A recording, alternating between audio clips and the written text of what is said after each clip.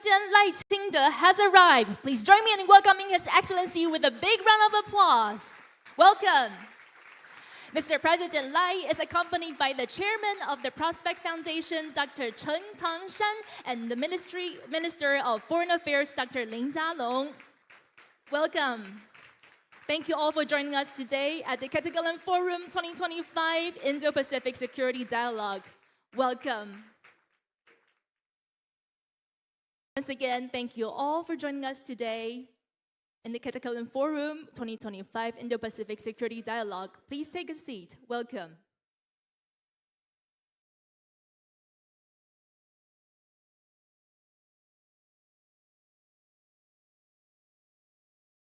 Thank you so much once again for joining us today in the. Please join me in welcoming His Excellency with a big round of applause. Welcome. Mr. President Lai is accompanied by the chairman of the Prospect Foundation, Dr. Chen Tangshan, and the Minister of Foreign Affairs, Dr. Lin Jialong. Welcome. Thank you all for joining us today at the Katagalan Forum 2025 Indo-Pacific Security Dialogue. Welcome.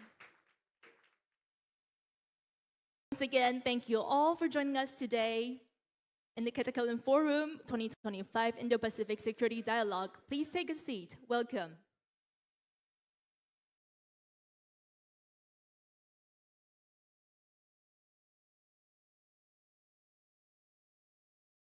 Thank you so much once again for joining us today in the opening ceremony of the Katagalan Forum 2025 Indo-Pacific Security Dialogue. Welcome.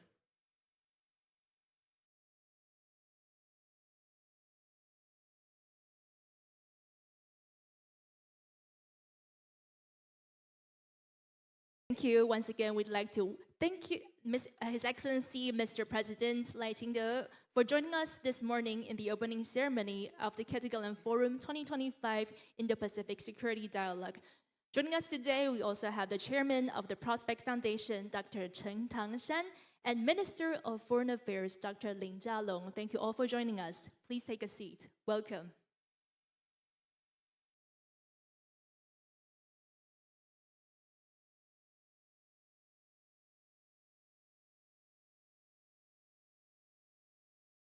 Distinguished guests, ladies and gentlemen, welcome to the Katagalan Forum 2025 Indo-Pacific Security Dialogue, hosted by the Prospect Foundation and the Ministry of Foreign Affairs, MOFA.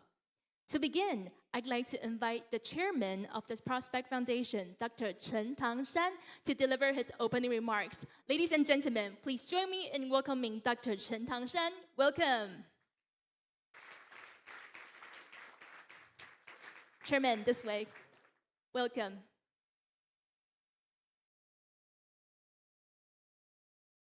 Welcome, Dr. Chen, for your opening remarks.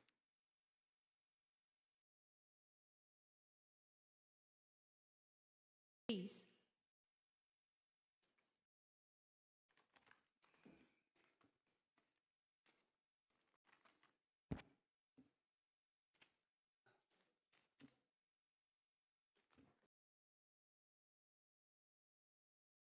Good morning, Honorable President Lai Ching-te, Right Honorable Prime Minister Johnson, Mr. Lin Jialong, and Secretary General Wu Zhaoxie, Mr. Upe Raju Kanaso, President of the National Assembly, the RUI, Ukrainian parliamentary delegations, Premier Kennedy, and all distinguished guests, good morning. We are very, very happy to welcome all of you to this year's Katagalan Forum. As we have done over the year, we gather here today in Taiwan's capital, Taipei here, to address some of the greatest challenges of our time. As world's old and new ranging across continents, and as new iterations of threats increase the risks to our security, I'm sure I think it's very essential that we take stock of this state of opportunity of our world, and just as important, that we look for solutions. This is crucial to ensuring a prosperous and secure future for humanity and for the preservation of the values that define us and the countries that we represent here today or in this hall.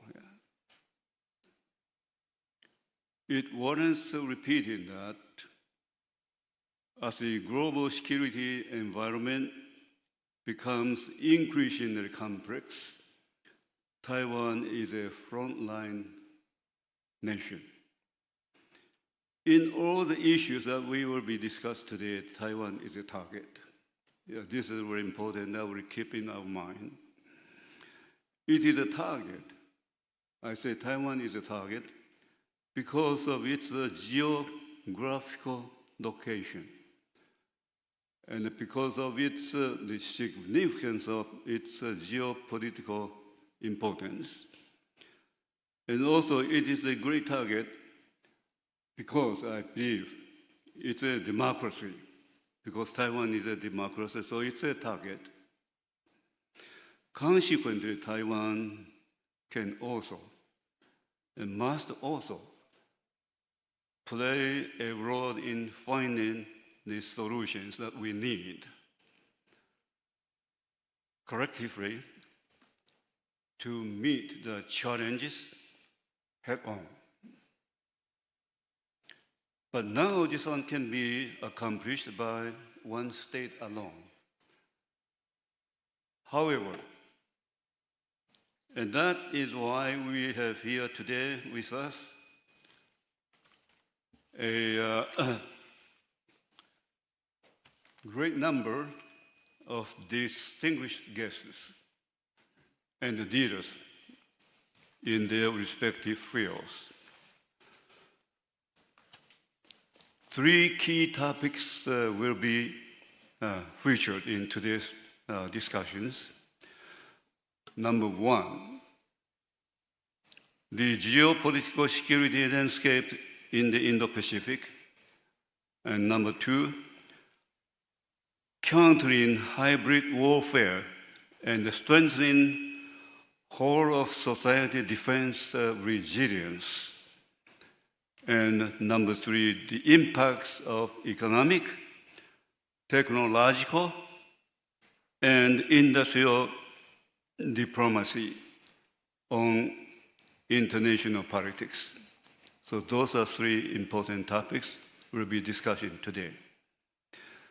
We understand our is a really rapid changing world, and the vigorous of time and politics compels us to be on the lookout for new threats, new responses, and of course, new opportunities. In order to do this, we need to clearly identify our opponents, the means by which they seek to undermine and defeat us, and the ways by which we can respond, we can mitigate and counter these threats. So from the threat, we understand from this threat of traditional warfare to the use of new technologies, and from the threshold of conventional war to the dislocations of rapid economic transformation and technological advances. So this is a world that faces us today. If we put our minds together, I believe, as we are doing today here, and with a shared sense of mission, I'm quite confident that we can learn important lessons from all this and come up with a series of best practices that will allow us to prevail in what to many may seem like to say that impossible task. And maybe like in dark times, but I believe we can penetrate through and we can do it.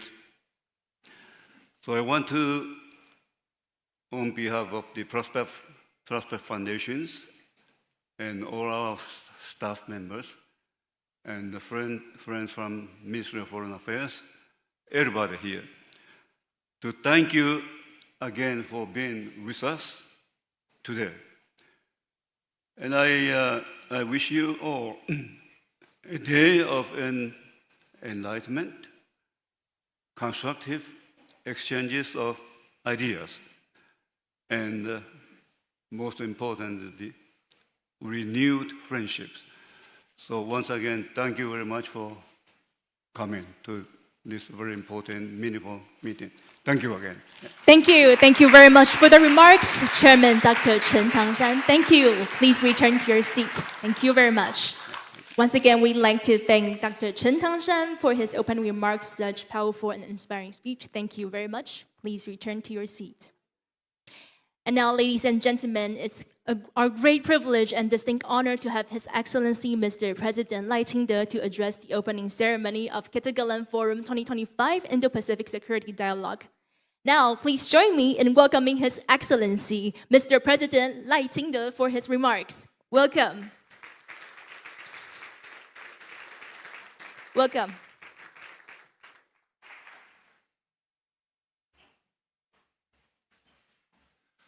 Prospect Foundation Chairman Chen Tangshan, former UK Prime Minister Boris Johnson, Minister of Foreign Affairs Lin Jialong, former French National Assembly President François de Rugy, experts and scholars from around the world, all the distinguished guests here today, good morning. Good morning. This year marks the 9th year of the凯達格蘭Forum. Over the years, this key platform has brought together government leaders, experts, and scholars from around the world for dialogue on all aspects of Indo-Pacific security. On behalf of the people of Taiwan, I sincerely welcome you all and thank you for joining us. This year's forum centers on three major themes: Indo-Pacific regional security, whole of society defense strategies in democratic countries, and the strategic integration of economic, technological, and industrial diplomacy. These themes are all closely linked with Taiwan's national development. I'm confident that this year's forum will enable Taiwan and democratic partners from around the world to achieve even greater consensus on ways we can work together for a more secure Indo-Pacific and more prosperous world.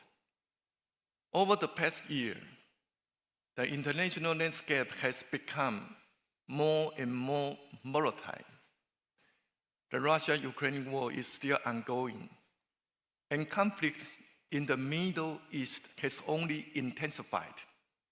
Meanwhile, China's military activities in the Taiwan Straits and East and South China Seas pose unprecedented challenges to rules-based international order.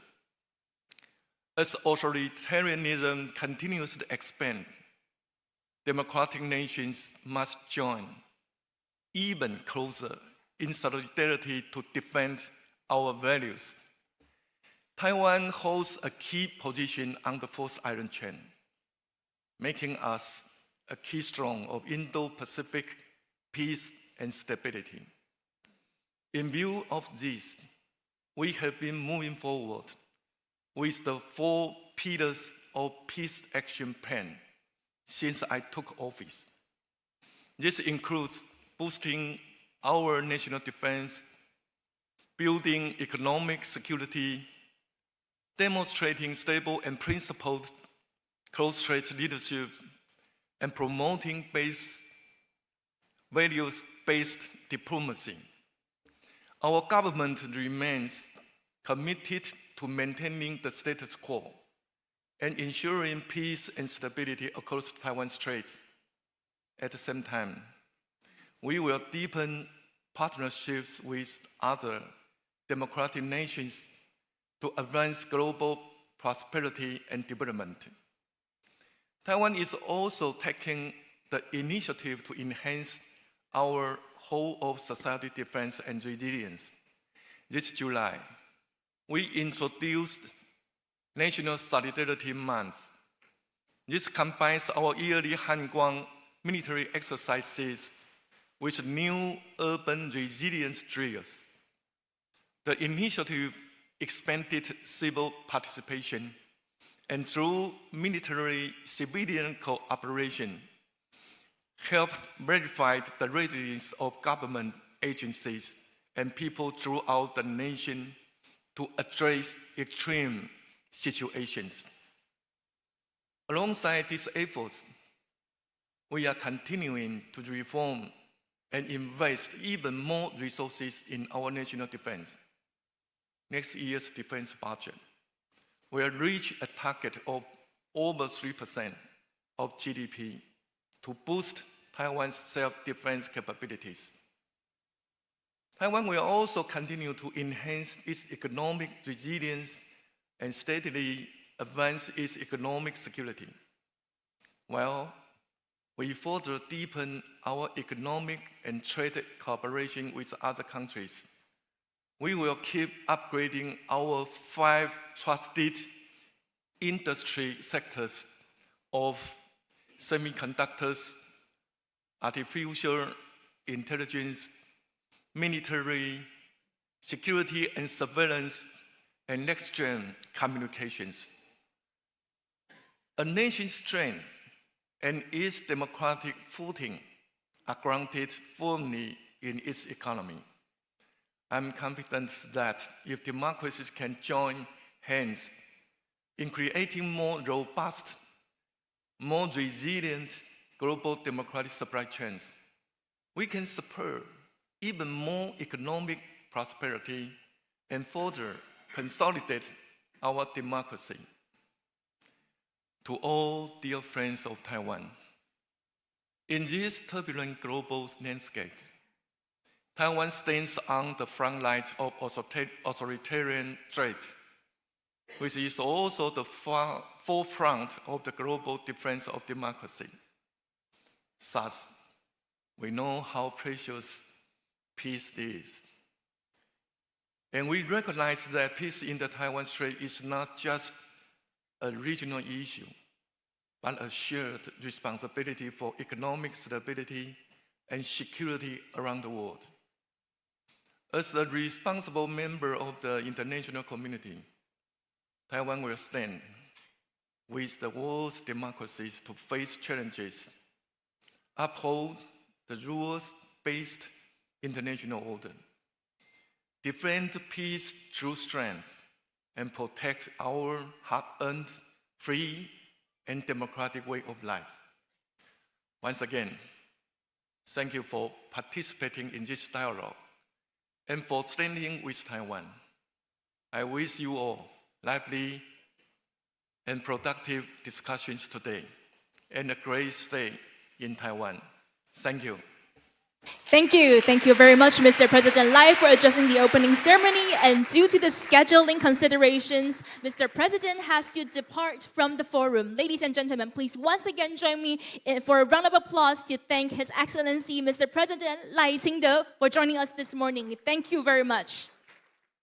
Many thanks to Mr. President赖总统and all our distinguished guests for gracing the opening ceremony of the Katagalan Forum 2025 Indo-Pacific Security Dialogue with all of your presence. Thank you so much for joining us today. And now, ladies and gentlemen, please thank all our guests here today. Thank you very much, Mr. President, for joining us and giving us an opening speech. Thank you very much. Please once again thank Mr. President and all our guests here today. Thank you.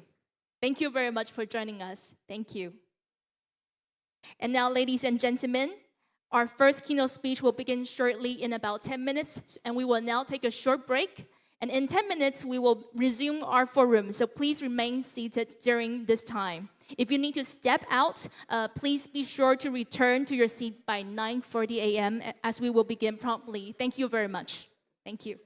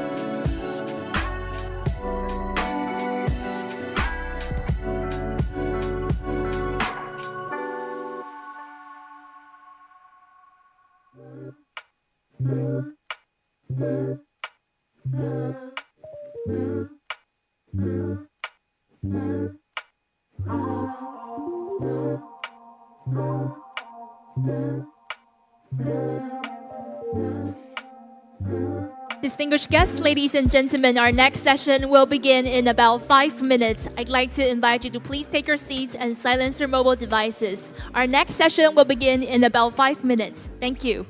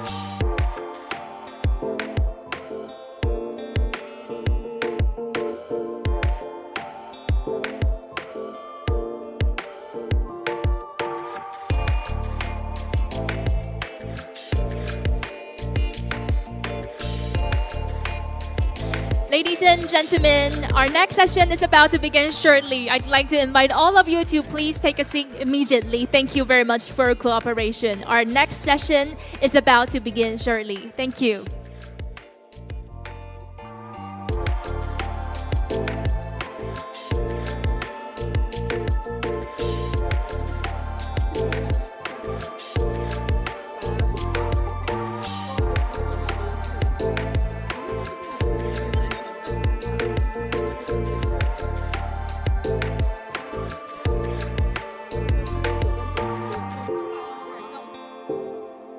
Ladies and gentlemen, our opening keynote speech is about to begin. I'd like to invite all of you to please take your seats and silence your mobile devices. Thank you very much.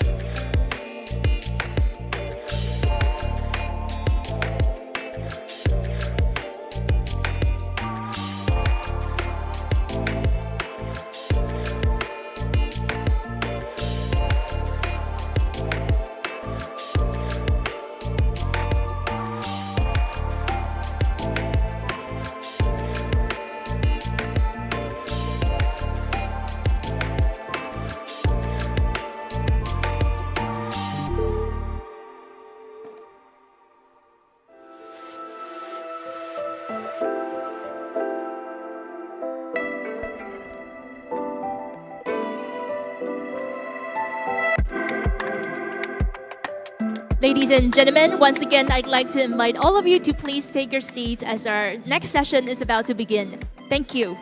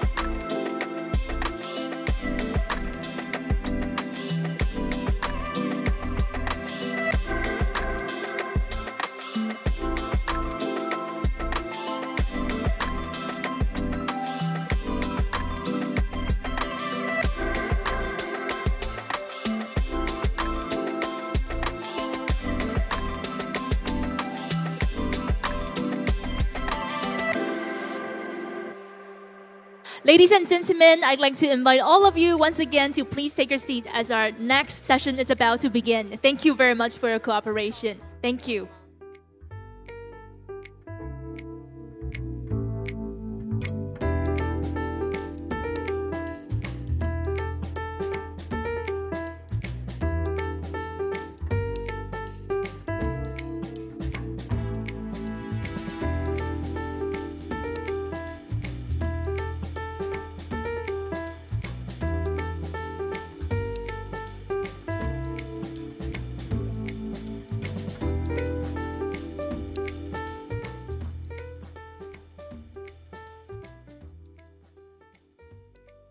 Distinguished guests, ladies and gentlemen, welcome back to the forum, and please join me in giving a warm round of applause to welcome our morning keynote speaker, the Right Honorable Boris Johnson, and our host, Ambassador Wu Zhizhong, Deputy of the MOFA Taiwan, to the stage. Ladies and gentlemen, please give them a big round of applause. Welcome. Please welcome the Right Honorable Boris Johnson to the stage, and please take a seat, and also welcome our host, Ambassador Wu Zhizhong. Welcome. Please.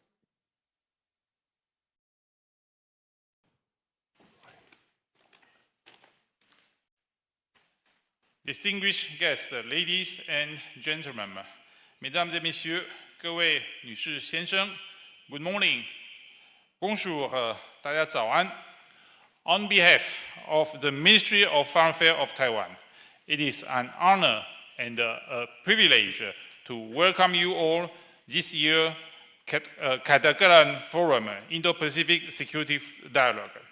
Today, we are especially proud to host a figure whose presence speaks volumes about the importance of shared democratic value and the deepening bonds between free societies.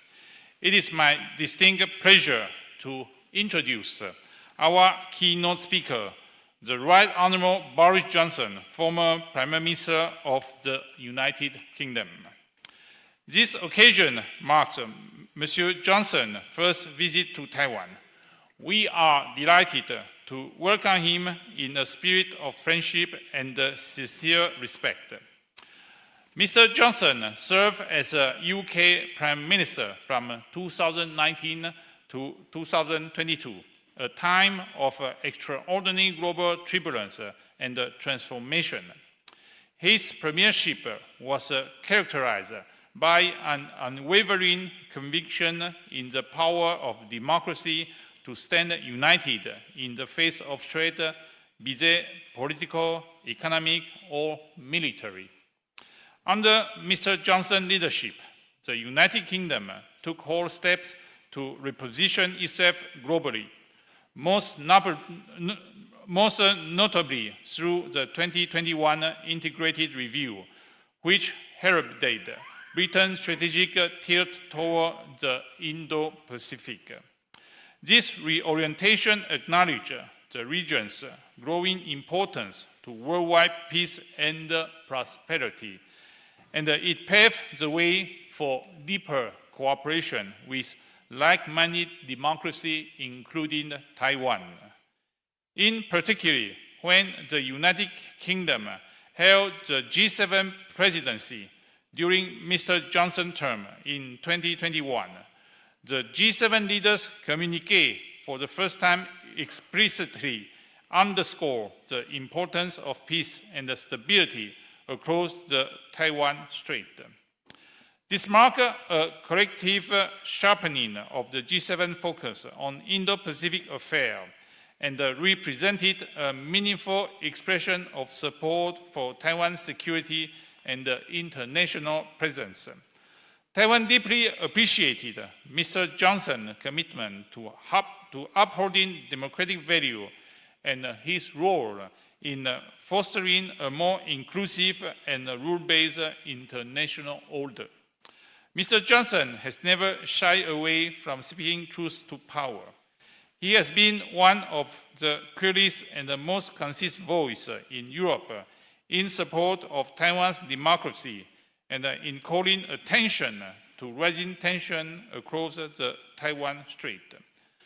His stance has underscored the importance of maintaining peace, stability, and the freedom of navigation in this vital region, and has contributed significantly to international awareness and resolve.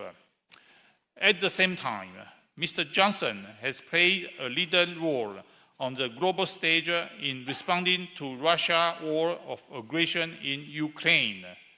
During his premiership, the United Kingdom moved swiftly to implement strong sanctions against Moscow, provide robust military and humanitarian aid to Kiev, and a ready international partner in defense of the principle of sovereignty and international law.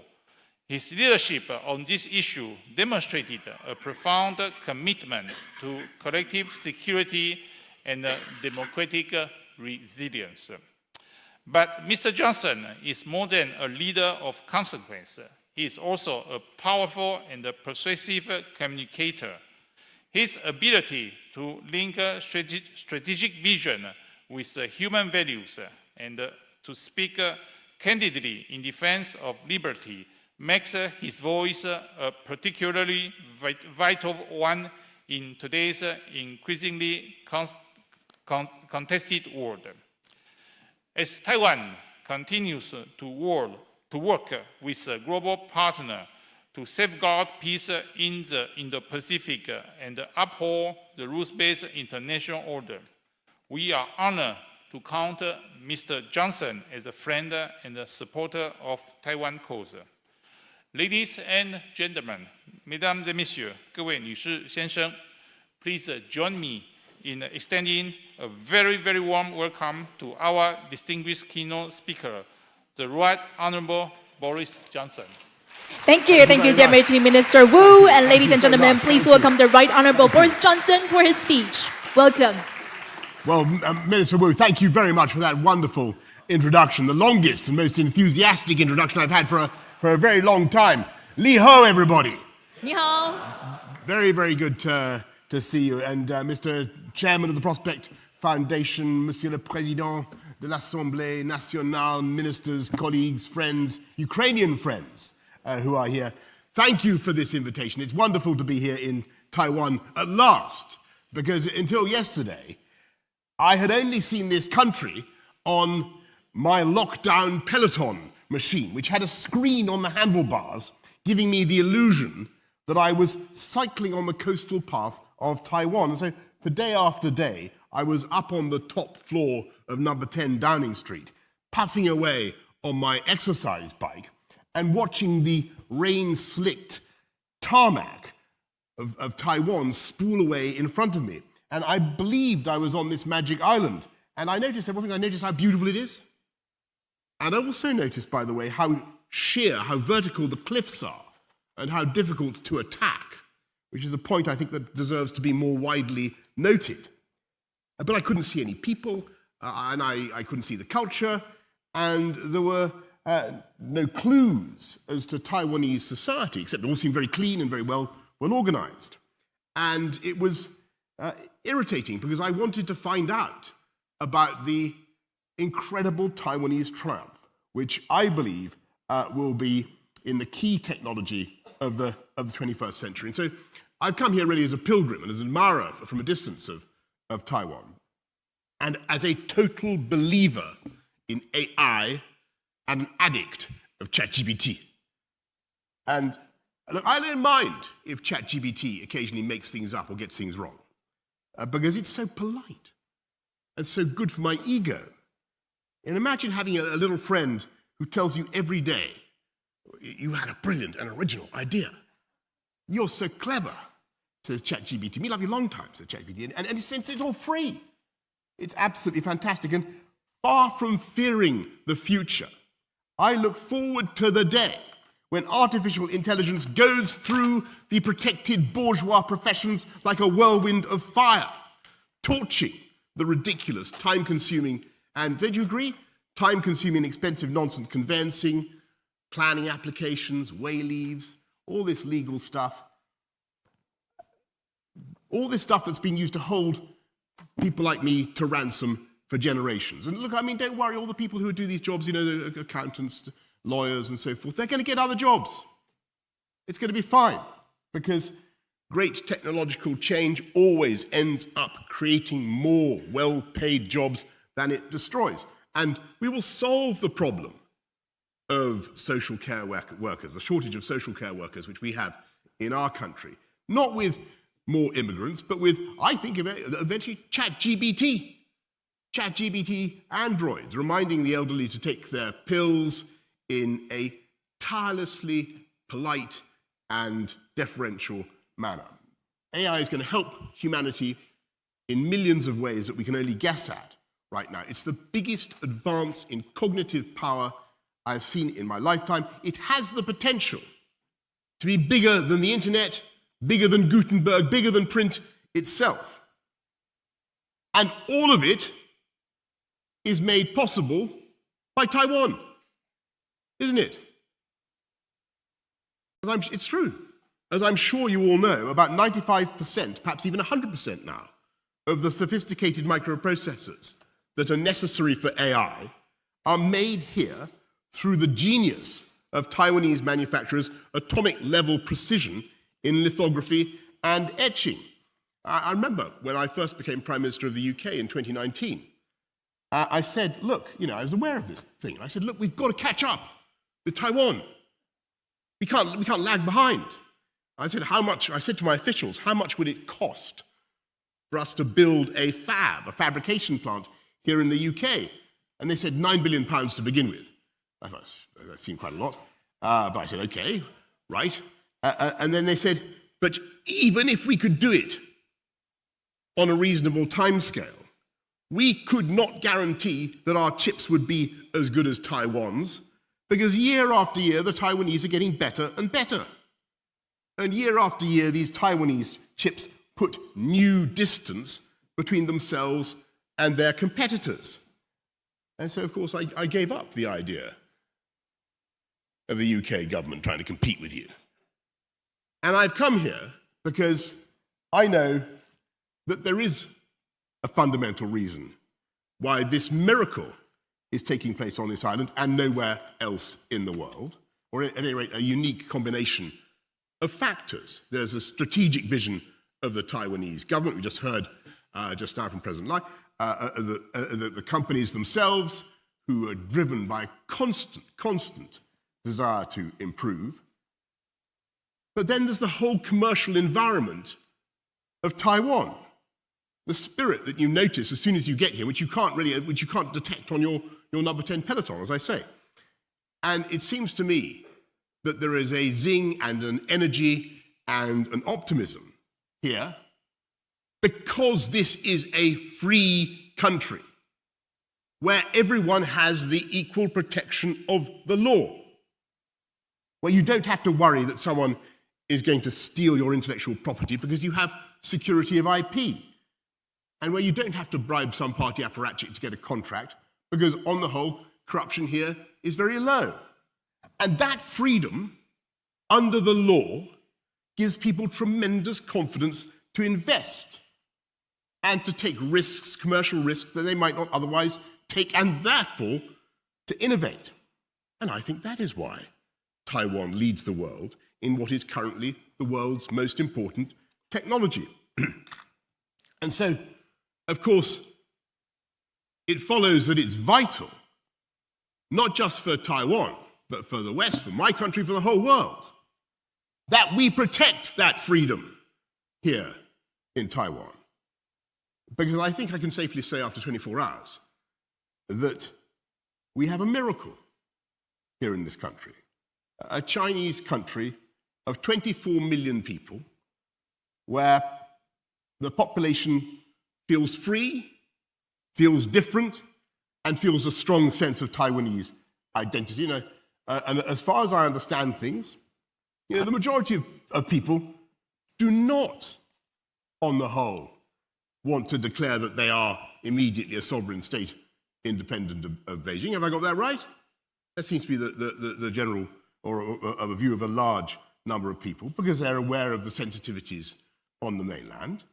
All they want, as we've heard from the President earlier on, all they want is to protect the status quo.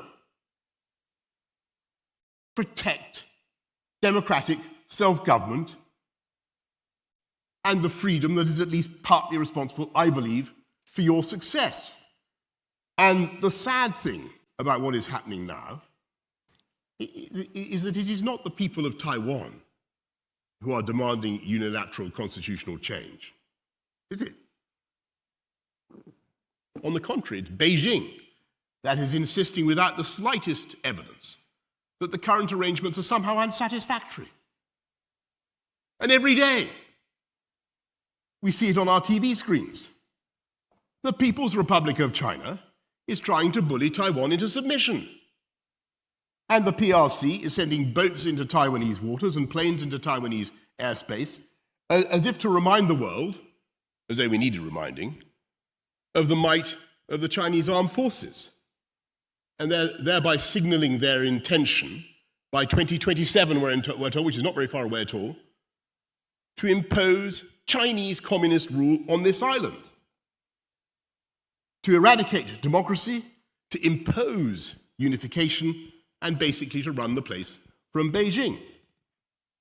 And they are signaling, and they've said expressly, that if necessary, they are willing to use force. And of course, around the world, people look at the relative size of the two entities, population size, Taiwan versus the People's Republic of China, 24 million versus 1.3 billion, or whatever it is. And they wonder how Taiwan could possibly survive in such a struggle. I mean, around the world they do. I don't think they worry about it here, do they? Do you think Taiwan, let me ask you seriously, do you think Taiwan can survive? Do you think this blessed island, this happy accident of history, can keep its free and democratic status? Do you? Yes. Good. Well, I'm here to assure you that I also believe that Taiwan can and Taiwan will, because it's plain to me that freedom is what the people of Taiwan want. And in the phrase of John Stuart Mill, you are lovers of your own liberty. And I don't believe that spirit will ever be crushed. And I say, therefore, to our friends in Beijing, and they should be our friends, by the way, that is a huge mistake to use intimidating and aggressive measures against Taiwan. And that publicly to contemplate violence is madness. Because the minute you use force to make a unilateral change to the status quo, you risk a chain of events that you cannot control, because that is, I'm afraid, what war always means. And we know, of course, that there are currently ambiguities in the official US position, the official British position, about what we would all do in the event of an attack on Taiwan. And that is for the very good reason that no one wants to get drawn into a discussion about a set of circumstances that we all passionately hope to avoid. But you also know, because you've seen it at this conference and previous versions of this conference, that there are already powerful, distinguished American politicians who are willing to speak up for the defense of Taiwan. And you know that there are many in Washington who are absolutely determined to prevent what America fears would be a major change in the balance of power in the Asia-Pacific region and in the configuration of the political configuration of the first island chain. Washington is passionately against that. And by the way, we all know that the United States has the ability, the sheer kinetic power, to change the course of any war on the planet.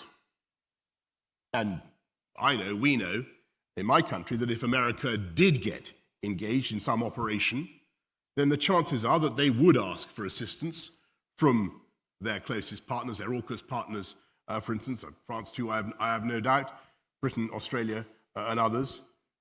And you'll have heard the other day what our Defence Secretary, our Labour Defence Secretary, John Healey, said about the natural instinct of Britain to help its friends and allies. Now, I don't think he was talking about any particular scenario or how in particular Britain or any other European country would react. Because the truth is, right now, we don't know how it would look, how it would feel, what the occasion would demand from the Western powers. We're uncertain. And that is the whole point. That is how disasters begin. It is far easier to start a war than to predict how it will go. And you only have to go back 3 years to see how an active war can trigger consequences that are entirely unforeseen and unintended. And there are clear differences between Taiwan and Ukraine. Analogies are not always accurate. There are some lessons that can certainly be drawn. And when Putin invaded Ukraine in February 2022, he did not expect that by now Russia would have sustained 1 million casualties with 250,000 dead, did he? He didn't bargain for that. He didn't expect that after the colossal expense of Russian blood and treasure, he would still only control about 18% of Ukraine. Slava Ukraini, by the way. Slava Ukraini. He never expected that the Ukrainians would resist so heroically, or that they would receive such steadfast and generous Western support, started, by the way, by President Trump when he gave the Javelin missiles. The war has been appalling for the poor and blameless people of Ukraine. It's been a disaster for the world. It has also been a total catastrophe for Putin.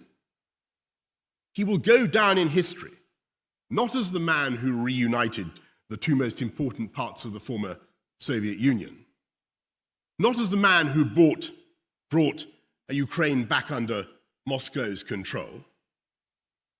He will be remembered as the man who, by his arrogance and impatience, created in the hearts of Ukrainians an absolutely inextinguishable national feeling and desire for independence. Putin is not the man who restored Russian pride. He is the man who gambled on violence and lost, and believe me, he is going to lose. And I think in the Trump White House, the scales have now fallen from their eyes about Putin. And there is a real possibility that in just a couple of days, I think August the 8th, isn't it? Those countries, third countries that have been enabling Putin's war by buying his hydrocarbons, India and China, will be hit hard by secondary sanctions. And of course, I don't think any of those countries imagined for a second when this war began that they might in time be visited by that kind of punishment. And I dwell on the lesson of Ukraine, but not because the comparison is perfect. Clearly, there are important differences.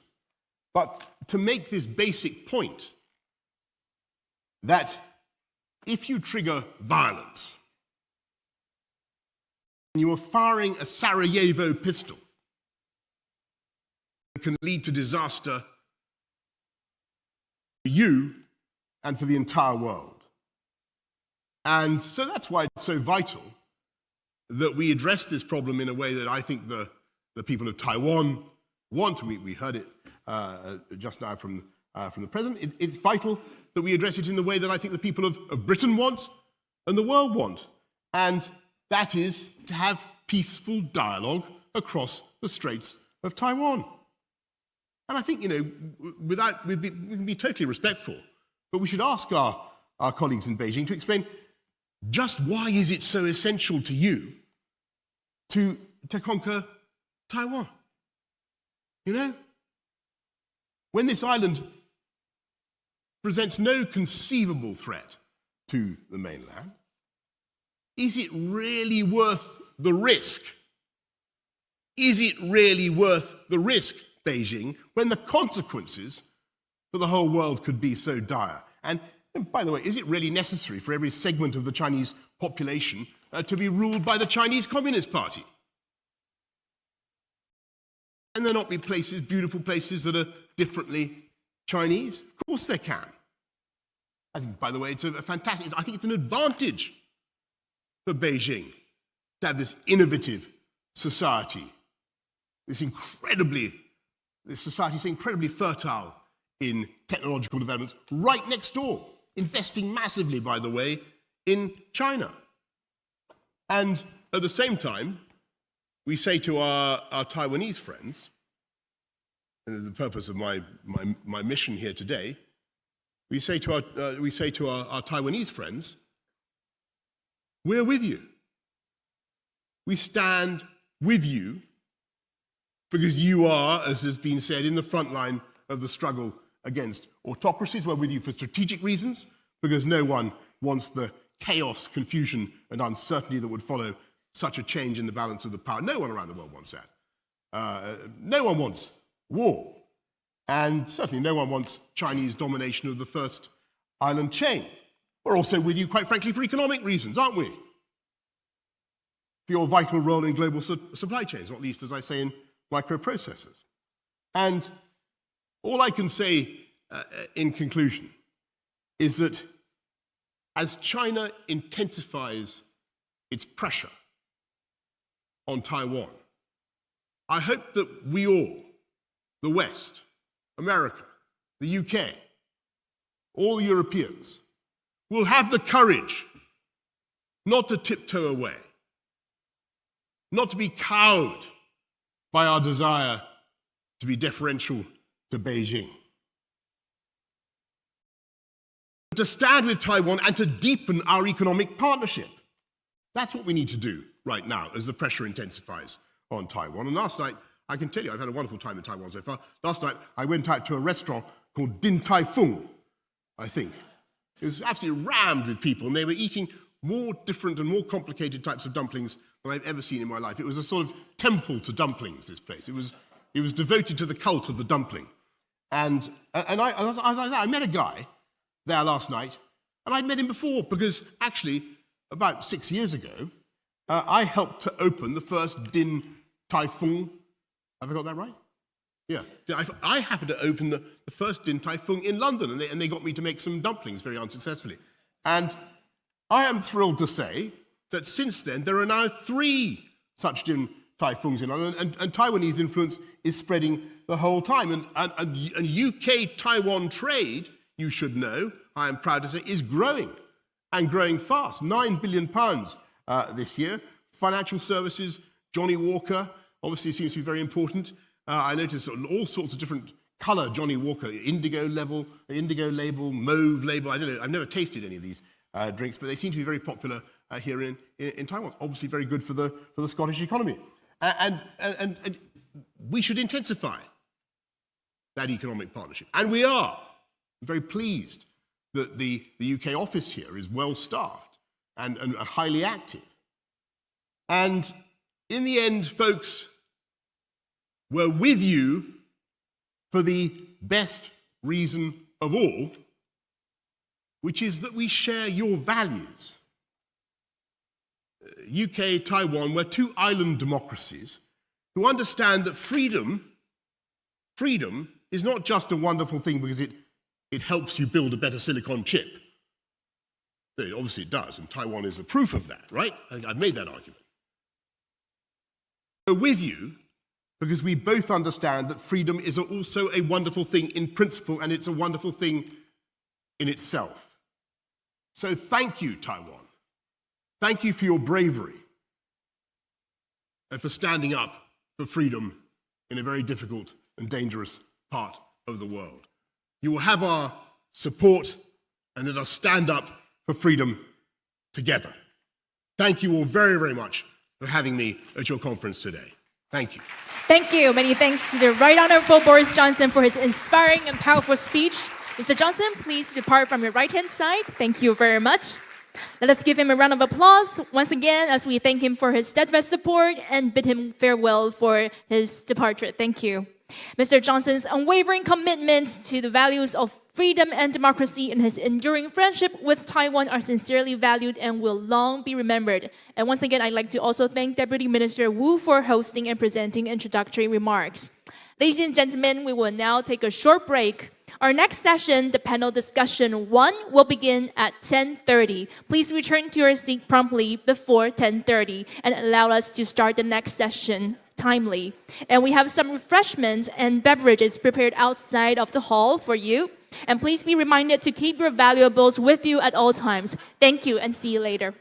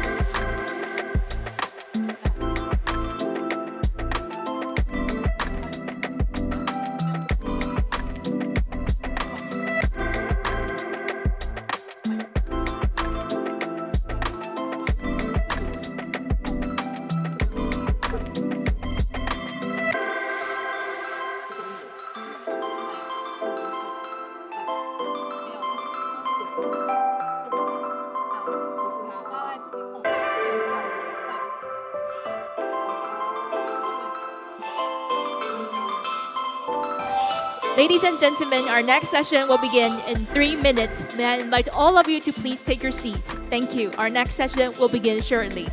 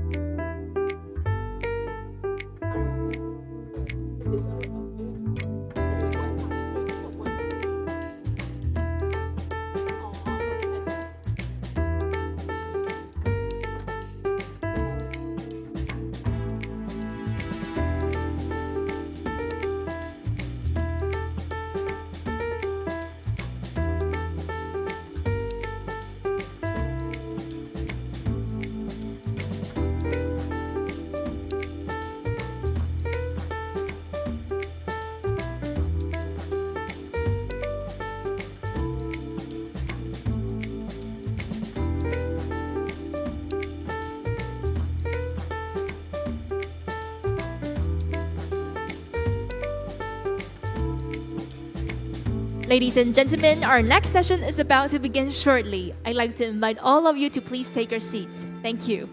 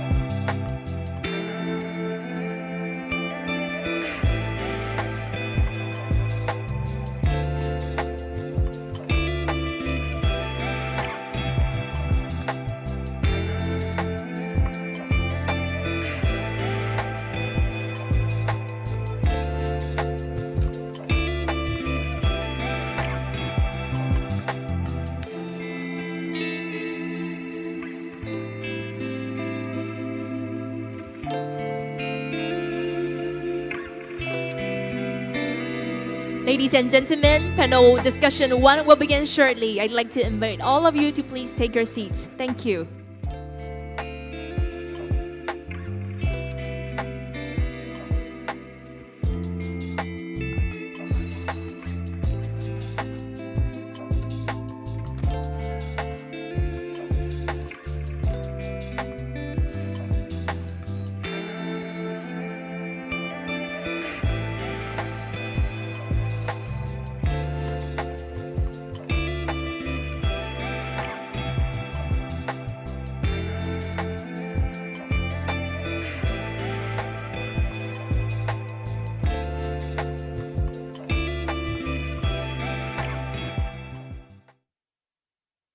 Distinguished guests, ladies and gentlemen, welcome back to the forum. And now we will proceed to a panel discussion titled New Geopolitical Security Landscapes in the Indo-Pacific. There are 5 panelists in this session, respectively from Canada, the Philippines, India, Japan, and Taiwan. And now, ladies and gentlemen, please give a round of applause to welcome our moderator of panel 1, Dr. Zhong, the president of the Prospect Foundation. Welcome, Dr. Lai. And now I give the floor over to you.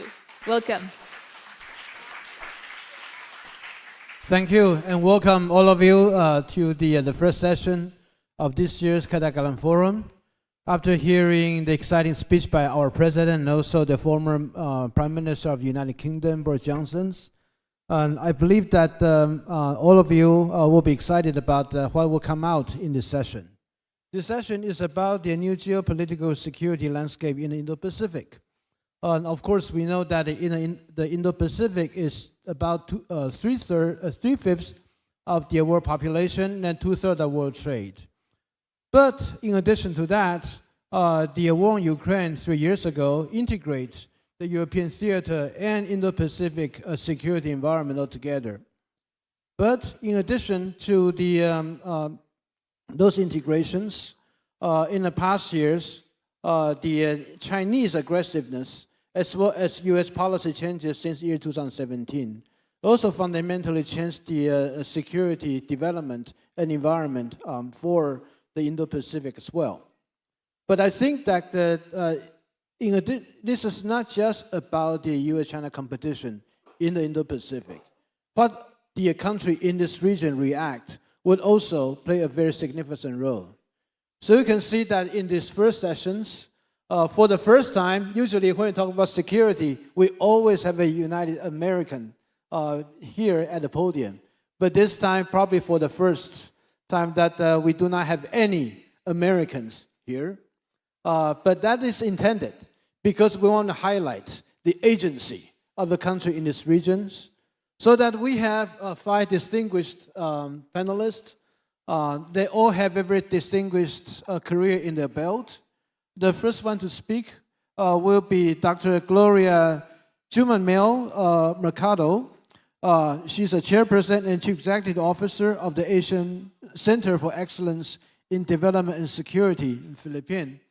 Of course, she also is a seasoned career bureaucrat, have a very extensive experience working at the Philippine National Security Councils as a senior undersecretary for the education, among other positions.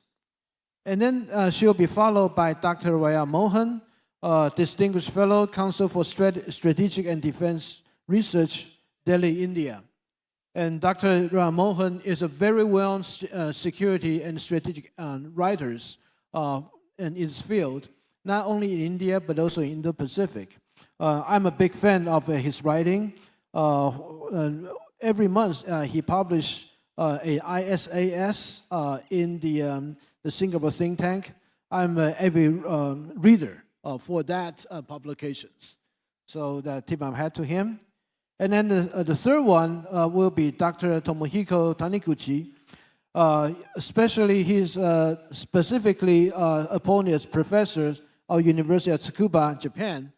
But I think the other experience that Dr. Tomohiko Taniguchi carried is that he's a special policy advisor to former Prime Minister Abe Shinzo.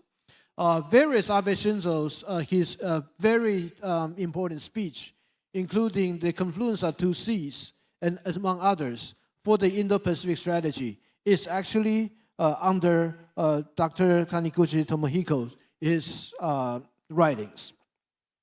And then the next, it will be very own from Taiwan, Dr. Chen Mumin. He's just appointed as ambassador of Taiwan to India. And actually, he was about to depart today, but for this specific event, he delayed his arrival to India for 1 day so that he will depart tomorrow. So we are really glad to have him. And then last one but not least is Honorable Jason Kenney from Canada, 18th Premier of the Alberta, and he is also former Canadian Defense Minister. So we'll speak in this order, and each one will have 10 minutes. So Dr. Gloria, please.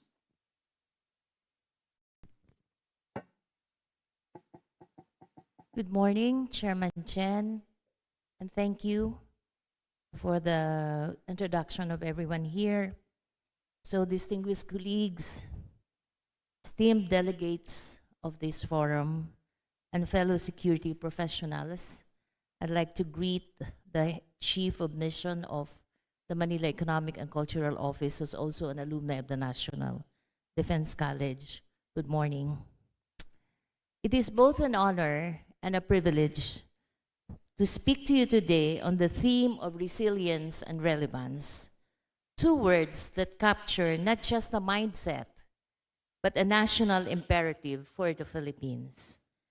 The Indo-Pacific has emerged as the center of the 21st century geopolitics, an expansive and complex region where economic dynamism, military rivalry, and strategic uncertainty collide. As a frontline state, the Philippines finds increasingly at the heart of this contest. With its strategic location astride the South China Sea and the Western Pacific, its democratic credentials, and its security alliances, the Philippines is uniquely positioned to both contribute to and be impacted by the evolving geopolitical and security landscape of the Indo-Pacific. It is transitioning from a loose geographic label to a contested strategic construct. While the term has gained currency among like-minded states, it also highlights a deepening rivalry between the United States and China, alongside the growing assertiveness of middle powers. In the dynamic context, the country faces increasing pressure to define its position not merely in terms of alignment, but in terms of principle and strategic agency. The Philippines is an active participant, seeking a careful balance between deterrence and diplomacy, sovereignty and cooperation. Geographically, the Philippine maritime domain includes some of the most strategically significant waters in the world. The South China Sea, where the country asserts sovereign rights within its exclusive economic zone, remains an epicenter of regional tension. Our maritime geography, with over 7,600 islands, 36,000 kilometers of coastline, and rich archipelagic sea lanes, is our source of leverage. It sits at the vortex of Indo-Pacific, and our position in the first island chain, adjacent to key maritime choke points, makes us a pivotal actor in both strategic deterrence and regional stability. As a frontline state in the region defined by strategic contestation and emerging fault lines, the Philippines is inclined to lead and collaborate. Leadership must be anchored in principled pragmatism, informed foresight, and strategic empathy, values that recognizes the enduring power of geography, the volatility of geopolitics, and the promise of shared security. The Philippines must therefore develop its own comprehensive maritime strategy that integrates diplomacy, security, and blue economy, investing in a maritime infrastructure, enhancing our Coast Guard capabilities, and asserting our rights to sustained legal and diplomatic mechanism will define whether we remain active or proactive. Our security architecture is evolving. The Mutual Defense Treaty, Enhanced Defense Cooperation Agreement, and joint exercises in Balkatan with the United States and allied countries reflect enduring alliances. But what we are building now is not deeper than just interoperability and mutual preparedness, but also strategic resilience. Even with expanded EDCA, it should strengthen also other engagement with countries like Australia, Japan, and South Korea, as it demonstrates a new kind of strategic geometry, a flexible, layered deterrence ecosystem, and transcends binary alignments. We are witnessing emergence of multilateral architectures, the Quad, AUKUS, IPEF, in response to an eroding multilateral order. The evolution demands clarity of purpose and depth of partnership. Amidst this evolving defense architecture, our ASEAN centrality is being tested. The very principles of non-interference and consensus, once diplomatic strength, now risk becoming liabilities. The delayed code of conduct is symptomatic of deeper inertia. If ASEAN is to remain central, it must also be courageous, reforming not to appease, but to assert. In the shifting landscape, UNCLOS must remain our compass, a legal framework and strategic shield. The Philippines must push for regional UNCLOS 2.0 dialogue. This includes creating enforcement mechanism, shared surveillance, and a tribunal that can act on non-compliance. We must also embed UNCLOS education in our legal and diplomatic core, a national curriculum. Development is security, and security is development. The Philippines must be a bridge nation, principled, not neutral, sovereign, not submissive. Our foreign policy must be values-driven, issues-based, and unapologetically Filipino. To that end, we propose 5 key paths. Mutual defense agreement like Sea Vision in the Pacific, Partnership for Maritime Domain Awareness,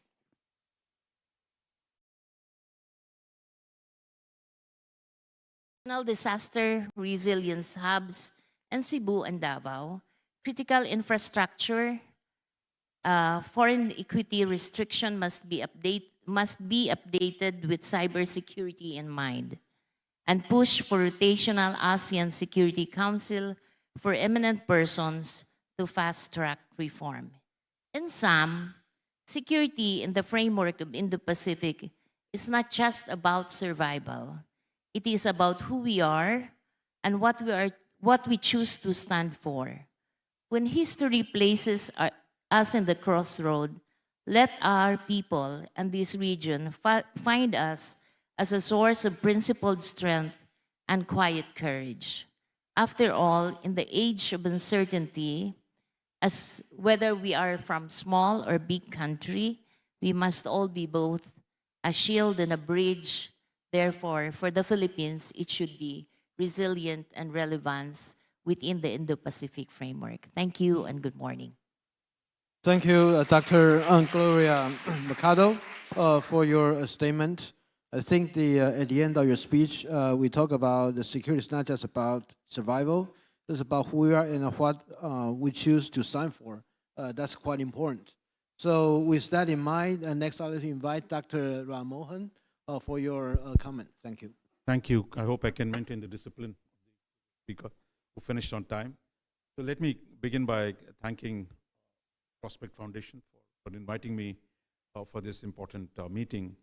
And we gather at a time when most of the world's major contradictions are today converging in Taiwan.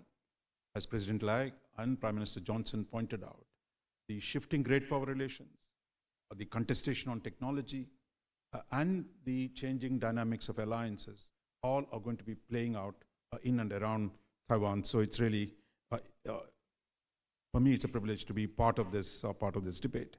So let me just make three broad points in my presentation. First, I think all of us are trying to cope with a profound change in the US strategic orientation. For nearly 3 decades, at least since the Bush administration, the second Bush administration, there was a certain direction of US policy towards Asia, moving incrementally towards seeking more balance and more security in Asia, and a willingness to deal with China on the basis of reality that we've been used to, whether you called it pivot to Asia, whether you called it Indo-Pacific, but the direction was one of clarity in terms of how US was going to behave. But I think that has changed definitively in the last year or so, under the Trump administration. Now, Trump 1 actually was the one that reinvented the Indo-Pacific, invented the Quad, and set a foundation for actually dealing with the balance of power in Asia on a pragmatic terms. But at this point, we're not really clear how that is going to play out. So I think for this, we got to recognize that the US domestic politics on trade alliances has fundamentally changed. So it is not something we can control.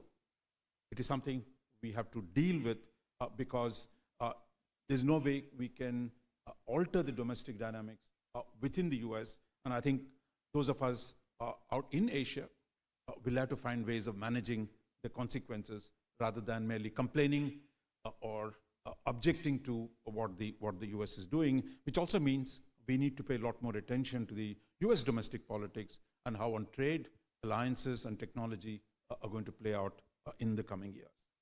The second, I think, is the idea that, look, all of us know as realists, there can be no balance of power in Asia without American military presence.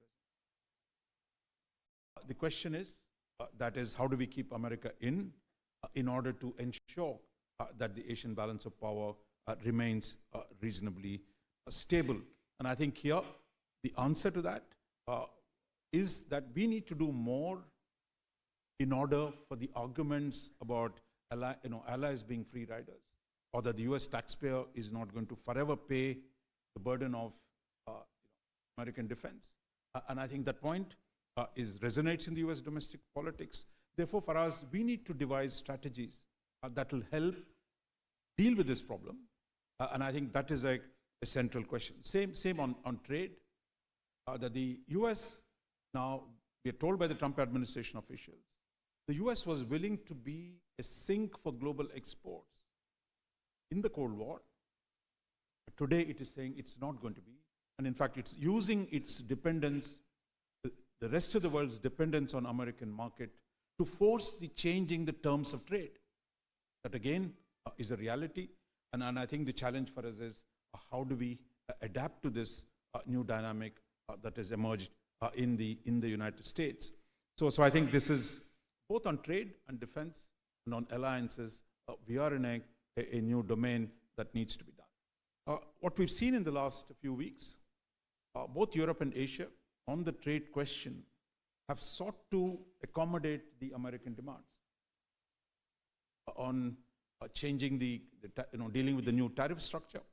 But I think we're just at the beginning of this process, because the costs of readjusting to an American market that's going to charge more for the exports of Asia, on which we've been dependent for so long, will be hard, will have domestic economic and political consequences. So I don't think we should underestimate the consequences of what Trump is doing, of restructuring, of rearranging the global trading order. So I think this is going to be a huge challenge for most of us, because when it comes to we got used to a type of America which is open to taking our exports, to one of dealing with the US, which is demanding a lot more in return for accepting the rest of the world's imports. So this, my sense is going to be quite significant, because how we deal with it will have domestic consequences. The third aspect, I would say, is on the question of alliances. Now, those of you who've been in Shangri-La dialogue, we saw the US now talk about moving from even 2%, 3%, 3.5%. Now, this notion that countries of Asia can simply adapt to these new demands of defense budgeting internally is, again, raising money is about taxation.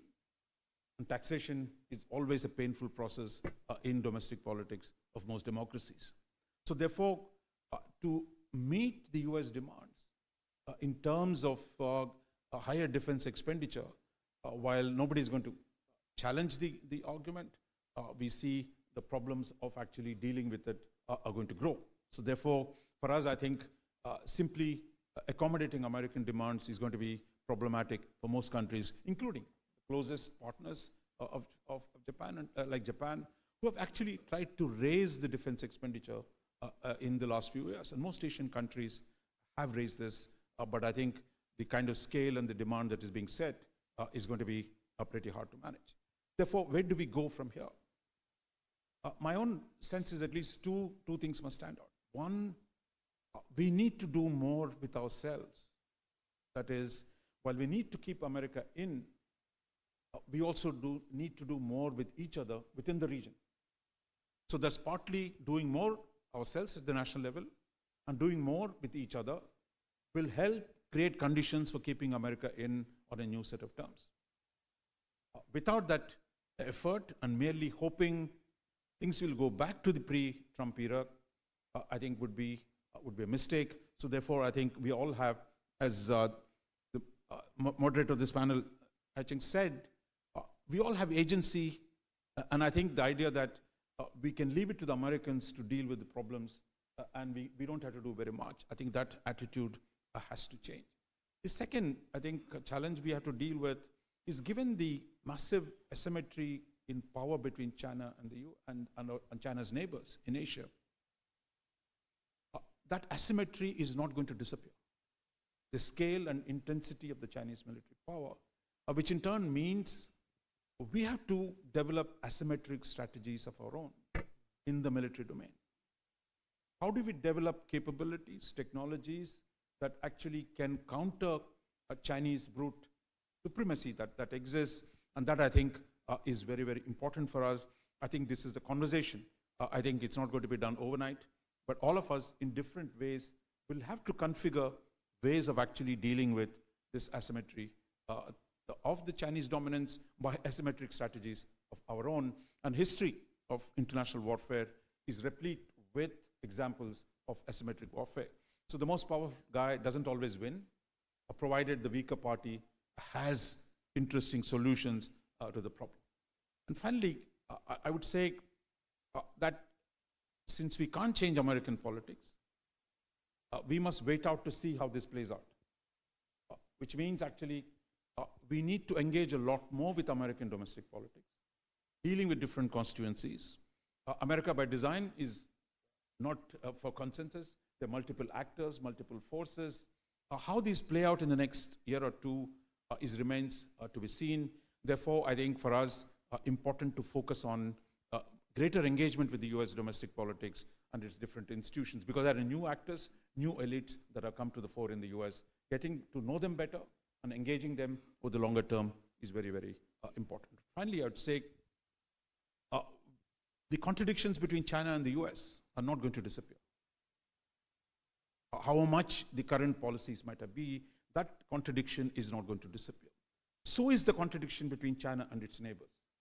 An assertive China has consequences for its neighbors. Unless something big happens within China, that tension between China's assertiveness and its neighbors is going to be inevitable. And I think these two contradictions between China and the United States, between China and its neighbors, is not going to disappear. The question is, how do we prepare to deal with the next phase in the evolution of these two contradictions? I'll stop here, Chairman. Thank you, Dr. Mohan, for your statement.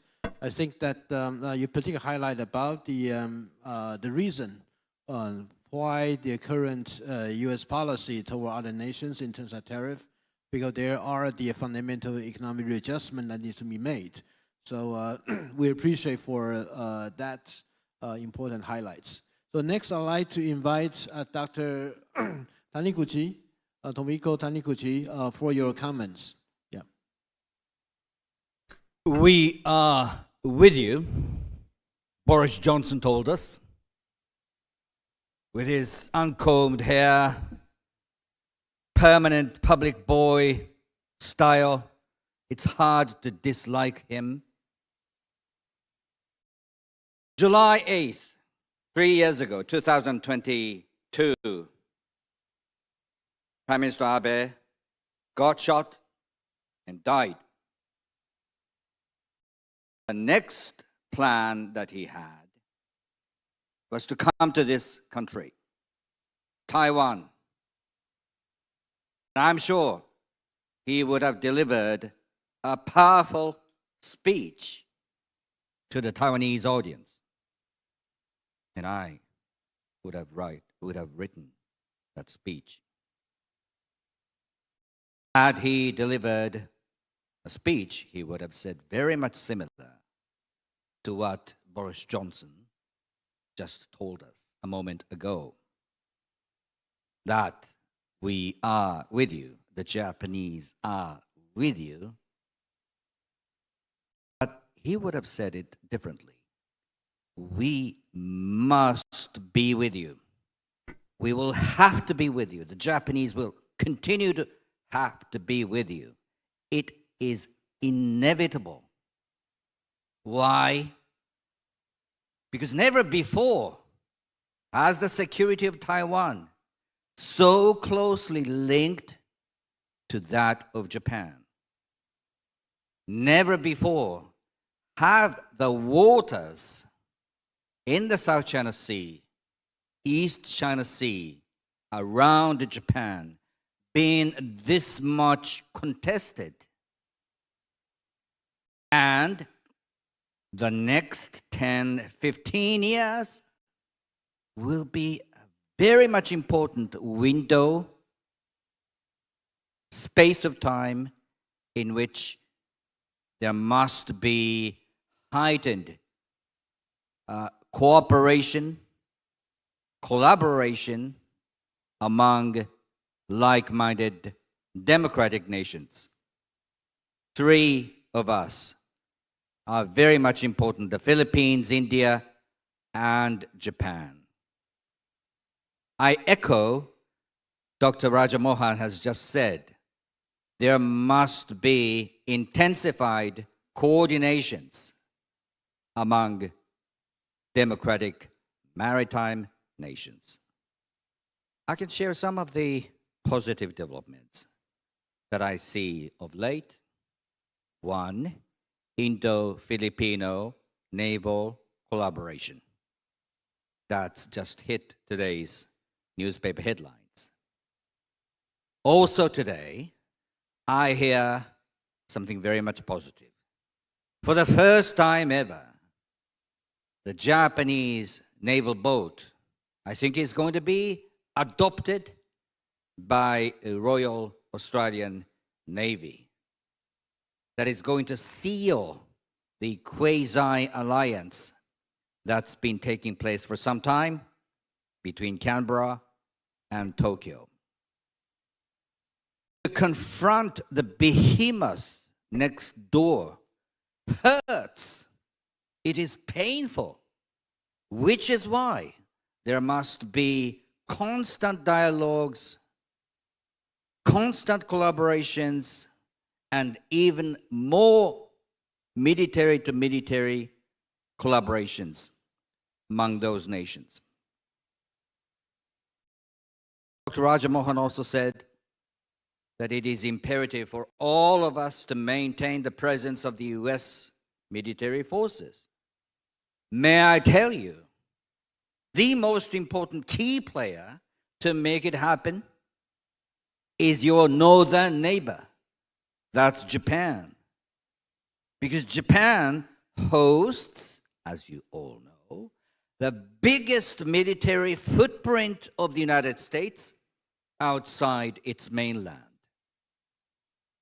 If you lose Taiwan, the United States will automatically lose almost everything. From Misawa up north, which is an Air Force base, Yokosuka, that is the biggest naval port that home ports one of the biggest aircraft carrier battle force, Sasebo and Kadena, Okinawa. Forces stationed in those places will lose strategic value if you lose Taiwan's territorial waters and airspace.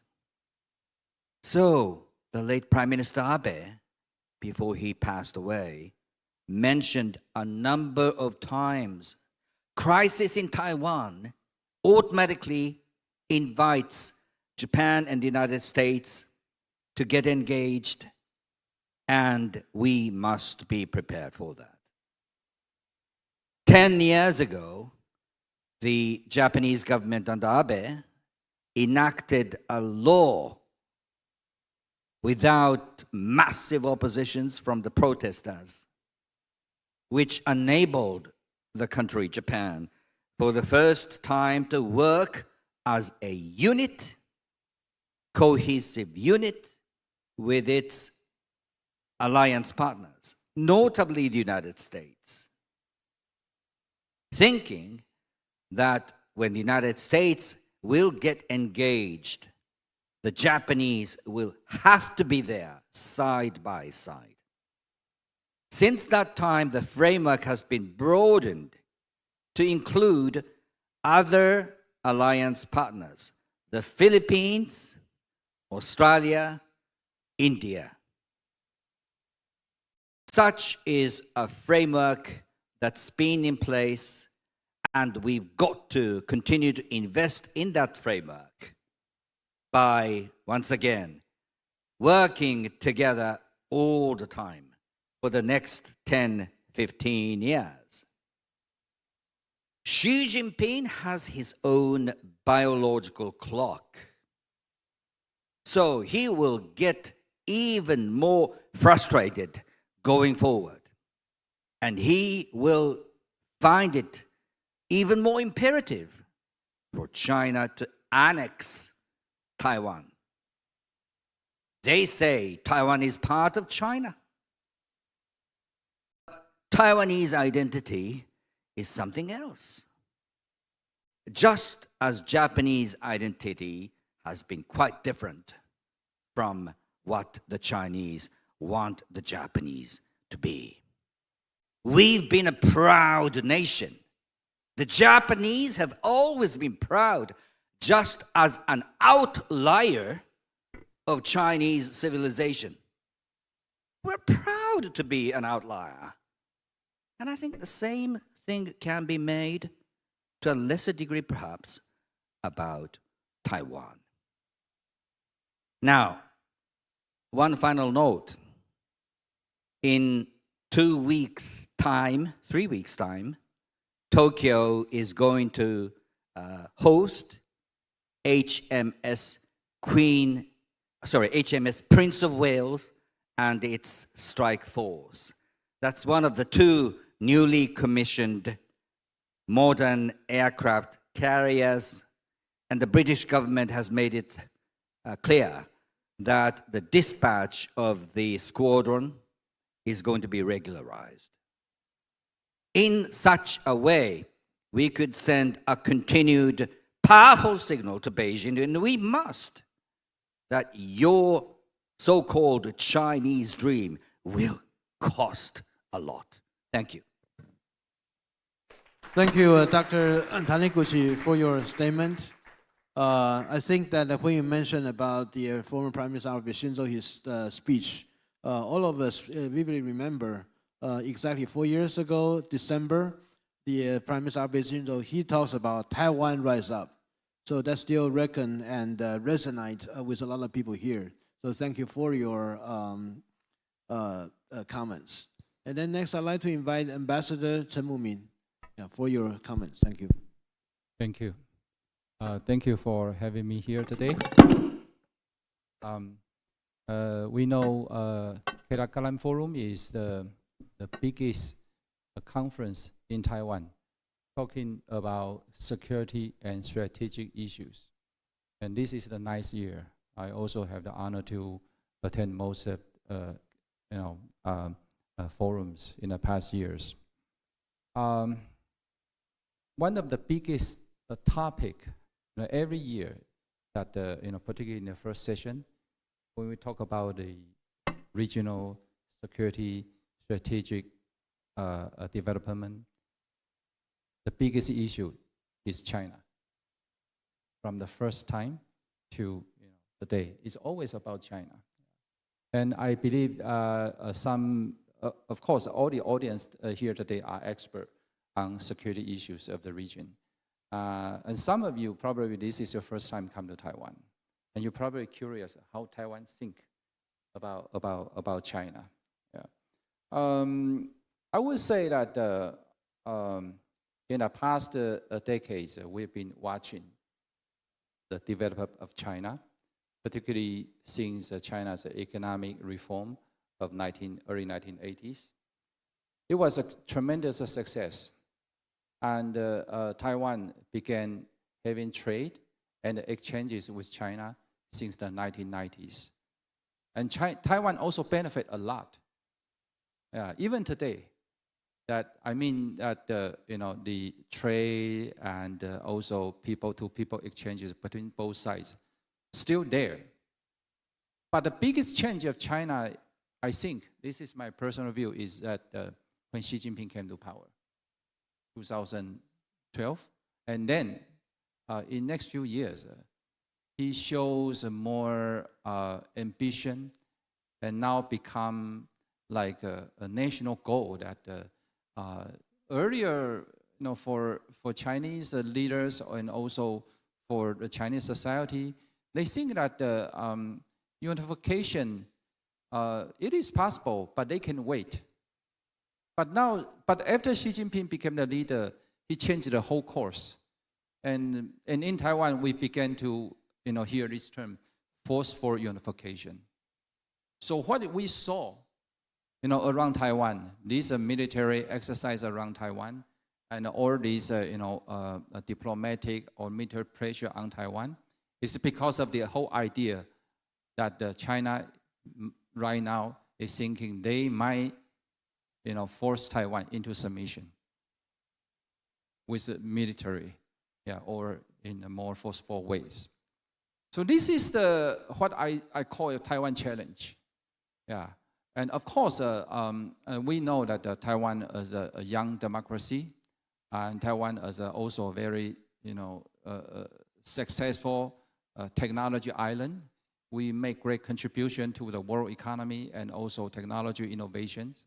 But because of this challenge, from our neighbor, so we always have to think how to make Taiwan safe, how to protect our dignity, and how to by preserving the security of the Taiwan Strait, that we could make contribution to the region.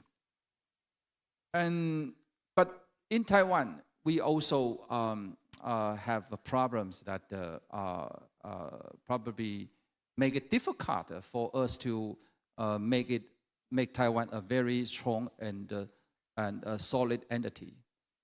Because not everyone in Taiwan believe that we should have a very strong position on China.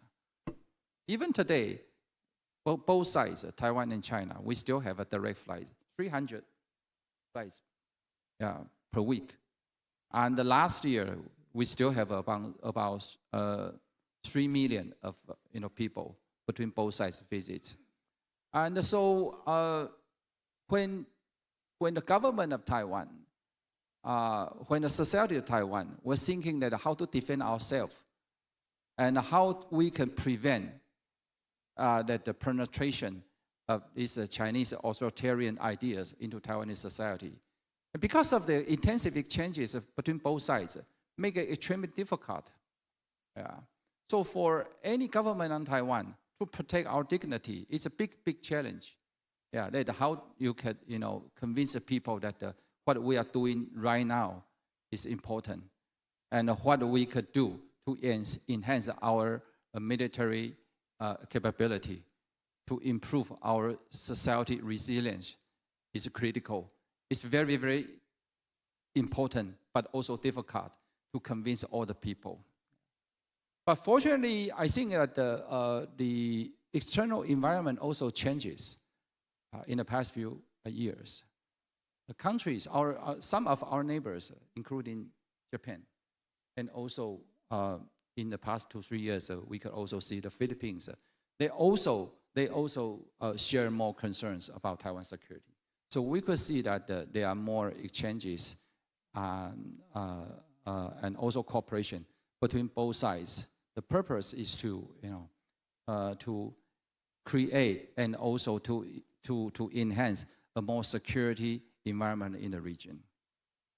And on the other hand, I think that Taiwan also want to send a message to the whole world that what Taiwan can do to make our world safer.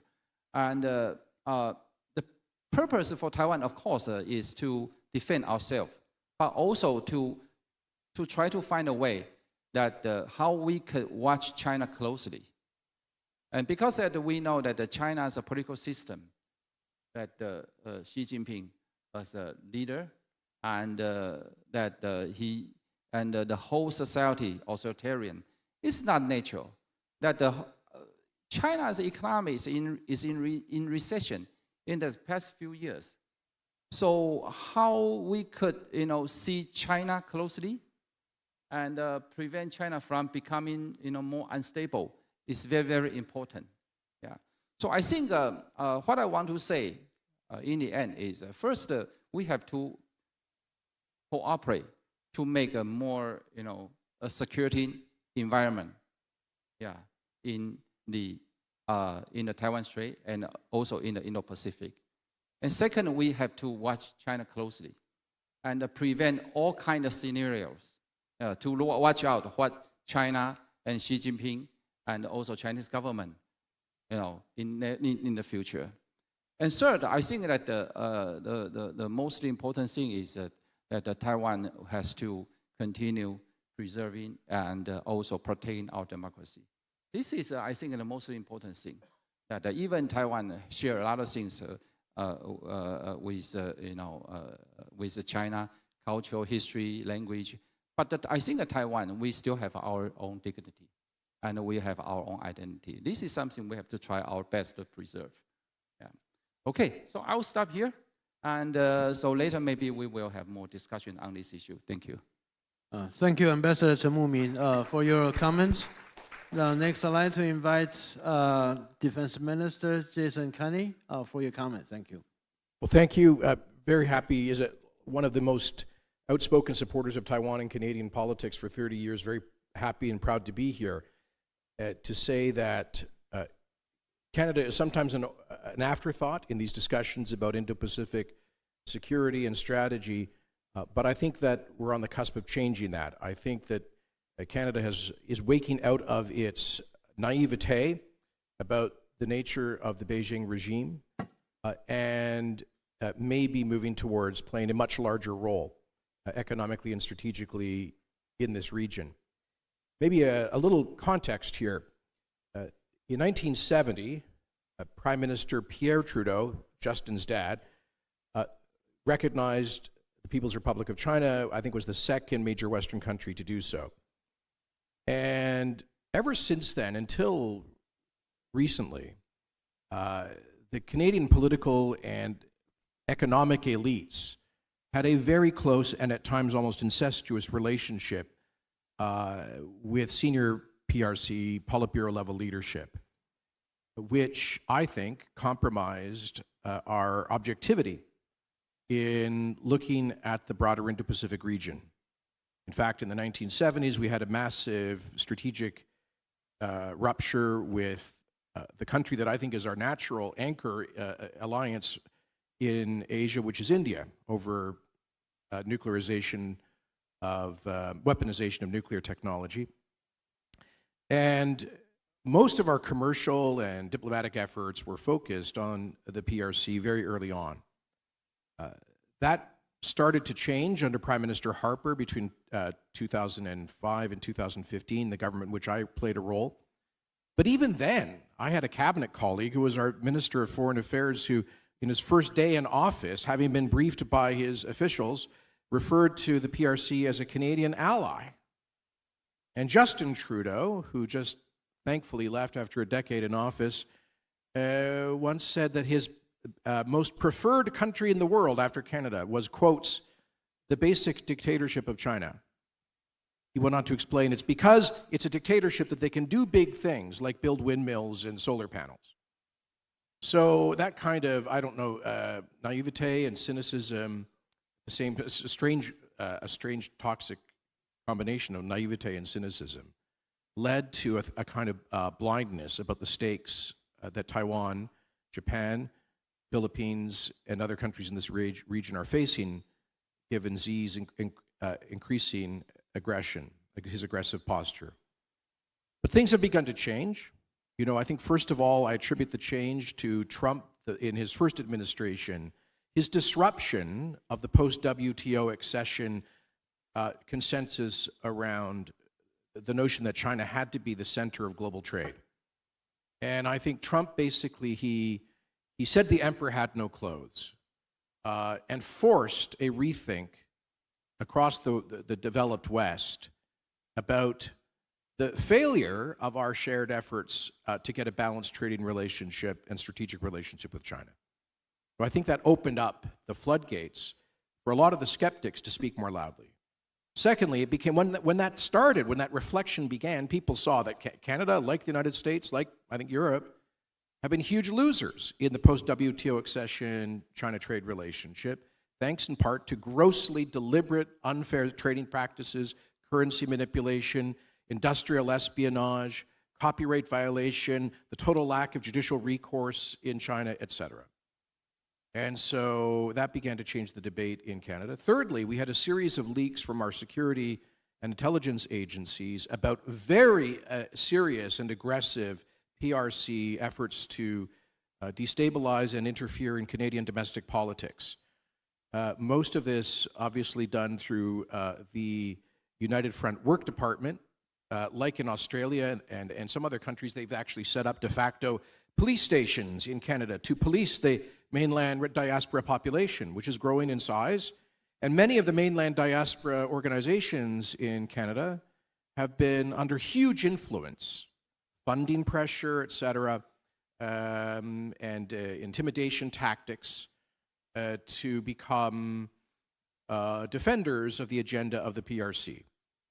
And this has created a huge scandal in Canada, led to a judicial inquiry, and we are still feeling the consequences. Then, you may recall that that Canada, based on U.S. Extradition application, detained Madame Meng, who is the daughter of the CEO of Huawei, which led to a huge diplomatic fight with the PRC, including the indefinite, the detention for, I think it was 3 years, of a Canadian diplomat, a Canadian citizen. Many other Canadian citizens have basically been imprisoned in China, we think, arbitrarily, and many other things. Of course, Canada has actually suffered more deaths per capita than the United States as a result of the fentanyl crisis, almost all of the constituent elements of which have been produced in and shipped out of the PRC.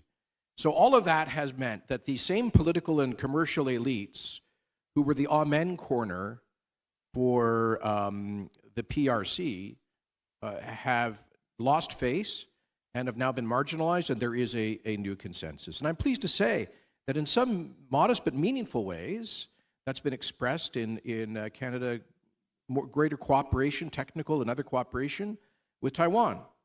I'm very proud as a former defense minister and the son of a former Canadian Navy officer to say the Royal Canadian Navy has now deployed destroyers to do several voyages through the Taiwan Strait, some of them unescorted, and there is growing technical cooperation to come in security areas. Now, as I intimated, normally there have been huge efforts to kind of pivot to India as a natural kind of new anchor for Canadian relations in the region, not to diminish our important relations with Japan, Philippines, and other countries. But that too has been complicated, as Monji knows, because of matters that we hope to get past soon, with Prime Minister Carney having invited Narendra Modi to the G7 summit in Alberta. Let me say that you're going to see Canada playing a larger role in defense.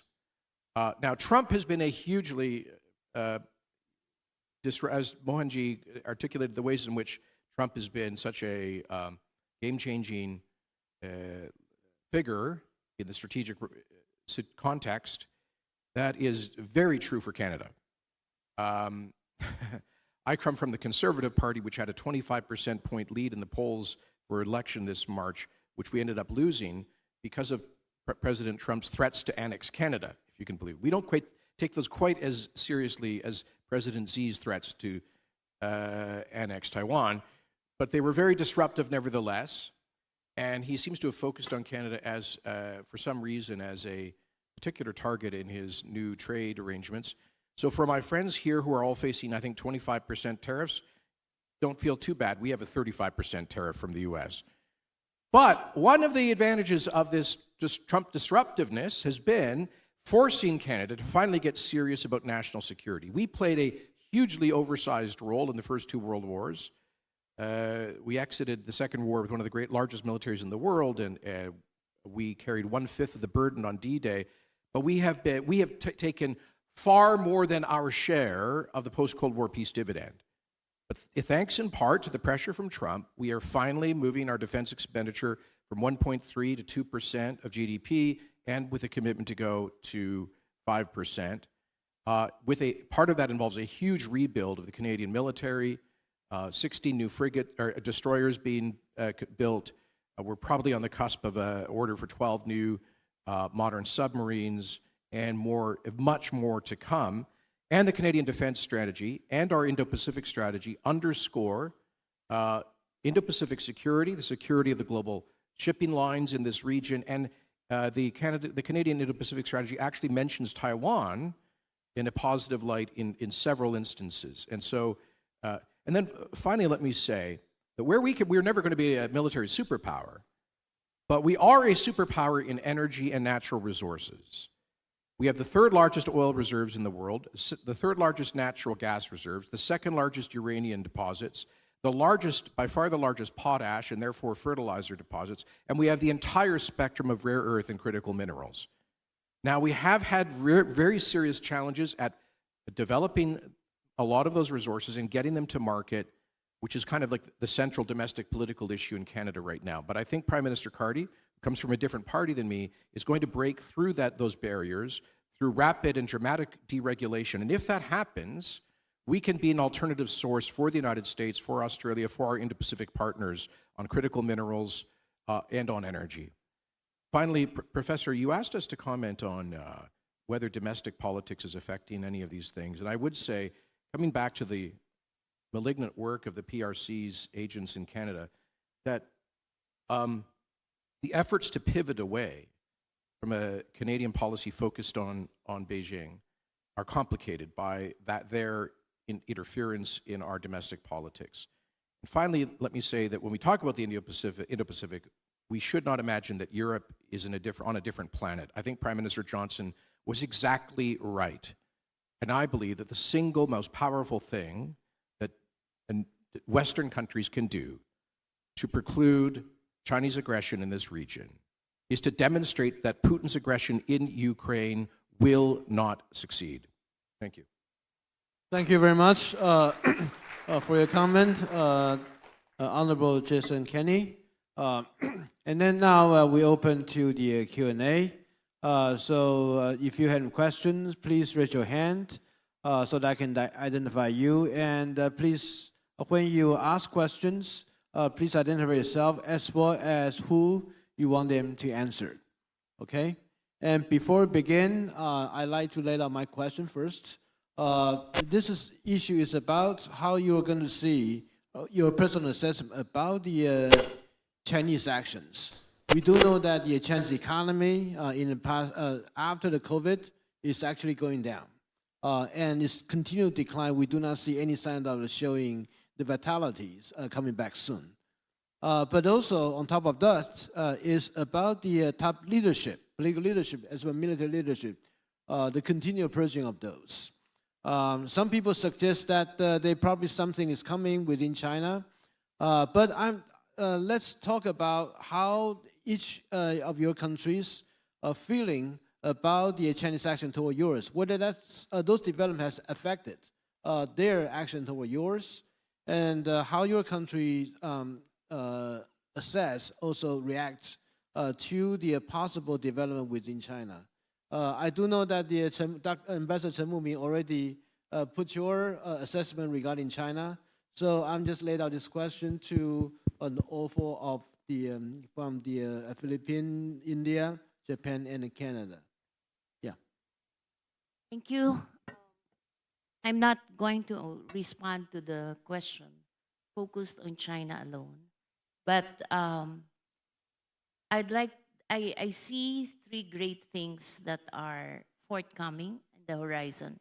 One is the possible change in Chinese leadership. Second is, should there be an aggressive move for Taiwan? And third is the forthcoming election of the Philippines in 2028. So while there are challenges, internal challenges in China right now, even a change of leadership would mean continuous assertion of regional aggressiveness, and that's going to be very impactful for the Philippines, because that would mean we have to continue to put up with all the water cannons and occupation of some of our islands. But the Philippines would always respond within the context of law, within the context of collaboration with other countries, and also within what is allowed international order. Second is that we cannot be just a bystander in the event that China would invade or be aggressive with Taiwan, for the simple reason that anything that happens in Taiwan would actually affect the Philippines.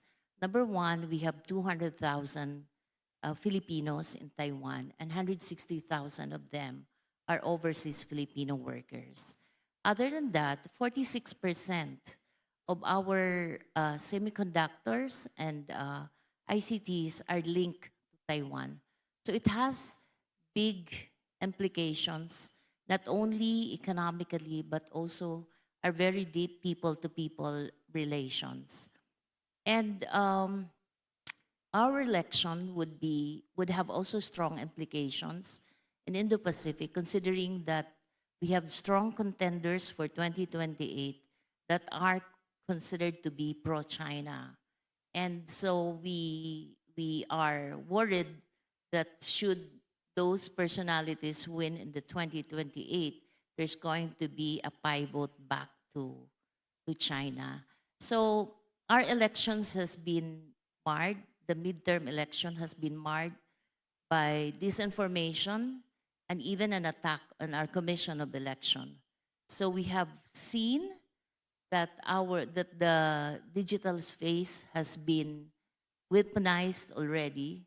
So there are so many things that we need to consider insofar as what our government and what our people should do in the forthcoming days.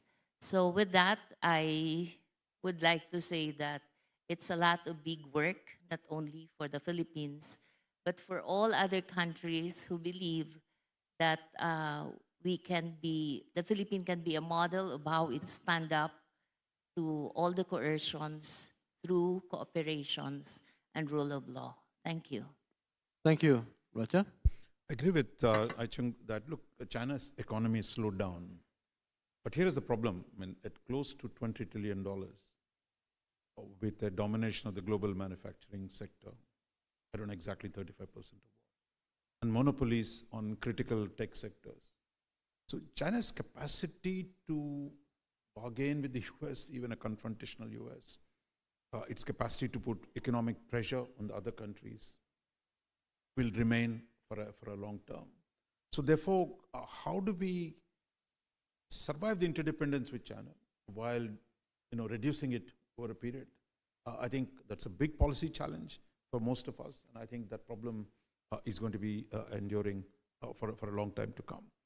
The second, I think, is the Chinese, for us at least in India, though India has stood up, we still have about 50,000 troops at 17,000 feet facing China.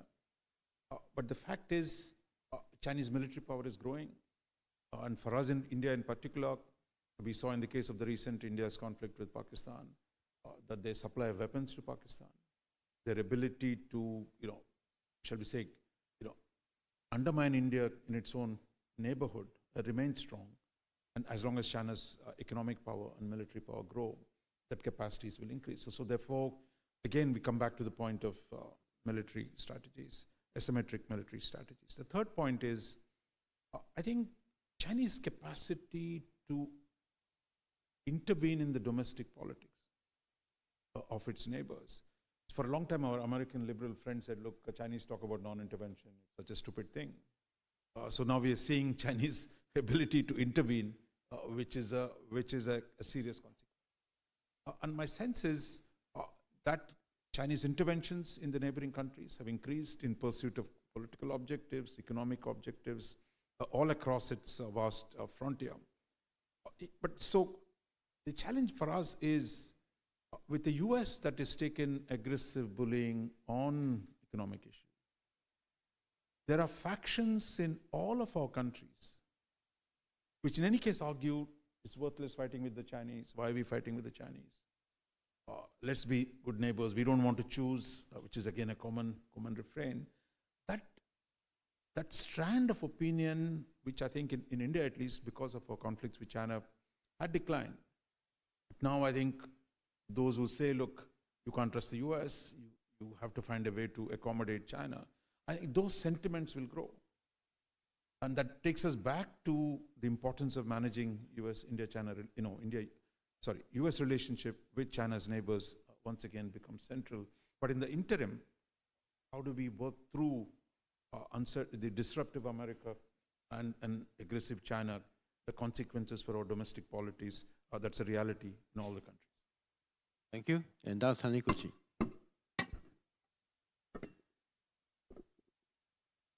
I will not say much. One point that I should like to point out is that there must be an innovative way to collaborate among three militaries, the Filipino, Taiwanese, and Japanese. You may or may not be aware, there has been absolutely no interaction, no collaboration, no cooperation between the Taiwanese military and the Japanese. We must be more innovative. And to be innovative takes courage, boldness, and it is very much important for us, the Filipinos, the Taiwanese, and the Japanese, to have the kind of political leadership that can stand tall, no matter how intimidating and bullish the Chinese are. But pragmatically speaking, the fact that there's no dialogue, collaboration between the Taiwanese military and the Japanese concerns me very much. Okay, thank you. And Honorable Jason Kenney, you would like to say something? Give me a question again. About the Chinese, the Chinese economy, the problems they are facing right now, as well as the political and the military leadership bridging that's also going on. How would Canada assess those developments, and would those actions in China affect the Chinese action toward Canada? Well, they have. Look, they've been imposing all sorts of arbitrary sanctions on us for political reasons, and we've been sort of collateral damage, if you will, in the U.S.-China trade disputes. But my own view is that there is a fundamental weakness in the regime. We've all known this for a long time. I think it's coming to a head, and I'm by no means an unmitigated fan of President Trump, but I think he deserves great credit for having identified the strategic threat posed by Xi's leadership. And I hope the Americans in these trade negotiations with the PRC and the potential imposition of secondary tariffs for PRC's cooperation with Putin, I hope the Americans don't lose heart. I'm a little concerned that there are some of the kind of Wall Street types in the administration, Secretary Bessent, Secretary Lutnick, whose primary constituency is Wall Street and the bond markets, who desperately want economic peace with China. But I hope the president follows his instincts on this and keeps up the pressure. And I think that will accelerate the very deep internal economic problems that the PRC is facing. Thank you. You want to say something, Ambassador? Yeah, because I just spoke 8 minutes. I have 2 more minutes too. No, I think the one advantage of being Taiwanese is here in Taiwan, we could watch China closely and knowing the real situation. Recently, I talked to a company boss, a Taiwanese company who invests in China for decades, and I asked him the current situation. He said that he continue his company's operation in China, but he will not increase investment. He said he will stay in China as long as he could continue making profits, but he knows there's a risk if he get deeper in China, so he will not increase any investment. I think that that explains why in the past few years you see that Taiwanese investment in China decreased, but Taiwanese trade with China continue. Okay, and but in the long term, I think that China is still in recession. This is a very, very important signal, to us. But on the other hand, if you look at China's leadership, and whether Xi Jinping and the CCP is in a very strong and solid position, I think so far still yes. So this makes this regime extremely dangerous, because when they have domestic economic problem, but on the other hand, they try to maintain a very strong and a solid, a rule in the society. This will make them more aggressive. Yeah. But so far, I think that most of countries in this region, I mean in Asia, they consider the current strategic situation as a strategic rivalry between China and the US. And particularly for small countries, they don't want to take risk. As long as they can benefit from doing business with China and the US, they will continue to maintain relations with both sides. But Taiwan has no choice. Taiwan has no option. What Taiwan can do? Of course, that we still do business with China, but China is never our friend. Yeah, and the US, we know that this current situation. That is why I didn't say earlier, but right now I want to say I hope that particular countries like India could play a more important role, in enhancing the security situation in the region. Of course, Japan already do. Yeah, but the other big powers, particularly India, I think is more important. Yeah, thank you, Ambassador. And I think that with the Trump tariff that's about to impose on a lot of countries, the economic relationship with China definitely will be changed. So that is a new factor we have to factor in. That hasn't really hit anybody yet.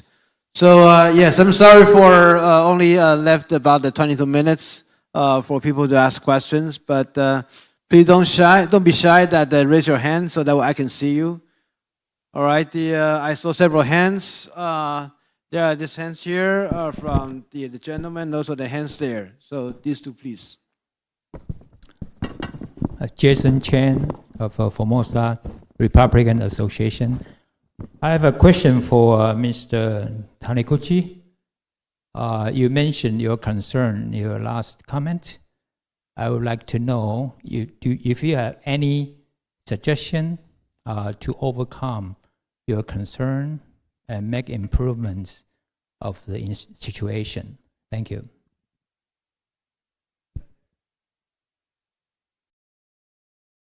Thank you, moderator. This is Domingo Yang from INDSR. I have a question for Professor Taniguchi. Thank you, sir, for your wonderful remarks. I think it is reported that the US government, Bridge Kobe, has requested Japan and Australia to clarify their roles and responsibilities during Taiwan contingency. I wonder what is your observations about what are the more constructive ways for the middle powers in this region to really talk about this question of contingency planning and to really push forward this agenda by bringing Taiwan's participation. If military drills are too sensitive, what about defense industry? What about information sharing and the whole of society resilience so that we can work collaboratively about this contingency planning? Thank you. Thank you. We also have another gentleman, I think he's from Ukraine, right? Indeed. Sviatoslav Yurash, youngest member of parliament of Ukraine. My question is about different flashpoints in the Pacific region. The whole world was watching with the Cambodia-Thailand border conflict in recent weeks, but I'm very keen to hear your opinions about other potential flashpoints. As we have seen, for example, the Korean question, and we've seen North Korean soldiers deployed in the Russian effort to take over our country. We know of countless civil wars that are spilling from Myanmar into different countries all around it. We are the situation with the Philippines and constant encroachment by China on the territories they claim in South China Sea. We are remembering the fact that China is claiming the whole region of India, Arunachal Pradesh. Not to mention the fact that these claims are yet to be relinquished by the Republic of China in Taiwan itself. So I'm very keen to hear your opinions on other flashpoints in the Indo-Pacific region and what can be that trigger for the region as well as the Chinese invasion of Taiwan. Sorry, but do you have anyone you want them to answer your question? You have a fabulous panel full of different experts. So you ask and everyone? Basically, I'm sure each and every one of these experts can voice their opinion on these conflicts, which in Indo-Pacific region sadly are plentiful. Okay, all right. Thank you. And also, by the way, welcome our Ukrainian friends here. Thank you very much. We are most honored to be here. All right, right now we have 3 questions. 2 directly has been directed to our very own Dr. Taniguchi. And the last one, I think they invite everyone on the podium to speak. So first, the 2 questions to Dr. Taniguchi, and then everyone, if you want to speak about Ukrainian friends questions. I think it will be a tall order for the Royal Australian Navy to come to rescue Taiwan in times of real contingency. The role to be played by the so-called middle powers in your term in peacetime is to continue to send a powerful, powerful signal to the Chinese that, as I said, fulfilling Xi Jinping's version of Chinese dream will cost a lot. And in that sense, the engagement of India and engagement of the UK and others will also be very much important. When it comes to further enriched collaboration between the Taiwanese military and Japanese self-defense forces,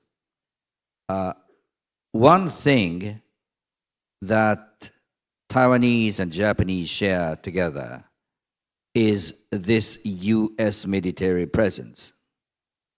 And when it comes to US military presence, the host nation's role, that is to say Japan's role, will be very much important. So together with the United States, I think Japan must start the kind of collaboration needed between the Taiwanese and Japanese, perhaps in a low-profile way. Be aware that in Japan, political landscape discourse daily has been under the increasing influence of the Chinese. An increasing number of business leaders voice that we must be more careful in dealing with the Chinese. So it takes a lot of political courage. Nonetheless, the Japanese must start thinking about that by taking advantage of the fact that the Japanese and Americans have been very close. Now, let me say a little bit about the flashpoints. Yes, there are many flashpoints. The fact that the hurdle for using military force has been lowered tremendously, I think has ignited such exchanges of hostilities that you see between Cambodia and Thailand. But for the entire world, the most important flashpoint is here. Don't just forget that Taiwan is the most important element when you think about the international order and the vast stretch of the Indo-Pacific region. Thank you. And then probably I'll start with Gloria. You want to say something about a question? And Raja Mohan? Just want to about a flashpoint. Yeah, reinforce what Taniguchi-san was saying. It's really the principal flashpoint is here. Then you have Philippines and the Chinese border, maritime border. And we have the India-China-Himalayan border, which is where actually the confrontations have been going on. So therefore, I think we shouldn't bring in every little incident. I mean, what happened between Thailand and Cambodia, I mean, it's not on Chinese frontier. So therefore, you've got to distinguish between different flashpoints. So I would say, could include Japan-China maritime border. So you have the East China Sea, the South China Sea, the Taiwan Strait, and the Himalayan border. These are the 4 theaters where it's not just being a flashpoint draws attention, but the Chinese salami tactics of constantly changing ground reality, even as recently in the last few weeks, a situation has changed in Philippines. So I think that is the real danger for those of us on China's periphery, and not just one single flashpoint. But for Taiwan, it's an existential question. But for others, there is a constant Chinese assertiveness that keeps altering the territorial status quo in violation of every single norm of international affairs. And I agree. I think they'll calibrate their policy to avoid a flashpoint that would attract a kinetic response or American intervention, just through very carefully calibrated incremental aggression in the South China Sea and in this region.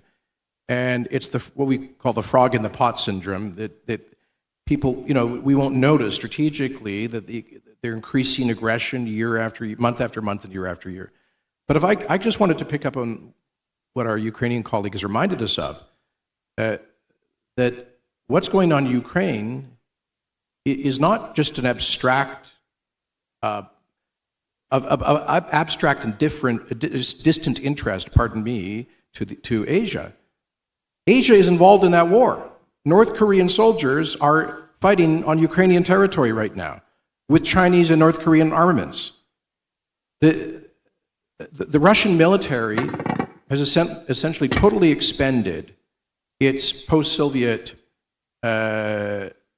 deposits of weapons.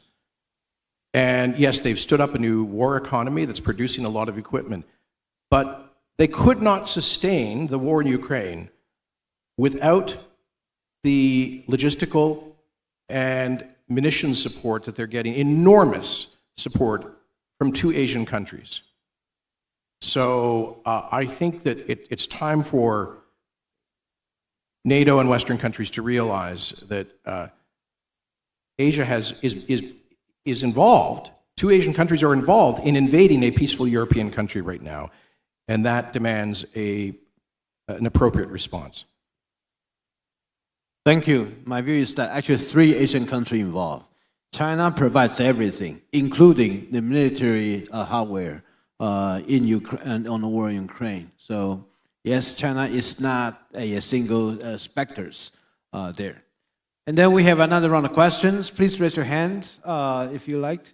Yeah, the first one here, and also there will be another one. Okay, yeah. Hello, everyone. I'm Dominic Yang from the University of Missouri in the United States. I work in the history department. Great panel. I have a question for all the panelists. Now, maybe this issue will be discussed in the afternoon, but I would like to hear from every one of you, if it's possible. Now, you guys talk about that there needs to be more collaboration amongst the maritime democracies. Now, the issue I'm talking about is actually domestic issue, social media, Chinese infiltration, because I think for me, that's the most important, because we're all democracies, and in comparison to an authoritarian regime, we have our particular vulnerability is really the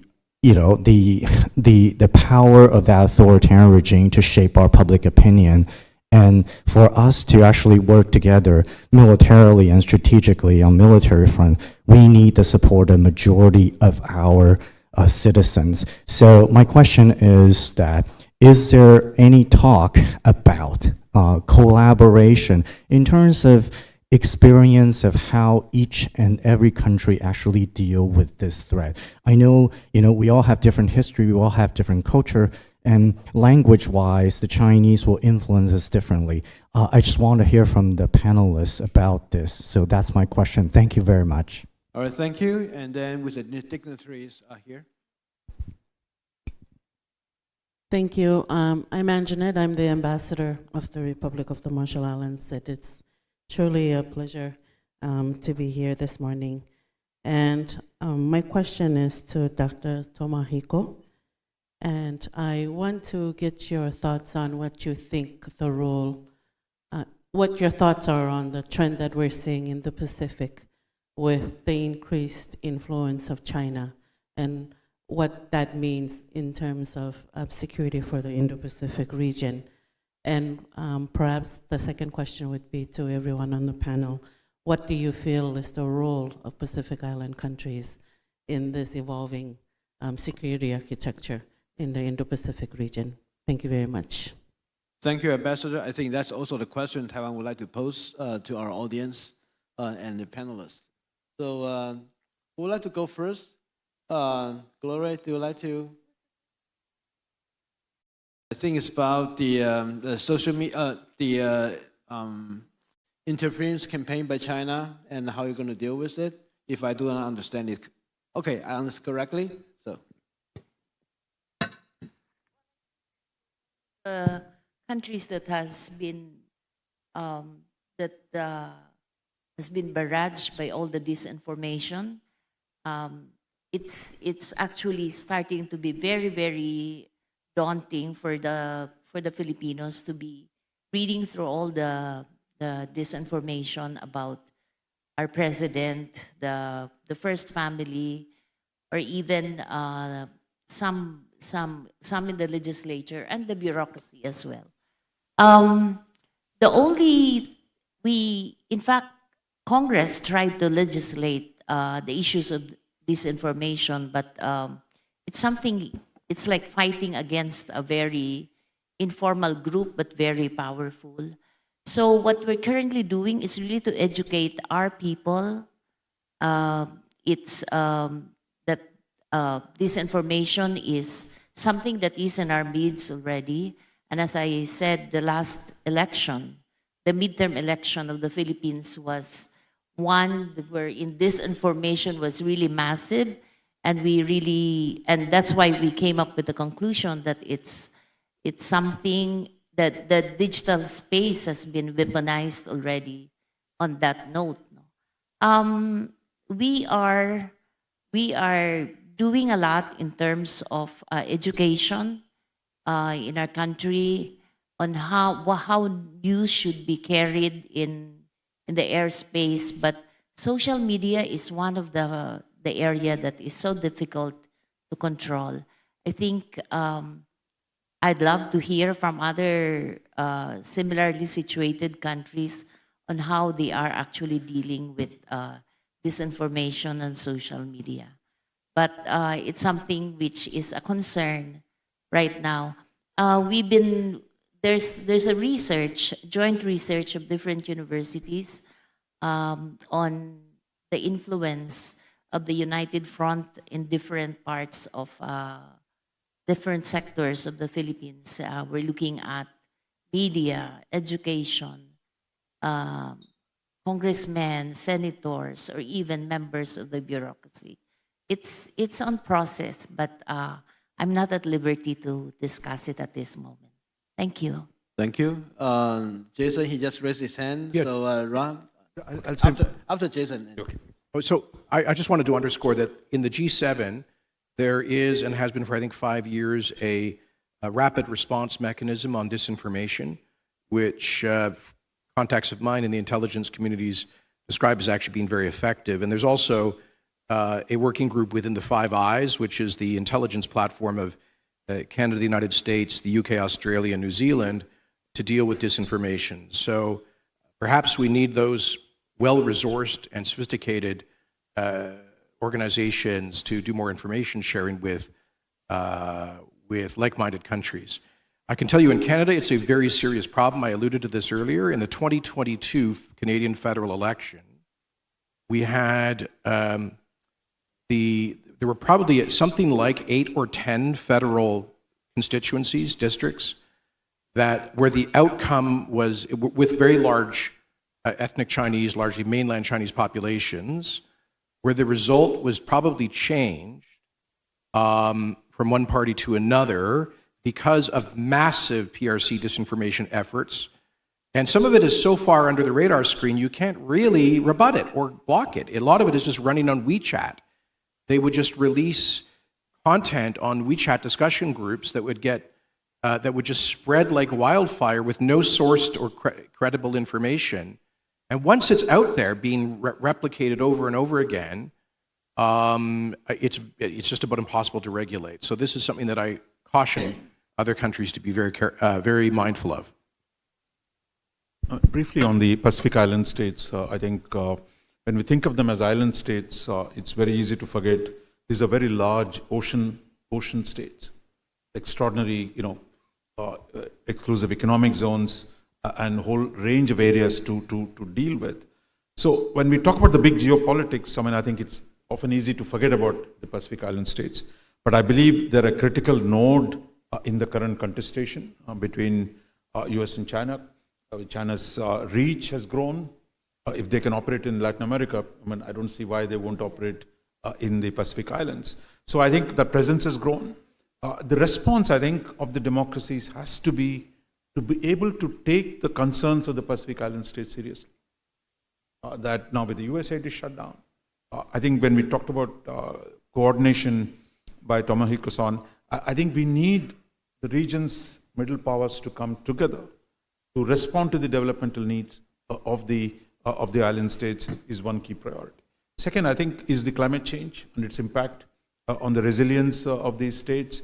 There, with Trump now pulling out of climate change again, we need to do more within the region on the question of climate change, on the question of resilience to deal with climate disasters. That, I think, should be a high priority for the regional powers. Thank you. And Professor Taniguchi. I think there must be a reward structure that would benefit those countries that maintain diplomatic relations with Taiwan in the Pacific, in the Caribbean, and so on. And that structure must be built by not only the United States, but also Japan and others, by the collaboration of those nations. And that reminds me of what the Japanese government has long done to put together, to invite all island nations, Pacific Island nations, to come to Japan for a regularized summit meeting. But I think now is the time for Japan to be more selective, distinguishing those nations that maintain ties with Taiwan from others. And this is the time when the all-encompassing ideas are being questioned. For instance, ASEAN centrality. That's an important mantra we still cherish. However, the reality is there are two ASEAN nations, one very much democratic and another very much falling under the influence of China. So it's a challenge for diplomats and political leaders as well, but let's just face it. Thank you. Ambassador Chen, you would like to say something? Let me remind you, you're between us and lunch. Okay, well, yeah, regarding the disinformation campaign, actually Taiwan, we are the biggest victim of China's disinformation campaign. And in the past few years, one very important progress we have is that we are now conducting a program called GCTF, Global Cooperation and Training Framework. It was the first sponsored by US, but right now I think Canada, Japan, and many other countries also get involved. And so we have different programs and invite other countries to come to Taiwan and to study and try to find appropriate strategies to fight against the disinformation campaign by China. Thank you. Now we are just on time that about to conclude these sessions.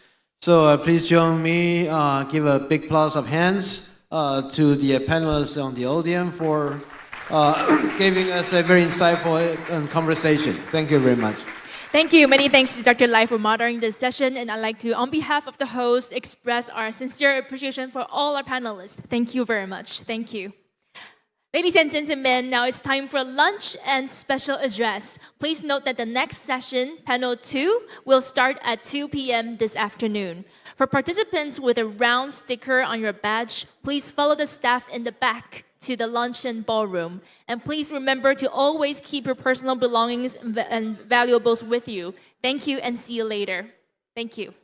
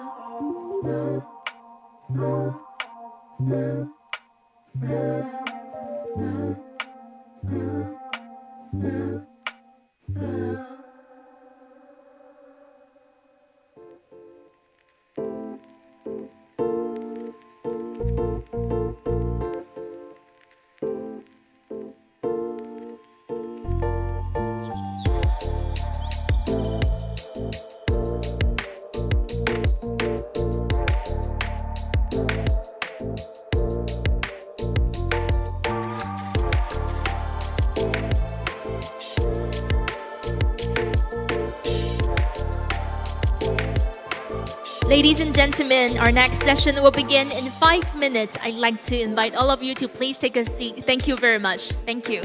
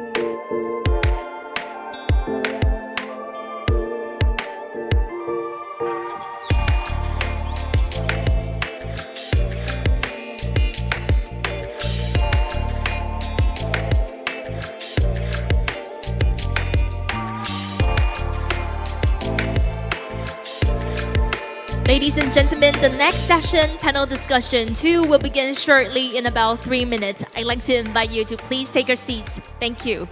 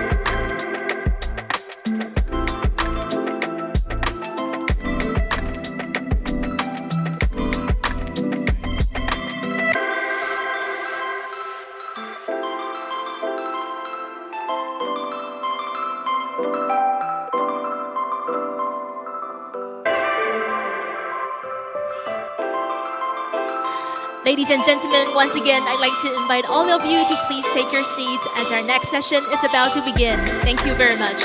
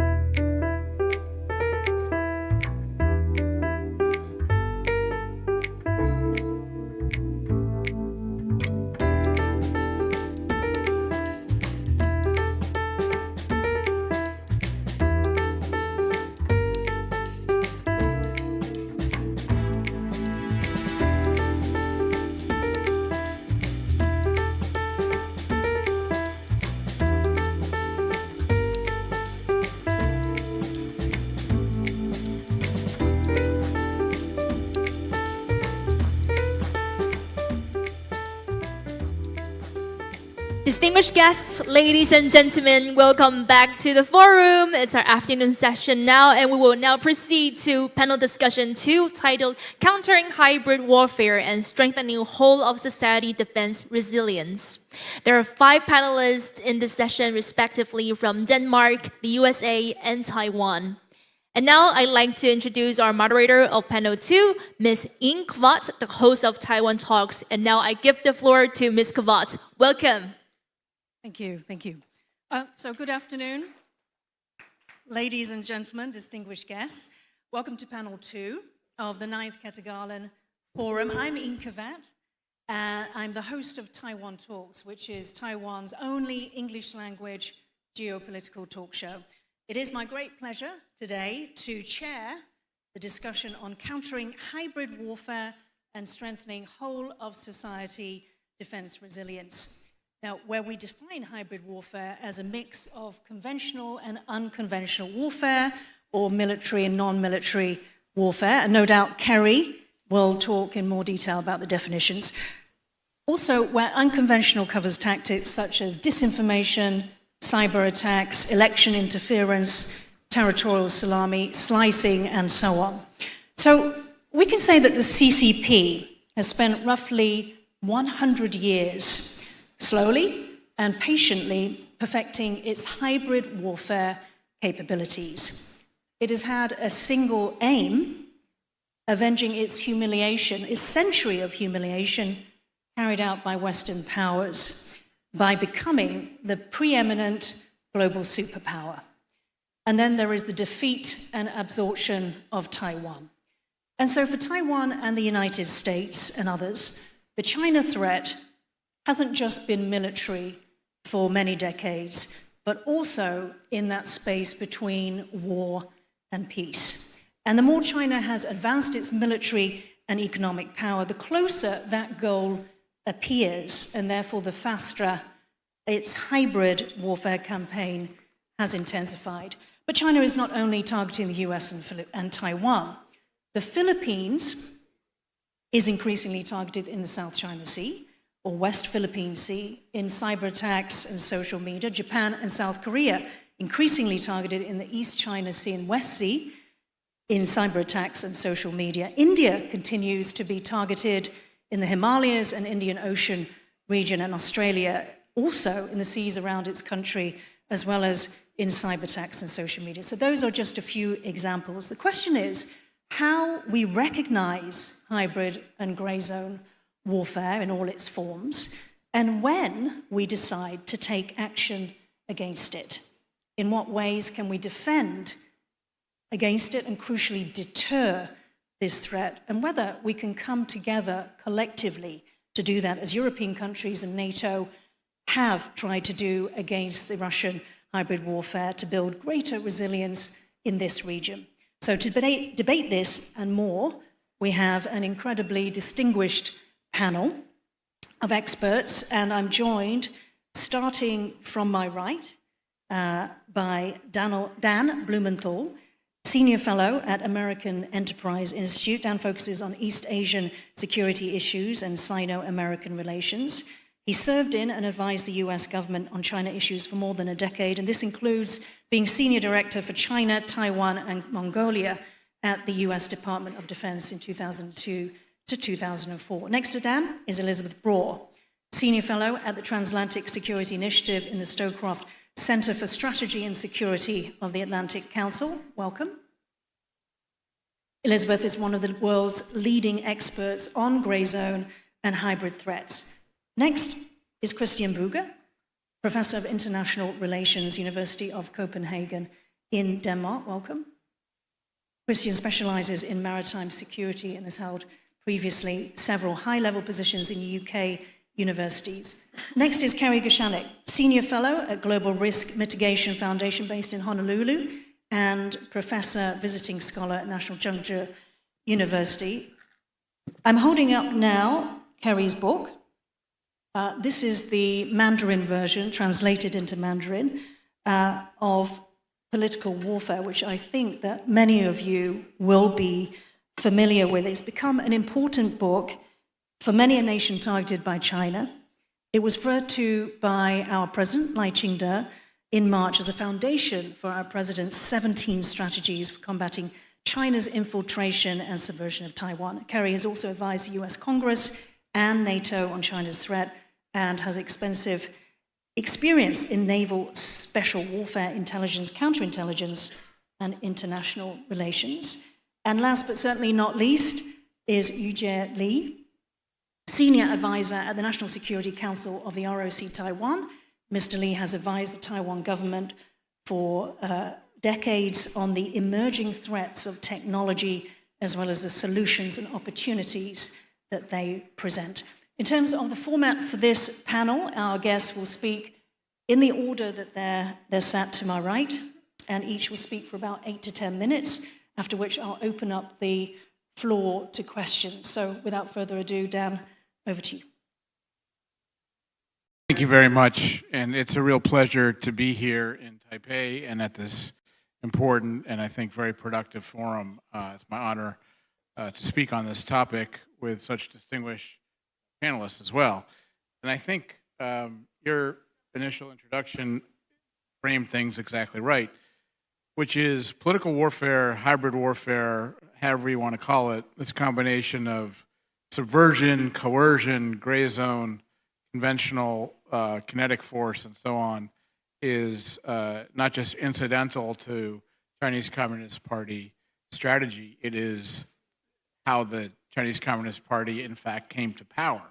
It's its birthright, it's in its DNA, subverting, infiltrating, using political warfare alongside conventional tactics against a well-established government, again, is in some ways the history of the Chinese Civil War.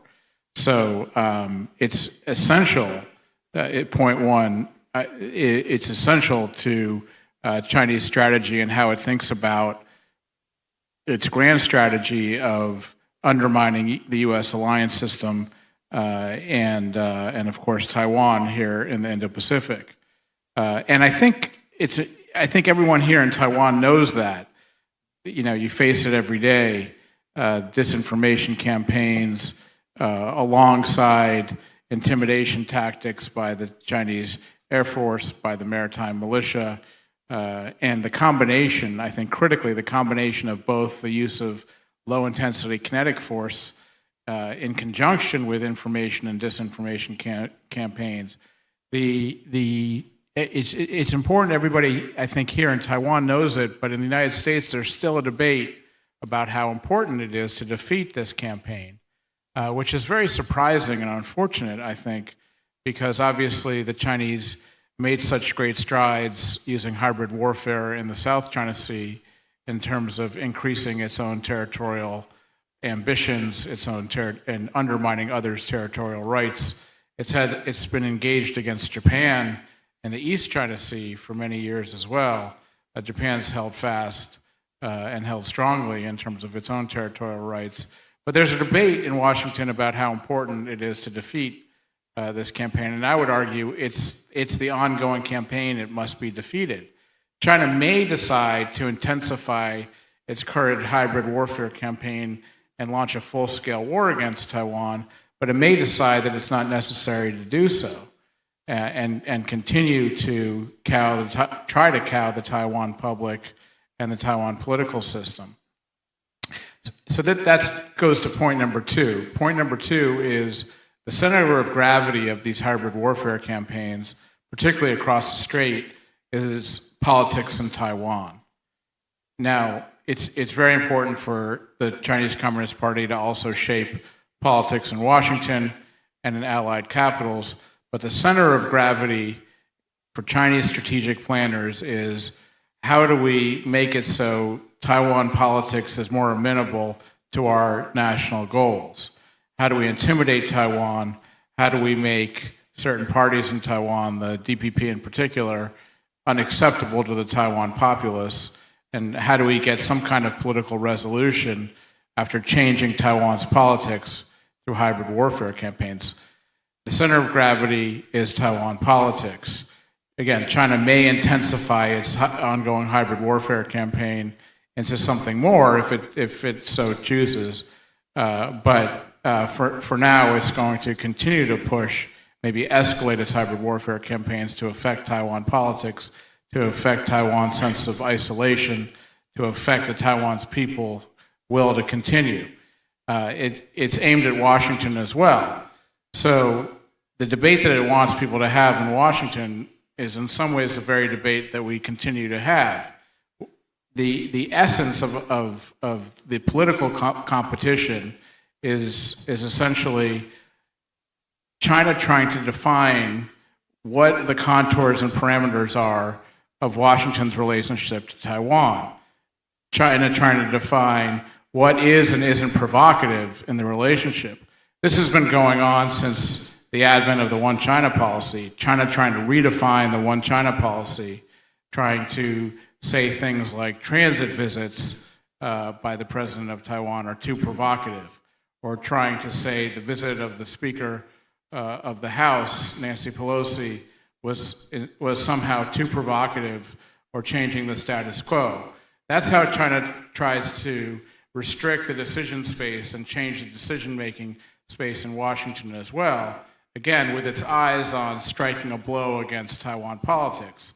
So the idea and concept here of the hybrid warfare campaign is to define certain things as too dangerous, to define certain things as too provocative, such that Washington actually makes decisions to constrict its relationship with Taipei in order for China to strike a morale blow against the Taiwan public. And this is a very deliberate strategy. And there's all kinds of ways, I think, to counter this kind of strategy. The visit of Speaker Pelosi is an example.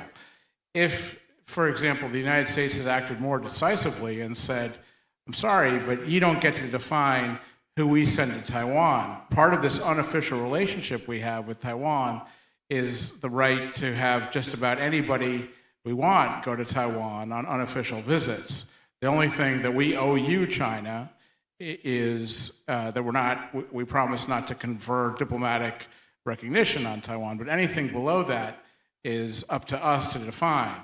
So ultimately, this is a political struggle over what kind of relationship Taiwan's going to have with the rest of the world, what kind of relationship Washington is going to have with Taiwan.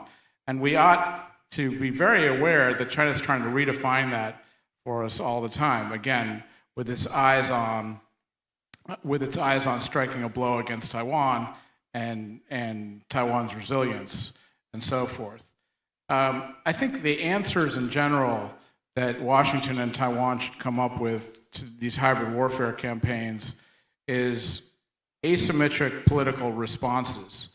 So it's not possible to track and respond to every incursion that the PLA makes into Taiwan's airspace or to Taiwan's maritime space, but it is possible to respond at the time in the way of our choosing. So the answer to restricting Taiwan and to isolating Taiwan is in fact to raise Taiwan's international status. So one good response, for example, to things like cable cutting or things like interference in the air defense identification zone of Taiwan would be to increase Taiwan's status multilaterally and exercise to make sure that civil aviation is safe going into Taiwan. This is an asymmetric political cost, and China actually cares about it quite a bit. So if China is actually embarrassed on the world stage, or if Taiwan's status is actually enhanced in response to China's attempt to restrict it and isolate it, that is one way in which China tends to back off. Again, so a response to military intimidation combined with disinformation would be raise Taiwan's profile specifically and functionally in the international system. I just want to wrap up by saying it's very important to defeat these hybrid warfare campaigns and to make sure that Taiwan's public knows that its system is able to operate despite the pressure that China puts it under. I think that the idea that ignoring these gray zone campaigns in order to focus on a possible larger kinetic conflict is a big mistake. I think you have to deter in the gray zone, deter in the space you're being challenged, which has a much better chance to show China that you have the will, both Washington and Taiwan have the will to defeat them should they decide to escalate to conventional means as well. Thank you. Thank you, Dan. Okay. So, Dan, they're arguing for greater decisive action by the US and also raising Taiwan's international profile. Elizabeth Brawl. Testing. I was thinking, hearing all these alarming reports this morning, and at lunchtime, I was thinking back to happier days in around 2016, 2017, when Twitter was down. I didn't notice that until afterwards, but when I logged on, I saw somebody had written this, or posted this on Twitter. Chatted with my wife while Twitter was down. She seems nice. So those were the happy days back then when we could entertain ourselves by reading Twitter. Now things are much more serious, and as you said, I focus on gray zone aggression, and in the past decade it has grown enormously. It used to be essentially, as I think everybody in this room knows, it used to be cyber, it used to be disinformation, it used to be election interference, it used to be systematic IP theft, which I think is often overlooked, but it is another aspect of gray zone aggression that aims to weaken our countries and strengthen whoever it is that is systematically taking our IP. In the past 2-3 years, the forms of gray zone aggression with which our countries are targeted have grown exponentially, and not just in number of incidents, but also number of categories. And why not? If you are the aggressor in the gray zone, you can continue to innovate because nothing will happen. You are not going to be punished for engaging in gray zone aggression. Why are you not going to be punished? Because you are exploiting the space between war and peace. You're staying below the threshold of war, and our countries, democratic countries, are not going to respond with military means against you because it's risky, it's escalatory, but we are also not going to respond with the same means because we are liberal democracies. If a country, let's say, interferes in our elections, we are not going to say, well, in that case, we'll interfere in your elections. Or if a country engages in systematic cyber intrusion of our critical national infrastructure, we are not going to say, well, if you intrude in our infrastructure, we will intrude back. And that is one of the fundamental weaknesses of a liberal democracy. So there are two challenges with gray zone aggression. The first is that it's difficult to detect. How do we know when something is happening in our societies that may be gray zone aggression? Because many of these forms of aggression may exist in low intensity levels in our countries anyway. We have cyber attacks, we have people who spread untruths, we have election malfunctions within our electoral processes. How do we know when something is systematic and when the instigator behind it is a hostile state? We may not know until it reaches a very high level of intensity, and by then it may be too late. So that's why I think of gray zone aggression as the defender's dilemma.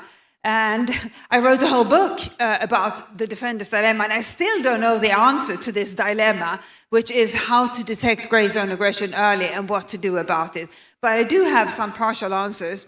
And one of the first ones is we have to do what Taiwan and some other countries already do, which is to involve the wider public as much as we can, not just the wider public as in the citizenry, but also the private sector.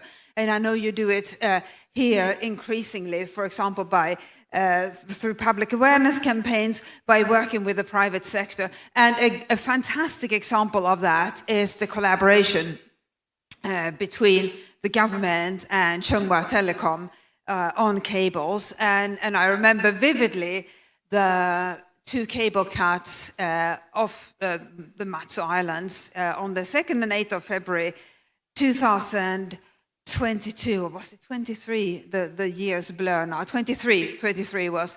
And the reason that both cables were cut with disastrous consequences was that the reporting system for cable operators to report cable damage was not particularly efficient, and neither here nor in any other liberal democracy, because cables operate in pairs. If one cable is damaged, the operator then puts in a call to repair a company, and they come and repair it after a while. But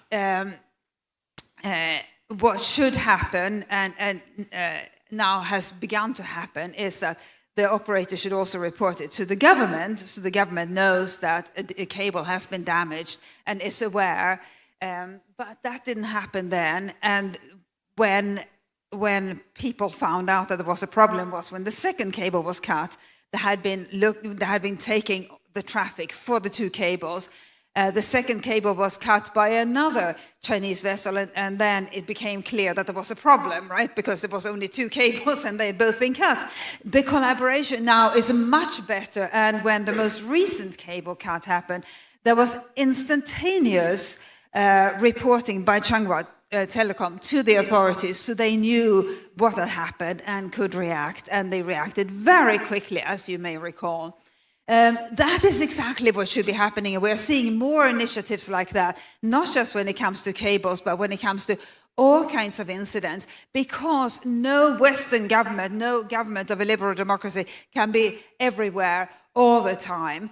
It needs the help of the public and the private sector, first in detecting things that don't look right, and we are the best judges of what doesn't look right. And then when it comes to building resilience, the private sector is a fantastic partner, and I know there is a lot of work happening beyond the telecom sector here in Taiwan to build redundancy. And by the way, I think that can be a competitive advantage for the companies that do engage in it, because if you have redundancy, then your company is going to be able to keep operating even if something happens, whereas your competitor, without redundancy, they will have a big problem if there is some sort of gray zone attack or other damaged, hostile state instigated damage to your company. And by the way, also damage caused by Mother Nature, which is something to be concerned about now that climate change is increasing. So a lot of that is happening. And where we can do even more is to actively invite the public to be part of this, and not just educate them about threats, but invite them to report if they see anything unusual. In countries that have a long history of terrorism, such as the UK, that has been part of the public, the social contract for years, that if you see something that doesn't look right, report it to the authorities. And I'm not trying to put a positive spin on this, but now that the threats are what they are and are likely to increase, this is an opportunity to bring the country closer together, because nobody wants the sort of harm that we get from grey zone aggression.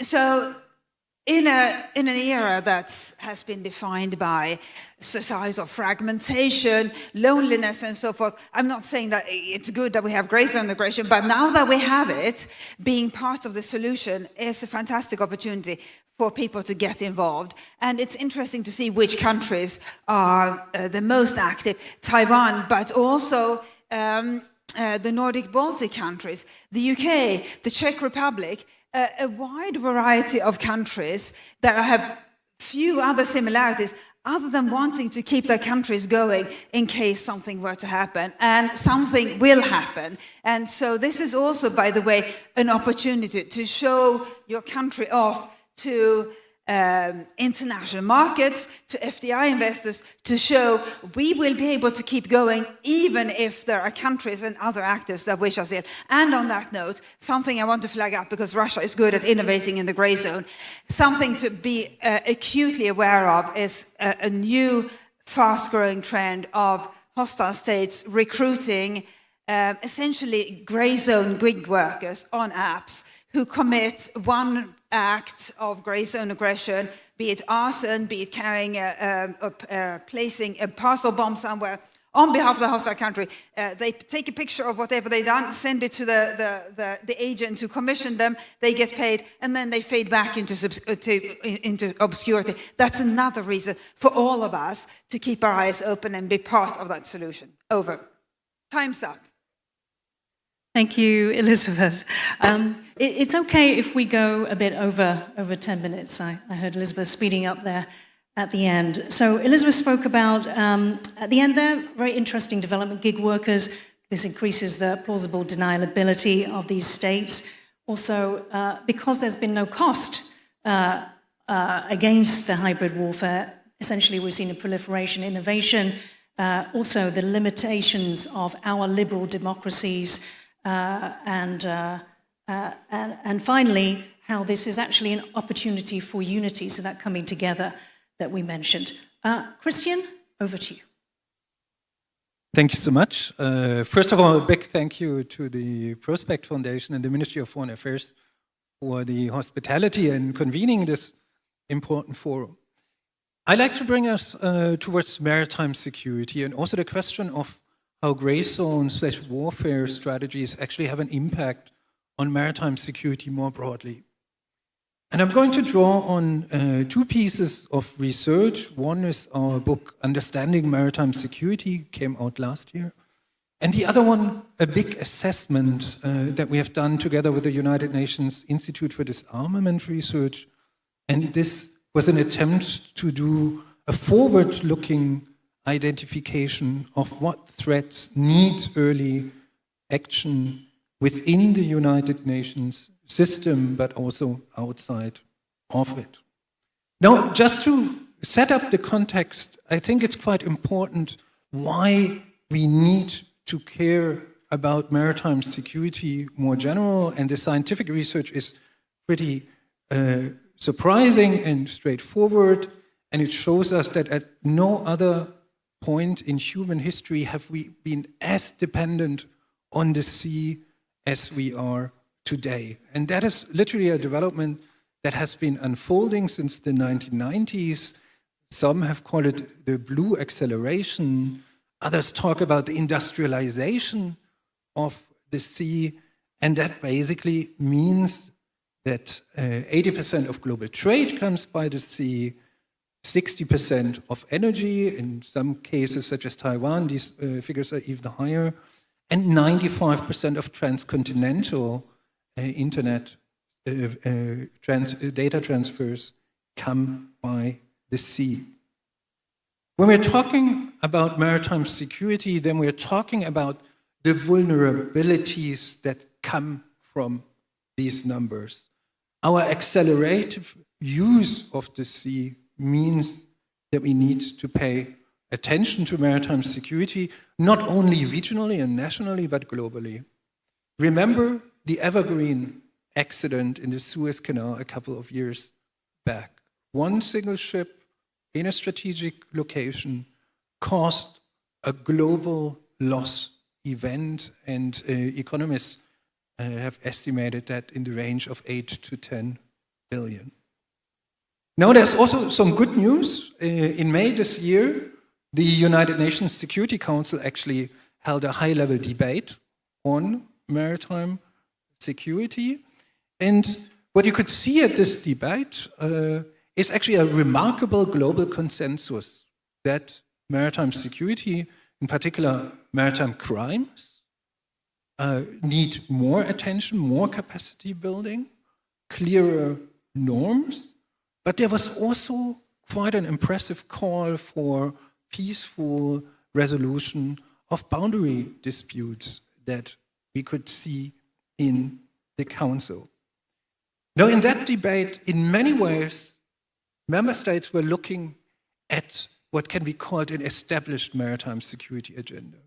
They were hardly talking about what can be called the gray zone or the hybrid sphere.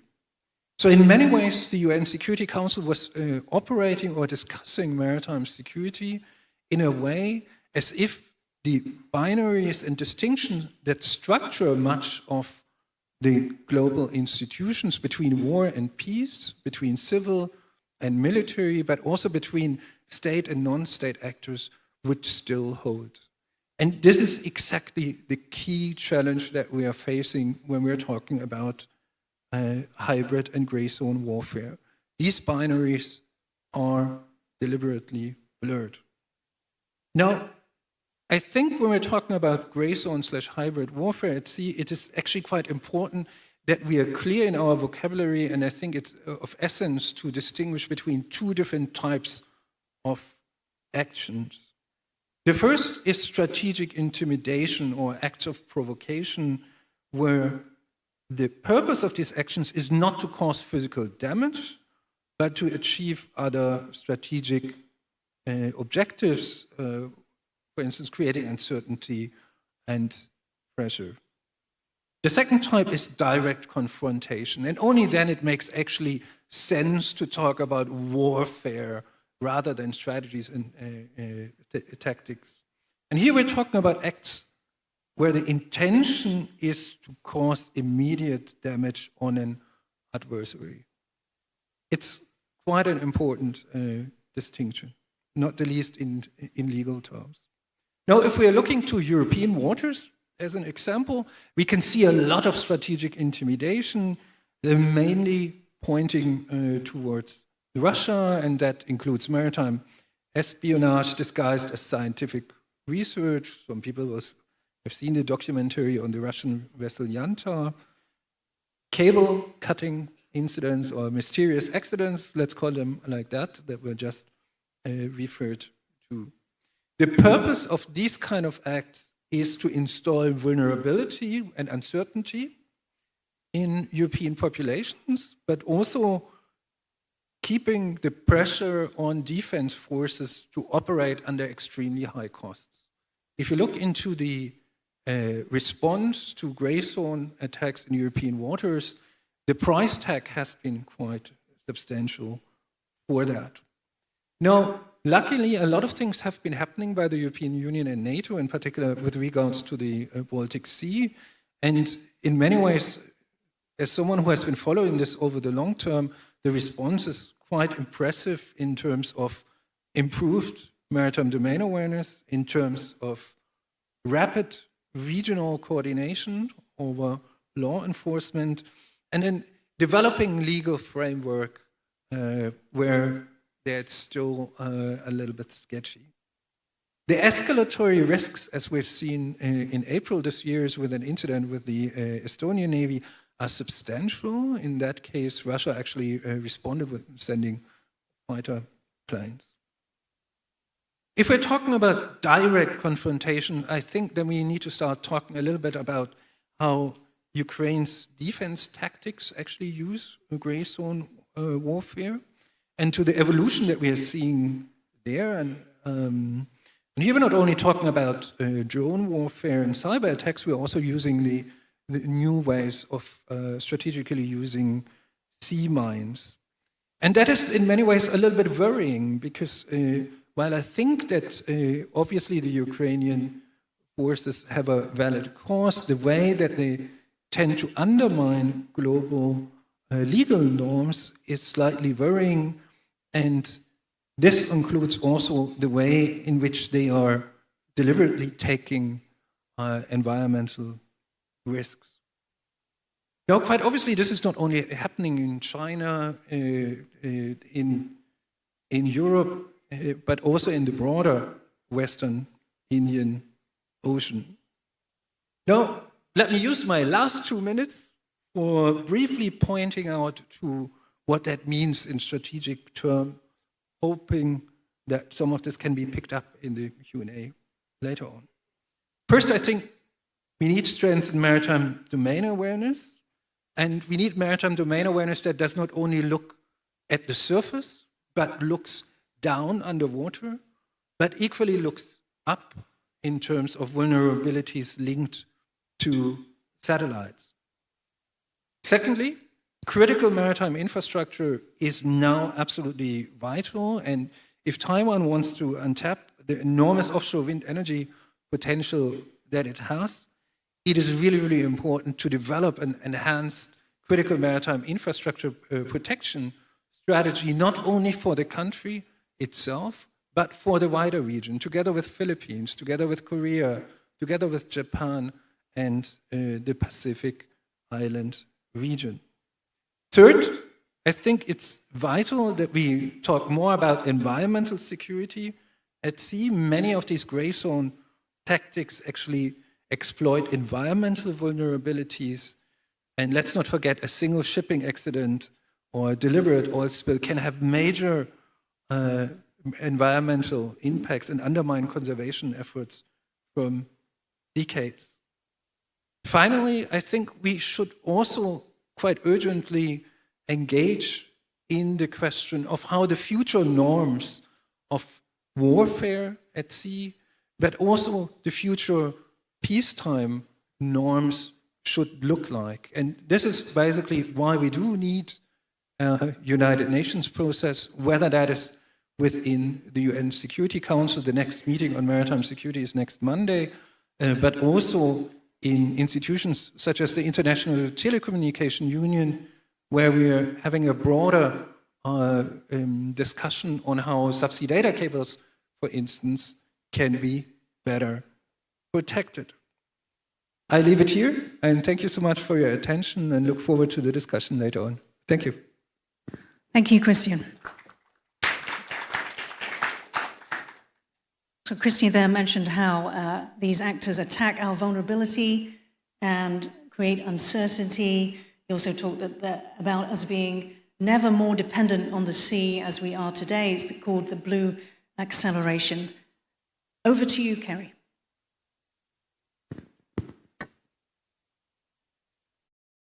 Hybrid warfare is a component of political warfare. Now, the depth and breadth of political warfare, if you want to take a look around this room, it goes from the screen behind me, where the cameras are back there. It goes from your right wall to your left wall, everything in between, and in the 10 minutes, 600 seconds I've got here, I can get you about as far as my thumb, but let me hit a couple of wave tops for you. One, I'll talk a little bit about how to conceptualize the existential threat that we face in Chinese Communist Party political warfare, and it is an existential threat to Taiwan, my country, the United States, and I would say to every country represented in this room. I will also talk about the role of leadership and the role of education in this fight. First, let's talk about a holistic way of looking at the threat. It said that hybrid warfare is a component of political warfare. Go back and check the definition. See what the Chinese communists are calling hybrid warfare. They're saying what's basically been said earlier, but they say it very clearly in their doctrinal publications, in their writings from the PLA, what passes as doctrine, in all of their theoretical publications. We're going to push you, basically, we're going to push you right up into the point where you want to go to kinetic war, but you don't have the legal justifications to do it, to fight back against us. We're going to take everything we can and keep pushing you. All right, so that's hybrid warfare. The reason I say that hybrid warfare is a component of political warfare is you have to go back to the first Cold War. A fellow named George Kennan, most of you should have heard of, but he was a diplomat in the United States, and we were getting our butts handed to us by the Soviet Union and Western Europe, all around the rest of the world. And how was the Soviet Union doing it? Yeah, military force, of course, but it was political warfare, taking the Eastern European countries, subverting, it was about ready to take Greece, about ready to take other Western European countries that did get saved. Sad for those who did not. But the point is that it took Kennan, a diplomat with his policy planning group in the U.S. State Department, to wake up the United States government to this concept of political warfare. And what Kennan said, this is very simple, keep it simple, political warfare is all means short of, he didn't say major, kinetic warfare, all means short of kinetic warfare to achieve your national objectives.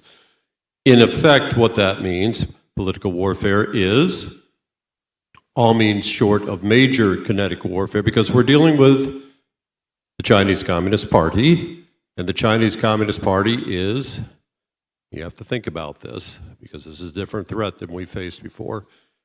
It is an expansionist, militarily, economically, and technologically immensely powerful nation, brutally repressive, genocidal, in fact, totalitarian regime. All right, they're not going to quit. You have to make them stop. They are on the attack, and they know that they can corrode us. They can wear us down. How do they do that? Political warfare. They corrode us. They divide, they demoralize, and to use their terminology, they disintegrate us. That's what they're trying to do to annex Taiwan. But they're also doing it in my country. They have a wide range. The reason I'm saying think the size of this room, all this terminology that we use to define what they're doing to us. We're screwing ourselves into the ground. We're setting ourselves up for defeat through terminology alone. We're paralyzing ourselves. We have disinformation. We have propaganda. We have misinformation. We have strategic psychological operations. We have media warfare, public opinion warfare. We have legal warfare, lawfare. And then we have United Front operations. And we're playing whack-a-mole. And that doesn't even get to those of you who've read the book Unrestricted Warfare. There is an unlimited number of other warfares, tourism warfare, economic warfare, which you're familiar with, but all these other warfares that the CCP is eager to use against us and is using against us. Drug warfare on my country. We got 100,000 dead Americans on the streets of the United States every year, military age mostly. And what's it coming from? Fentanyl. Where's fentanyl coming from? We already had a distinguished guest speaker earlier talk about the fentanyl coming in. It's deliberate, it's intentional, it's destroying the fabric of my country, among many other ways that they're destroying my country internally. I would wager they're doing the same thing to you. So we've got all these attacks coming at us, and yet we still insist on disaggregating them. We parse them out.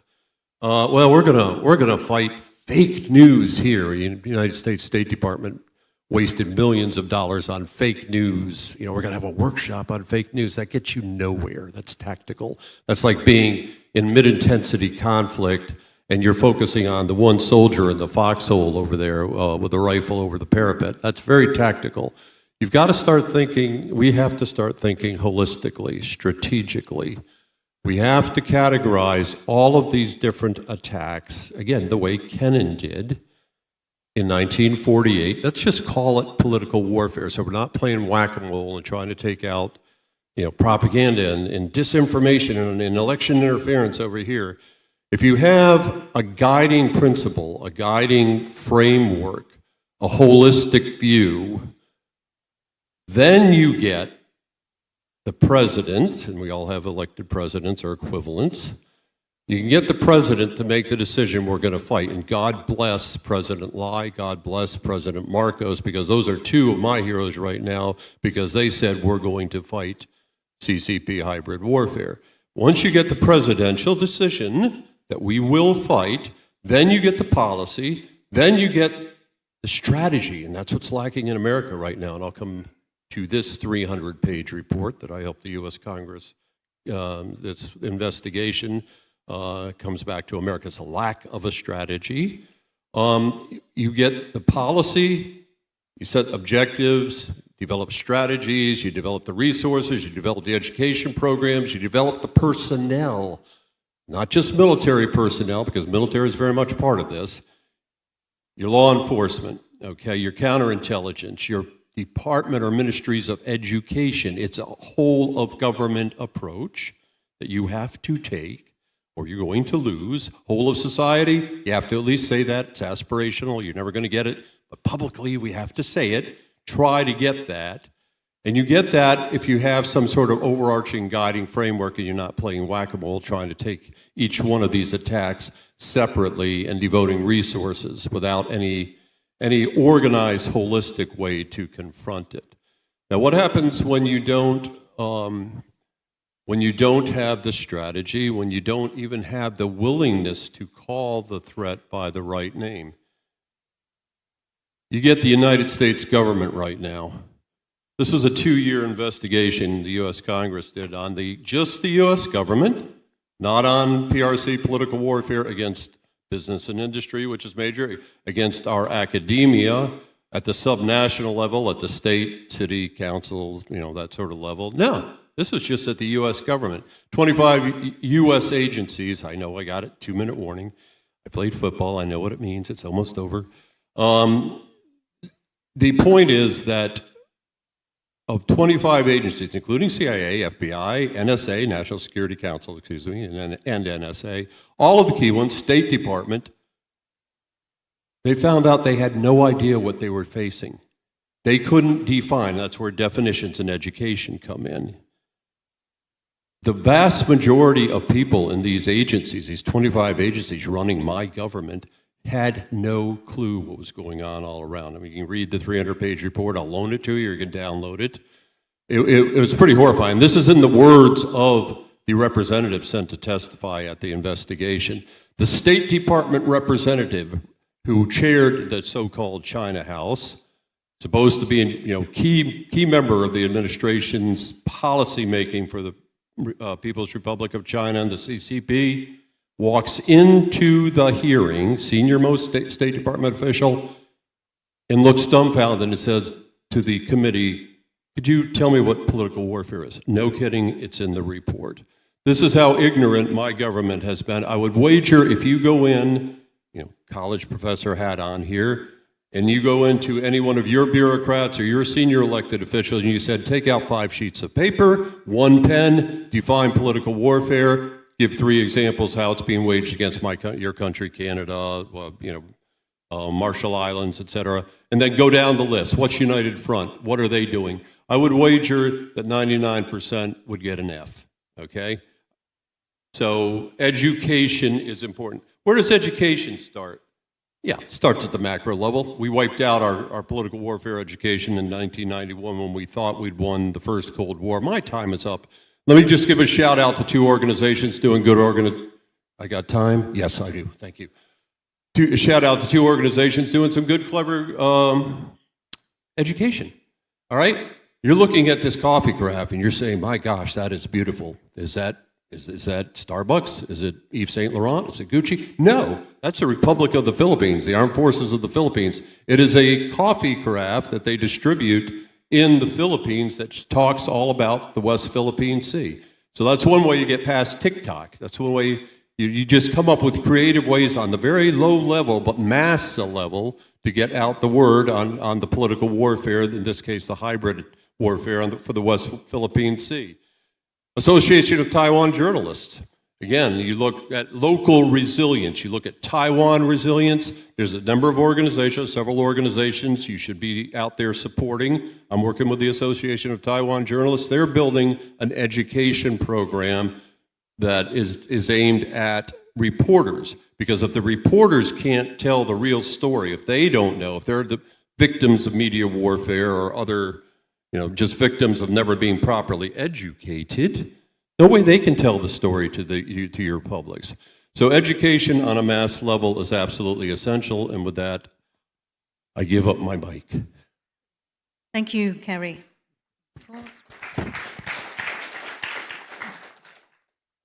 So, Kerry, they're telling us about the holisticness of the CCP's political warfare, and therefore the approach that we must take must also be holistic to combat what China's goal is, which is to disintegrate its enemies, as well as expressing disappointment in the US's approach to it. Final speech from Mr. Lee. I totally agree with your point. Education is so important. So, distinguished guests and ladies and gentlemen, it's my great honor to speak following such insightful contribution from previous estimate panelists. They have illustrated clearly that hybrid warfare is no longer theoretical. It is our daily reality, in particular in Taiwan. I have served as a senior advisor to the President Lai for past 15 months. During the time, I have been deeply involved with the defense community and emerging technologies, including AI, cybersecurity, unmanned system, and space technology, including telesat communications. I also oversee the resilience planning across critical sectors, communication, energy, finance, and transportation. As part of President Lai's Hall of Society Resilience Initiative, digital security, undersea cable, and the critical infrastructure are among the key areas I monitor every day. During my time at the NSC, I frequently encounter discussion referencing the timeline of 2027. As you know, the U.S. Secretary of Defense, Pete Hegseth, reaffirmed that at the Shangri-La Dialogue in May 2025. This timeline reflects not only intent, but also growing capabilities. Taiwan's strategy is to deter conflict, and our response to hybrid warfare, whether in 2027 or sooner, must be open, innovative, and rooted in all of society defense. Taiwan is among the most targeted society in cyberspace. In response, we have launched the National Cybersecurity 2025. We named Cybersecurity is National Security. In this strategy, we have 4 key pillars of cybersecurity, including the whole of society defense resilience. It's not only the traditional cybersecurity, it's including the hybrid warfare as well. And the second pillar is about the critical infrastructure. And we do believe that when the critical infrastructure under the massive cyber attack, that's a very clear signal for the Chinese invasion. So we pay a lot of attention on the critical infrastructure security. The third pillar is about the supply chain security. And actually that's inspired by the US DOD. They have a CMMC. We are not, the government have to purchase a lot of hardware, software, even the service from the vendor, from the private sector. Even the product is secure enough, but if the vendor security level is not match the standard, it will create a vulnerability to the entire government. So the third pillar, we will focus on the vendor we care about the supply chain security. The fourth one is about the emerging technology, namely that's artificial intelligence. We do believe that the AI can help cybersecurity industry, but when you rely on AI system more, you create more vulnerabilities. AI itself might be the big threat of the cybersecurity. Actually, in order to improve our critical infrastructure security, we have an organization called the National Institute of Cybersecurity. We formed a team called the OT exercise that's focused on the OT technology cybersecurity. And when we talk about cybersecurity, we have prioritized, including the power grid, energy supply, transportation network, financial system. Right now it's under constant threat. We have to build up the collaboration platform with others. This engagement has yet significant progress in strengthening our collective cybersecurity protection. We believe that enhanced intelligence sharing and malware forensics can help trace attack footprint and increase the transparencies. Ultimately will reduce their violence and the impact. You probably already see the Netflix series called 0 Day. That's a wide-scale cyber attack on critical infrastructure. That's offering a valuable lesson to decision maker and policy maker in the real world. China's recent wave of cyber attack, whether known as a Seoul Typhoon, Vol Typhoon, or others, targeting the US, UK, Australia, and Japan, are designed to enable rapid, destructive cyber operation against critical infrastructure. We believe this attack was deliberate experiment conducted by China, intended to test the ability to paralyze critical infrastructure during a potential Taiwan Strait conflict, thereby delaying or obstructing timely international assistance to Taiwan. Taiwan operates 14 international and 10 domestic undersea cable, and which are vital for internet connectivities and nationwide communication. In 2025 alone, we record at least 4 disruptions. This underscores the urgent need to enhance the communication resilience to ensure Taiwan remained connected to the rest of the world. Redundancies and decentralized are 2 fundamental principles of resilience. In response, we are pursuing a diversified approach that's including expanding undersea cable routes and landing station, incorporating microwave transmission system, and integrating satellite communication as contingency option to ensure the connectivity. In the aftermath of the war in Ukraine, Taiwan amended its legislation to allow data backup to be stored outside of Taiwan. This legal revision provides the foundation of Taiwan to establish hyperscale cloud infrastructure in collaboration with trusted private sector partners. Simultaneously, we continue to tackle energy resilience challenge in parallel, strengthen our ability to manage and recover from disruption across both digital and physical domain. The warfare is evolving with technology advancement, and our defense strategy must evolve accordingly. I have to say that the war in Ukraine has promoted Taiwan to examine the reality of a conflict and check our level of readiness.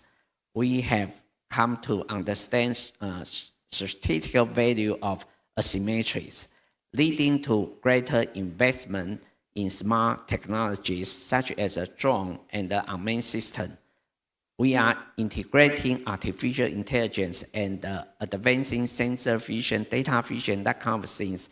We also recognize importances of decentralization, commander, and granting greater autonomies to units on the ground. Lesson we draw directly from Ukrainian battlefield experience.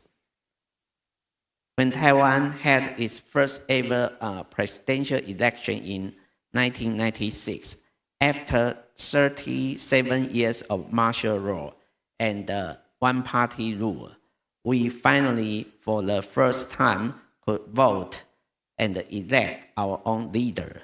China responds with missile test and military drill. China has been doing this repeatedly over the year and unfortunately intensified recently. This reminds us that we cannot take the point, which is this is a competition over who gets to define Taiwan's status. This is a competition over what kind of relationship the United States is going to have with Taiwan. This is a competition over what kind of status Taiwan is going to have. And it's all meant in the context of political warfare to strike a blow against the Taiwan population. For China to sit back and say, haha, our threats worked, and these people, the United States, are never going to come to your defense if they can't even send their speaker next time around because they caved into our threats. And we have to be very well aware that that's the game that's going on. That's the main game that's going on.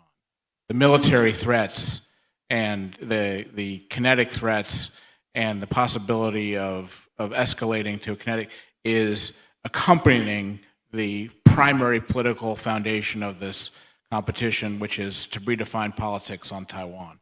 In terms of the future, look, the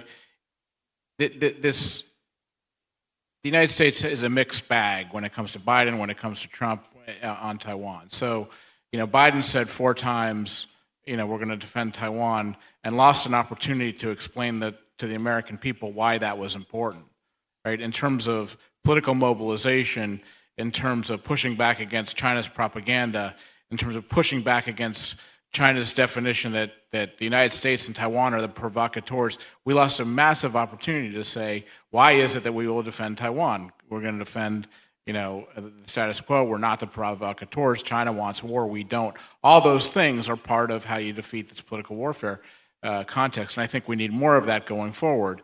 But fundamentally, the United States has to understand, I think my country has to understand, that this is not about simply deterring a conventional conflict. This ongoing threat to Taiwan every day to demoralize it, we can lose that and lose the Taiwan's democracy before a shot's even fired. Thank you, Dan. There was a question over here. Thank you, Inga. I'm Domingo Yang from INDSR. I have a question for Professor Christian, and I hope Dan can also comment on it. Sir, I really appreciate your distinctions between strategic intimidation and also direct confrontation. So I wonder, when Chinese warship in this February of this year, they were conducting live firing drills in the Tasman Sea in between New Zealand and Australia, causing civilian flights reroute, and these Chinese warship even circumnavigate the entire Australia. Will you consider this as a strategic intimidation or direct confrontation? And also, when the Albanese government complained about this to Beijing, Beijing replied that they were surprised because these exercises were conducted in the so-called high sea, so that they should be legally grounded. And Beijing says that since Australia can conduct the exercises in the South China Sea, why can't Beijing conduct the exercises in the Tasman Sea? My question is, how can we push back such Chinese narratives? And this part, I really hope Dan can also jump in and comment on it. Thank you. Christian. Thank you so much for the question. It's a great one. And before I get started, I would like to push a little bit back against the overly use of the term warfare or hybrid warfare. Let's not forget that some of these things that we're talking here about are in the domain of diplomacy, including multilateral diplomacy. Some of the things that we're talking about here are also in the realm of international law, right? All of that matters, and that brings me to the question of the exercises in a second. Let's also not forget that democratic values also mean to adhere to peaceful diplomacy, that it means to live up to multilateralism and to adhere international law. And when I'm saying international law, that not only means to what we hear a lot of times, most recently, to defend international law, but also to make new international law when it is required. And that was earlier on one of my key arguments, that the gray zone space urgently needs attention in terms of making new international laws that can actually cope with it. Right now, this does not seem to be particularly popular, and one of the reasons for that is if there's something that a global hegemon doesn't like, then it is more international law. Right. If there's something that a small island state or small or middle power urgently needs, then it is not necessarily the attention of the hegemon, but then it is international law. That is preliminary remarks. Now let's come to the question of the exercise. If you look into the law of the sea, there are two different interpretations in terms of the freedom to hold exercises. There's the argument, and that is largely promulgated by the United States, that exercises fall under freedom of navigation, and you have to inform the coastal state of your intention to conduct exercises. Now, then there are other countries, and that includes Vietnam, that includes Ireland, for instance, that are not so keen on having exercises in their exclusive economic zones. In the Irish case, it was the Russian Navy that wanted to conduct a live fire exercise in the exclusive economic zone. And for the case of Vietnam, you can guess. Right? So if we're analyzing Chinese exercises, we always have to keep in mind, what version of the law of the sea do we want? Do we want to have the version where there's the freedom to conduct exercises promoted by the United States? Or is it the more restricted version of the law of the sea, where the coastal states have much more power? I think it's a super important question. It's one of these many unresolved tensions in the law of the sea. And as many of you might know here in the room, one of the key problems of the UN Convention of the Law of the Sea is that we don't have a body through which we can internationally meet and interpret the law of the sea. We only have a General Assembly, a resolution, and annual, and we have the UN Security Council. That is a problem that actually needs fixing. Where are we going to discuss the question and develop the answer of how we want to interpret the law of the sea? So this is basically at stake. Just saying that this is gray zone warfare doesn't take us basically anywhere. We need to ask, how do we want to interpret this in terms of the law of the sea? And do we think it's illegal? But then, we have to move to the other interpretation, the non-American interpretation. So that is an answer, but I'm pretty sure there will be also other opinions on this. Yeah, thank you for the question. I mean, China weaponizes the law for political warfare purposes. No other way to put it. I mean, I've worked at the Department of Defense when the United States was lawfully operating in the exclusive economic zone, and China rammed an EP-3 and the Hainan Island, and that's just the tip of the spear. I mean, they've been doing this for 25 years, so there's no international law solution to China's weaponizing of the law for political and military purposes. On the Tasman Sea, the Chinese just aren't telling the truth. The idea that this is somehow tied to provocations in the South China Sea, where the Australians are lawfully operating, freedom of navigation, it's just simply not true. That the Chinese have been, the Chinese were caught or wanted to be caught recently in their operations around Australia, but they've been operating around Australia for years now.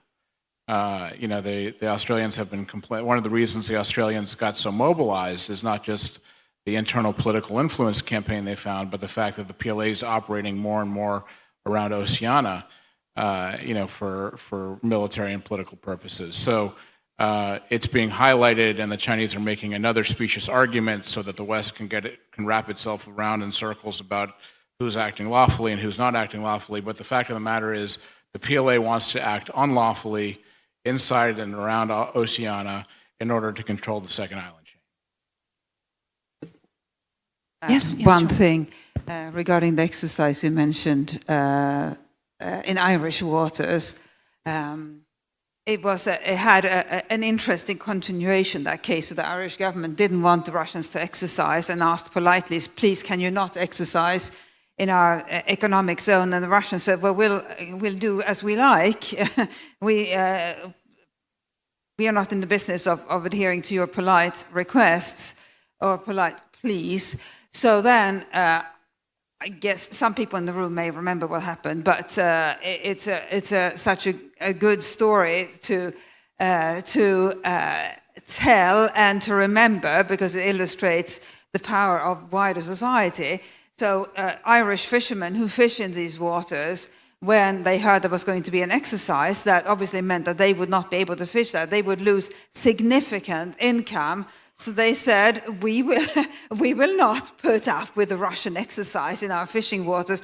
And they said, we're going to sail out and sail 24 hours a day. So essentially preventing the Russians from conducting their exercise. And that's precisely what happened.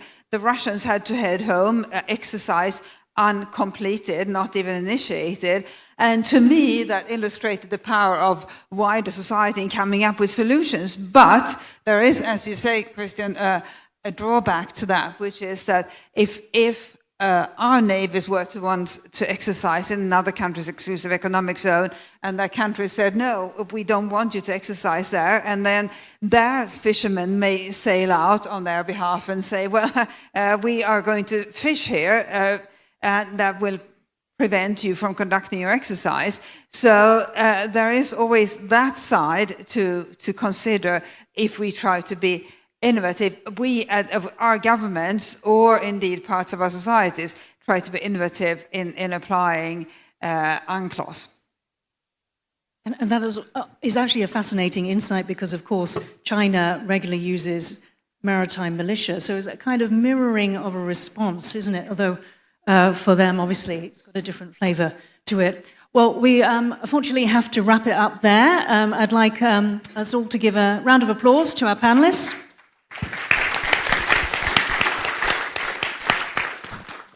Thank you very much, and thank you for all your questions today.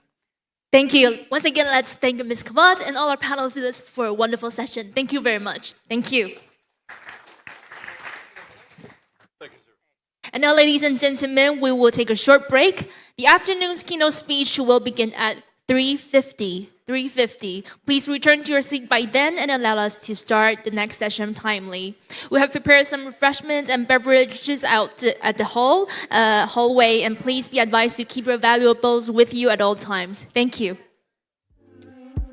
No matter how hard it gets, don't regress, 'cause you're blessed.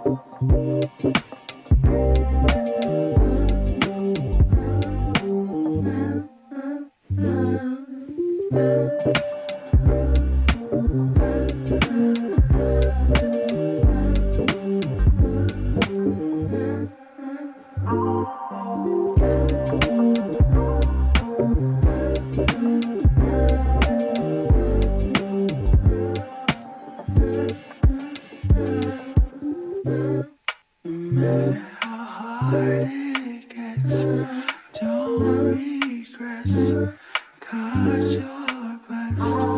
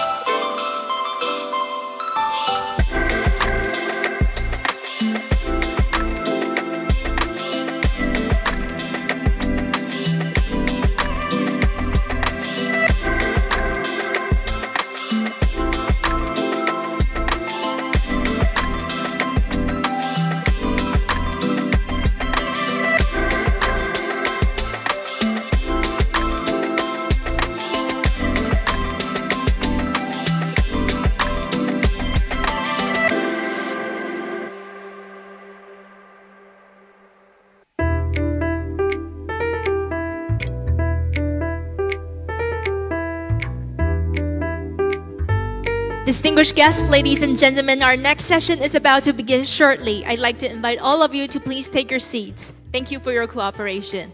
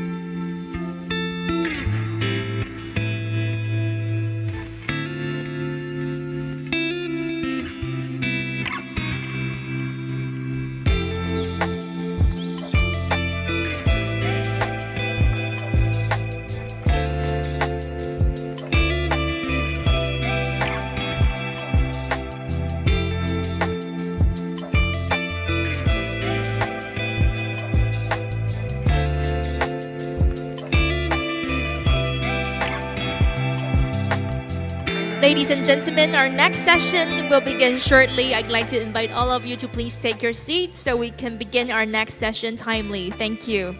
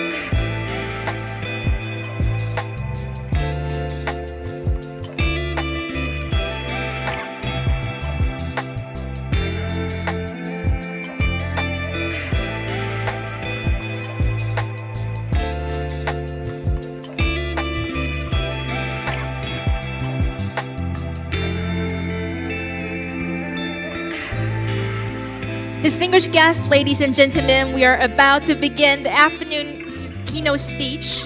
So I'd like to invite all of you to please return to your seats. Thank you very much.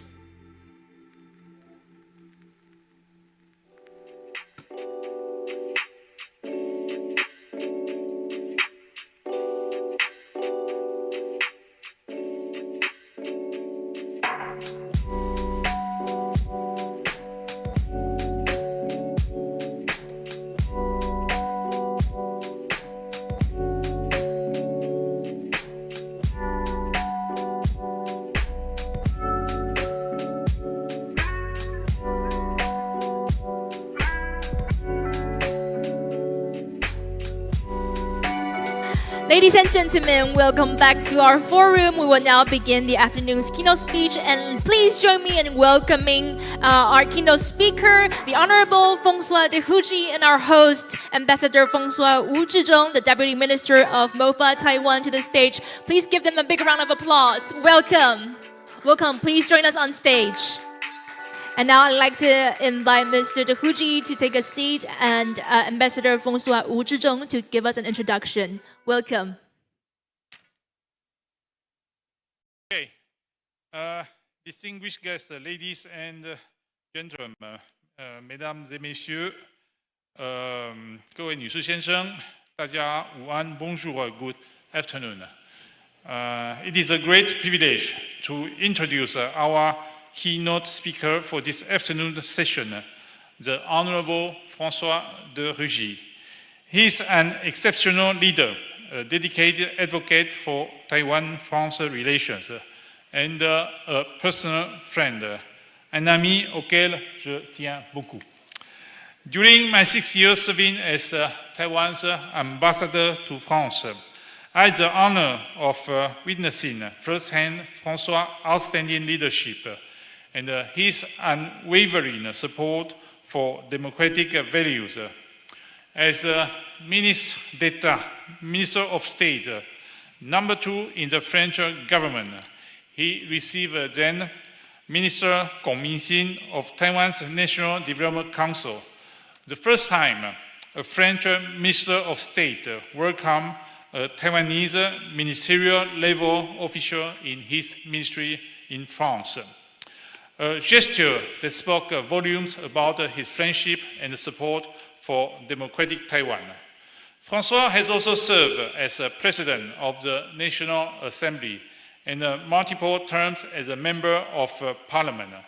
This experience has made him a strong and respected voice for reform and progress, not only in France but also around the world, and very much here in Taiwan. As a friend of Taiwan, François has played a vital role in strengthening the partnership between our two nations. He first visited Taiwan in 2016 during his tenure as the Vice President of the National Assembly, marking the beginning of a deep and lasting engagement. In 2020, he became chairman of the National Assembly's France-Taiwan Parliamentary Friendship Group, working tirelessly to foster closer relations. Thanks to his leadership, in 2021, the French National Assembly overwhelmingly passed its first ever resolution supporting Taiwan's participation in international organizations. Later that year, François returned to Taiwan to further solidify our ties. Today, François will draw on years of experience to analyze the current geopolitical landscape and explore strategies to address global challenges. I am confident that his insight will help us navigate the complexities ahead and advance our shared vision. And now, please join me in giving a warm welcome to the Honorable François de Régie, a true fan of Team Taiwan and Team Freedom. François, sache que ton amitié compte beaucoup pour nous. Merci. 谢谢大家. Thank you very much. Thank you very much, Deputy Minister Wu. And ladies and gentlemen, please welcome the Honorable François de Régie for his speech. Welcome. Mr. Chairman of the Prospect Foundation, Dr. Tan Sun Chen, thank you for your invitation to speak on this凱達格蘭Forum. Dear Minister, Deputy Minister François Wu, thank you for your words.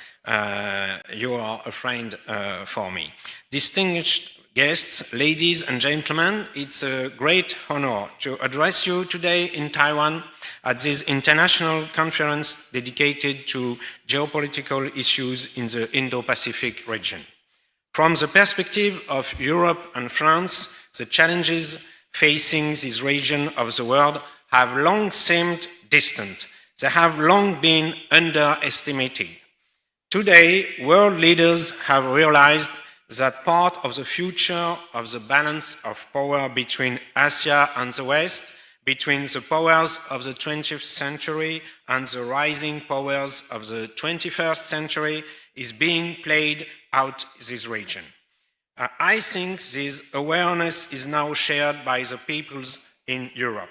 From France's perspective, the balance in the region is now seen as strategic for global equilibrium.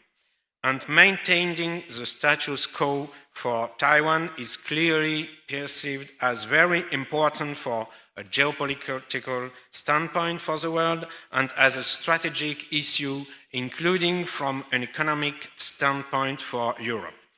As far as France is concerned, I must say that this awareness has been accelerated by the work of François Wu, my friend who was Taiwan's ambassador to France for 6 years and now Taiwan's Deputy Minister for European Affairs. I would like to point out that also I was President of the National Assembly in France and then Minister of the French Republic in the government of Prime Minister Edouard Philippe, appointed by President Emmanuel Macron.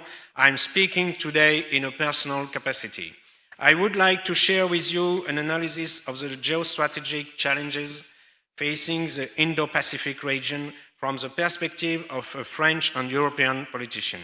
In Europe, after the Second World War, we defended the free world alongside the United States of America against the Soviet Union and the countries of the communist bloc. Since the collapse of the Soviet Union in the early 90s, it seems that the free world had won.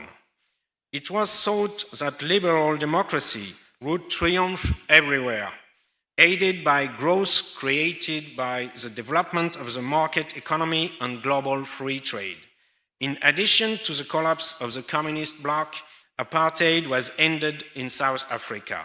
Even the Israelis and Palestinians signed a peace agreement in Oslo in 1993.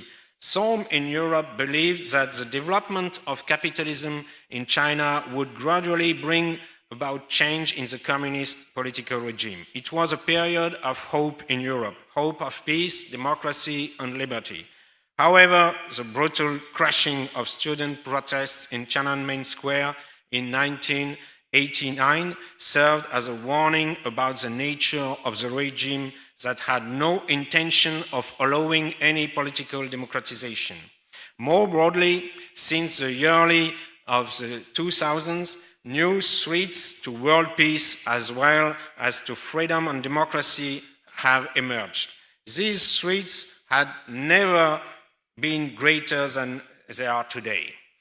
While we are no longer in the 80s, when US President Ronald Reagan spoke of a battle between the axis of good and the axis of evil, we must nevertheless ask ourselves, should we not support each other?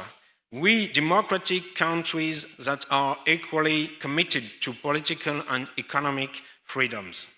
Opposing democracies today is an axis of powers that want to resist the spread of individual freedom and democracy and do not hesitate to use force not only against their own people but also against their neighbors.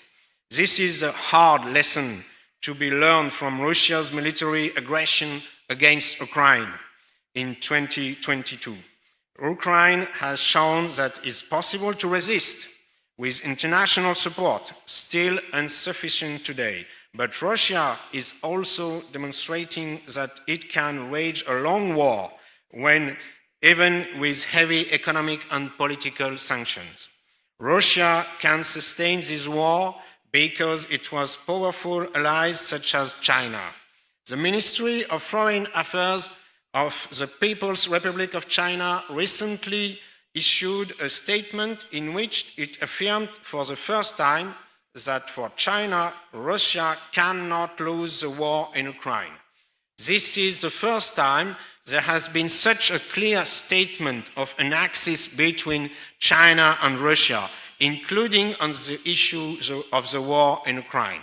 Russia and China may share a worldview based on imperialistic logic that seeks to rebuild itself by force, ignoring universal human rights values and international law. For these states, relations between states are based solely on power relations, and certain neighboring states are vassalized or made dependent. These states do not hesitate to use techniques of interference or destabilization in democracies, particularly through social medias. This is regularly the case in France on the part of Russia, including in election campaigns. This is also being carried out on a large scale in Africa, in countries that had security agreements with France. These agreements have often been broken and replaced by agreements with Russia. China is also exerting strong pressure or financing movements aimed at weakening France in New Caledonia, for example. Beyond its axis with China, Russia can also rely on the support of Iran and North Korea. The BRICS countries have not broken off political and economic relations either. This creates serious concern for the near future. The logic of state will imposed by military force is once again taking precedence over international rules. More open conflicts are resuming between Israel and Palestine since the Hamas attack on October the 7th, 2023, between India and Pakistan recently, between Thailand and Cambodia just a few days ago. Added to this threat from non-democratic powers is a threat of radical political Islam, which has been developing for more than 30 years. From Afghanistan to West Africa, a political vision of fundamentalist Islam is developing and gaining power. Many countries have been weakened or destabilized. Regional powers such as Turkey have grown stronger.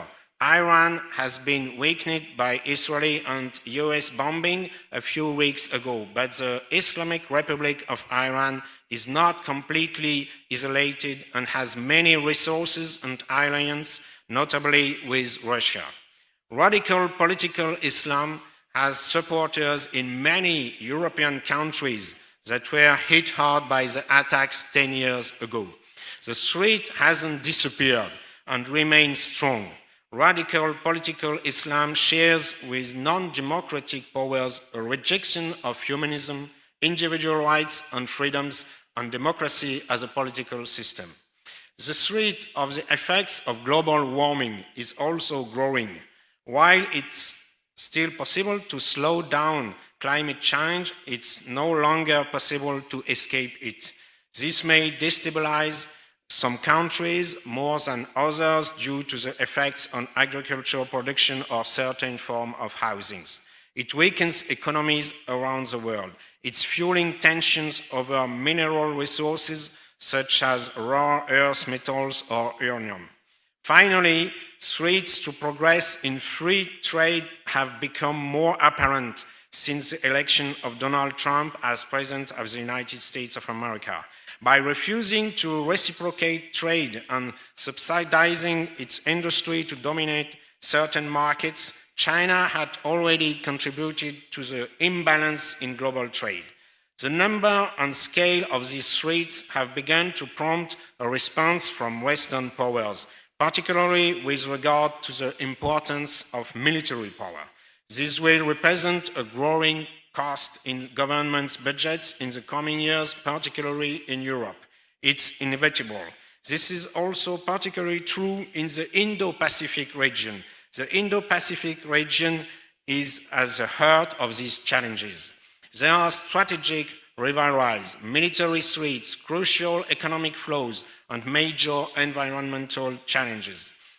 It can also be considered one of the regions of the world where the future of universal values such as democracy, individual freedoms, and the rule of law is at stake. If we consider these values to be universal, then they must be defended here as they are in Europe, America, and Africa. And we must defend the rule of law over force as well as free and fair economic exchange. The Indo-Pacific region has become a nerve center of international relations. It's home to more than half of the world's population, a growing share of global trade, and essential shipping lanes, including the Taiwan Strait and the South China Sea, through which approximately 40% of the European Union foreign trade passes. For several years now, tensions have been growing in the region. This is fueled by China's rivalries between China and the United States, North Korea's nuclear ambition, and territorial disputes in the East and South China Seas.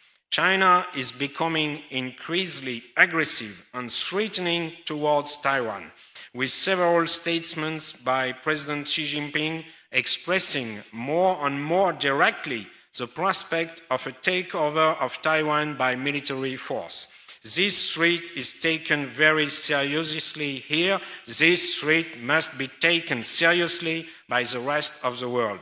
It's increasingly perceived in Europe and particularly in France as one of the greatest threats of the coming years. The war launched by Russia against Ukraine shows that this is possible.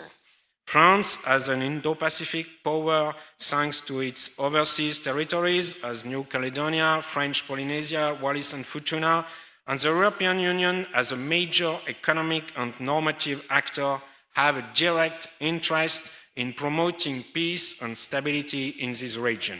These interests are not limited to maritime or economic security, but also include the defense of a rules-based international order in which democracy and freedoms occupy a central place. Since 2018, under the leadership of President Macron, France has developed an ambitious Indo-Pacific strategy based on 3 pillars: security and defense, economic cooperation, and multilateralism. For a very long time, French governments consider that France's strategic priorities lay in Europe, the Mediterranean Sea, the Middle East, and Africa.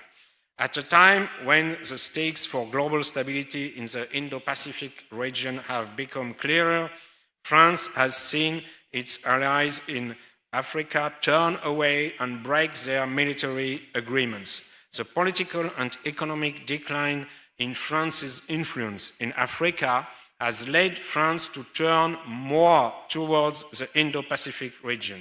It now has the opportunity to deploy more military resources there from its overseas territories, but also by participating in joint actions with Japan, Australia, and New Zealand, and by developing its tie with India.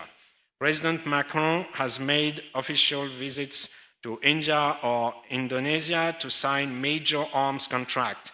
This year, the President of Indonesia was invited to the military parade of France National Day. In 2023, the guest of honor of the French President was the Prime Minister of India. As a maritime power, France plays a key role in defending freedom of navigation and overflight, fundamental principles of international law as defined by the United Nations Convention on the Law of the Sea.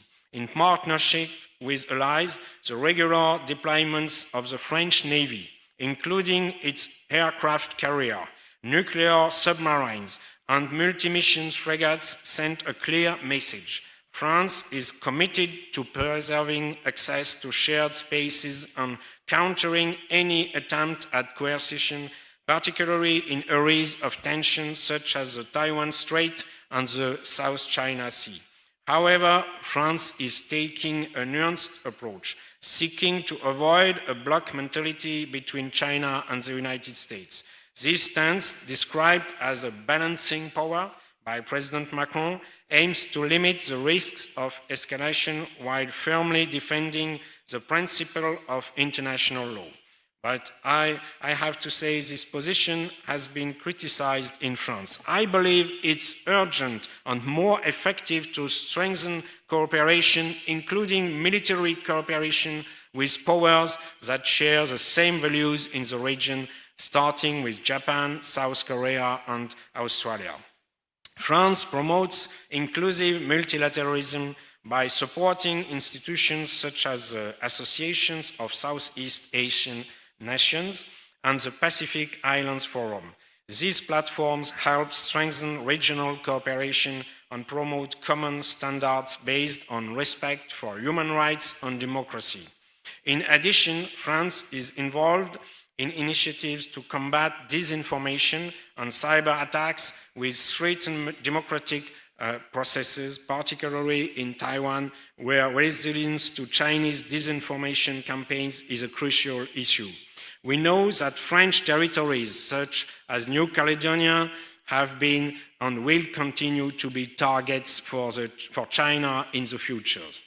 Although historically less present in the Indo-Pacific than France, the European Union adopted an Indo-Pacific strategy in 2021 that reflects a growing awareness of regional issues. This strategy emphasizes prosperity, sustainability, security, and governance with a clear commitment to democratic values. The European Union recognizes that stability in the Taiwan Strait is essential not only for regional security, but also for global economic prosperity. In 2022, the European Parliament adopted a resolution condemning any Chinese military aggression against Taiwan and affirming that the European Union and Taiwan are like-minded partners united by the values of freedom, democracy, and respect for human rights. This position marks a significant shift, with the European Union adopting a firmer tone in the face of Chinese attempts to unilaterally change the status quo. However, the European Union remains cautious, avoiding directly provoking China, with which it maintains crucial economic relations. This caution reflects differences between member states, with some favoring a more conciliatory approach toward Beijing, while others, such as the Baltic states and the Czech Republic, have taken a firmer stance in support of Taiwan. Many European Union member states, including France, often fear the economic retaliation that China could take. The European Union's Indo-Pacific strategy is part of its broader ambition for strategic autonomy.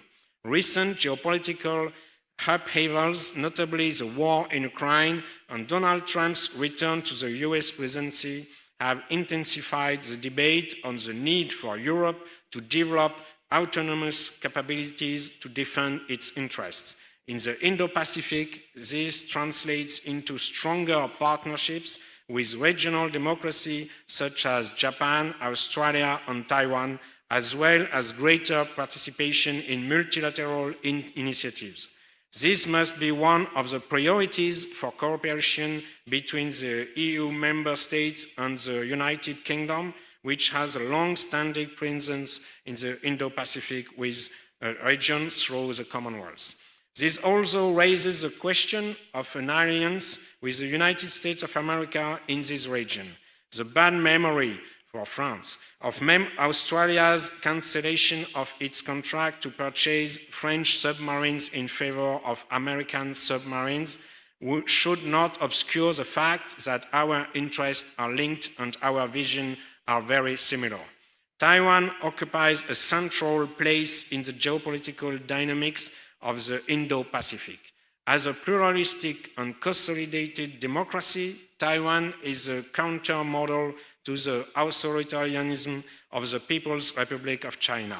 With an increasingly assertive national identity, 60% of Taiwanese consider themselves exclusively Taiwanese, according to a 2019 poll, and with the spread rejection of the one country, two system model proposed by Beijing, Taiwan embodies the values of freedom and popular sovereignty. Taiwan is also a major economic and technological player, thanks in particular to its leaderships in the production of semiconductors, which are essential for the global economy.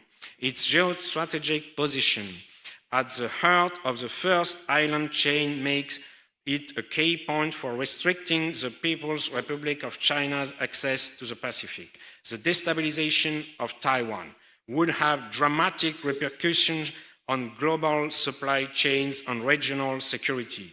This must be considered unacceptable by the countries of the European Union. This must be also affirmed jointly with the United Kingdom, the United States of America, and all countries in the region that share this vision. The People's Republic of China is stepping up its pressure on Taiwan through military means such as regular overflights of its airspace and invasion exercises, and through economic means such as trade and political restriction, seeking to maintain diplomatic isolation and deter any state from establishing political ties with Taiwan. Even in France, when we speak out on Taiwan or participate in high-level political meetings, such as during the visit to France of former President Tsai, or for participation in this conference today, we are pressured by Chinese authorities not to participate.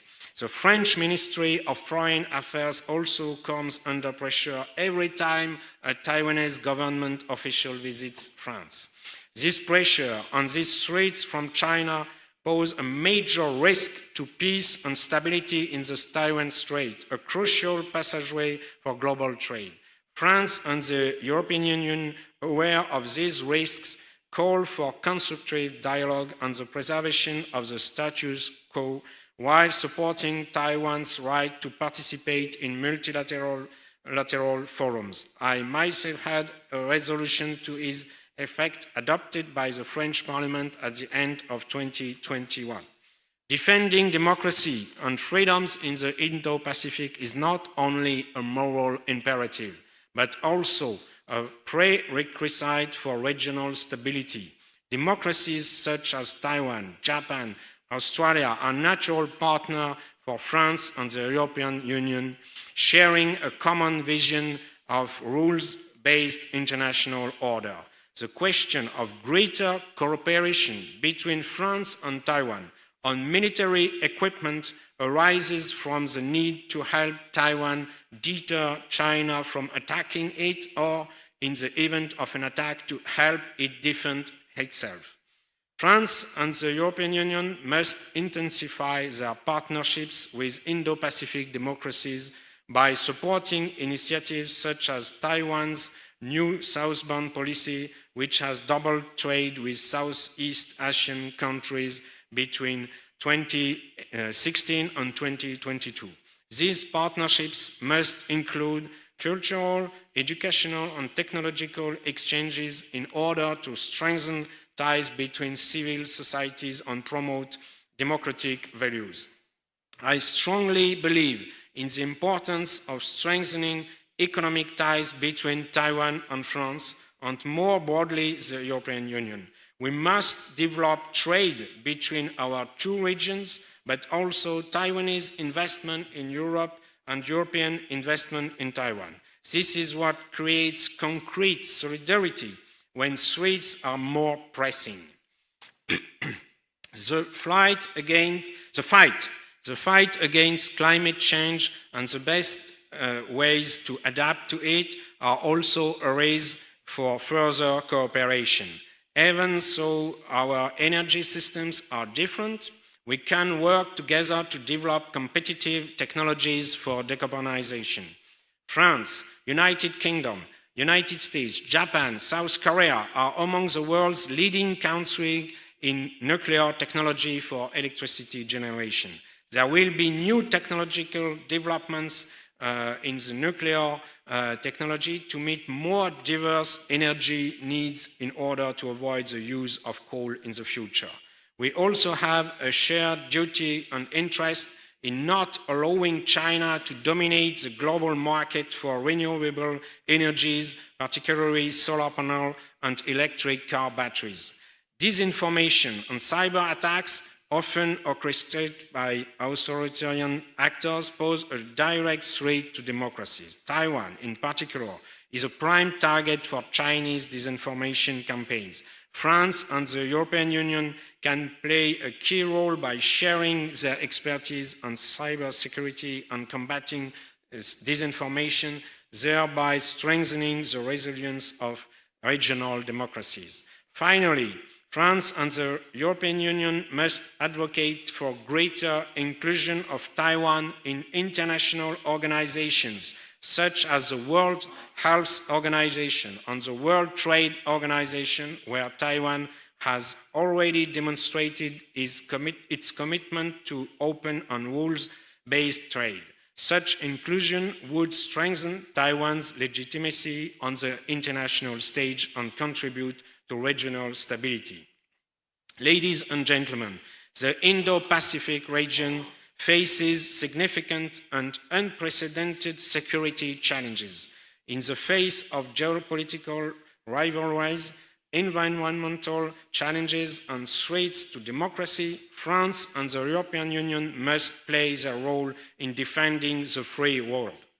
By promoting a multidimensional approach that combines security, economic cooperation, and multilateralism, we can contribute to peace and stability while defending the universal values of democracy and freedom. The history of the 20th century has taught us that there is no inevitability to the victory of authoritarian regimes. Taiwan, with its democratic model and resilience in the face of authoritarian pressure, is an essential partner in this endeavor. By strengthening our ties with Taiwan and other democracies in the region, supporting a rules-based international order, and avoiding the pitfall of bloc logic, we can build a future where peace and prosperity prevail. Let us be clear about the threats and act with determination to ensure that peace and freedom prevail. Thank you for your attention and long life for the free world. Thank you, Mr. Takuchi, for your excellent keynote speech. Please return to your seat in the audience. Thank you very much. And at the same time, Deputy Minister Wu will be leaving us due to a prior commitment. Ladies and gentlemen, please join me in thanking him for his presence today and for his contribution. Thank you very much. Thank you. Please thank Deputy Minister Wu for hosting several sessions today. Thank you very much. And now, ladies and gentlemen, we will in a while proceed to the panel discussion 3 titled Impacts of Economic, Technological, and Industrial Diplomacy on International Politics. Now, there will be 5 panelists in this session, respectively, from France, Poland, Slovakia, and Taiwan. And in a while, I will be inviting all our panelists and also our moderator upstage to join us and take a seat. Now, ladies and gentlemen, I'd like to first introduce our moderator of panel 3, Mr. Zhou Haoling Thompson Cho, the chair of Taiwan Foreign Correspondents Club. And please give him a big round of applause. Welcome. Please join us on stage. Welcome. And now I'd like to also invite all our panelists to join us on stage together. Please come up stage and take a seat. Welcome. Welcome. Ladies and gentlemen, please give all our panelists a big round of applause. Welcome. Please take a seat.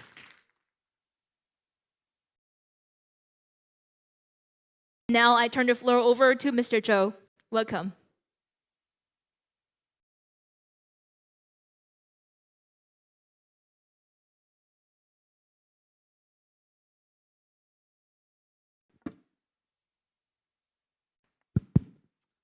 Thank you for the introduction.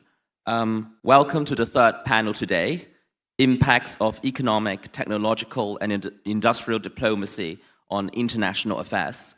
As just introduced just now, I'm Thompson, chair of the Taiwan Foreign Correspondents Club and a correspondent with Nikkei Asia. I will quickly and briefly introduce our distinguished speakers today. I think on my immediate right, would be Stefan Korkov, Associate Professor of Political Science, Lyon Institute of Political Studies in France. And further to my right is Weronika Jakubczak, an Associate Professor at the Main School of Fire Services in Poland. Right to her is Matej Simauczyk, Executive Director of the think tank Central European Institute of Asian Studies in Slovakia. And beside him is Tristan Liu, President of the Taipei University of Marine Technology. And last but not least, we have Holmes Liao, former McDonnell Douglas Aerospace representative in Taiwan. As we have seen today with a number of panels and keynote sessions, there has been unprecedented attention on Taiwan in recent years, not just about Taiwan's chips and the threats Taiwan is facing, but also what Taiwan and the government here intend to do in terms of diplomacy and their economic, defense, and security policies. I want to start with a quote from Ghost Nation, a new book recently published by the veteran Taiwan-focused correspondent Chris Horton. In the book's introduction, the author cited Foreign Minister Lin Jialong's words, and I quote, "Beyond semiconductors, Taiwan could serve as a manufacturing hub for drones and other military equipment that the US and other countries are struggling to produce at scale," the foreign minister said. The author then added that it seems that the Lai administration's approach to the second Trump era is to position itself as a proactive partner. And I would say that this is not only limited to Taiwan's relations with America, but also with Europe, with Japan, with South and Southeast Asia and beyond. Minister Lin has made economic diplomacy a core part of his flagship initiative, pushing for more trade and commerce overseas and leveraging Taiwan's technology and industrial might abroad. He has also sought to put that into practice by visiting a dozen countries in the first half a year as foreign minister, including accompanying President Lai to the Pacific Islands via Guam and Hawaii, also to Europe with a delegation of drone companies, and more recently to the US and Japan. And I think with that, I will now invite speakers to give their opening remarks, perhaps starting with Matej. Thank you.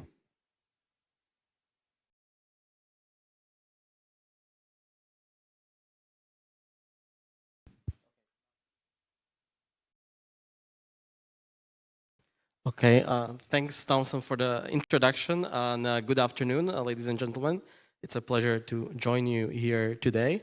I think that I like the quote that you've shared right now, right? That Taiwan has a lot to offer, and oftentimes we have been reducing Taiwan merely to the idea of semiconductor cooperation, while there's many more areas of economic cooperation where both European countries and Taiwan can work together much more closely. And not just in terms of economic diplomacy, but also in terms of policy coordination when it comes to economic security policy as well, where both sides have quite a bit to learn from each other. And I want to focus on this aspect a little bit more in my introductory remarks.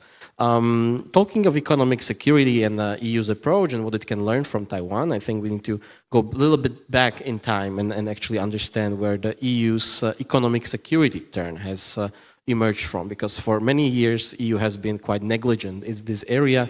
It had a very positive outlook on trade cooperation and investment cooperation with China until certain wake-up calls happened. And the first major one happened in Germany around 2015, where one of the crown jewels of German economy, the robotics company KUKA, all of a sudden stopped being a German company because it was taken over by Chinese investors.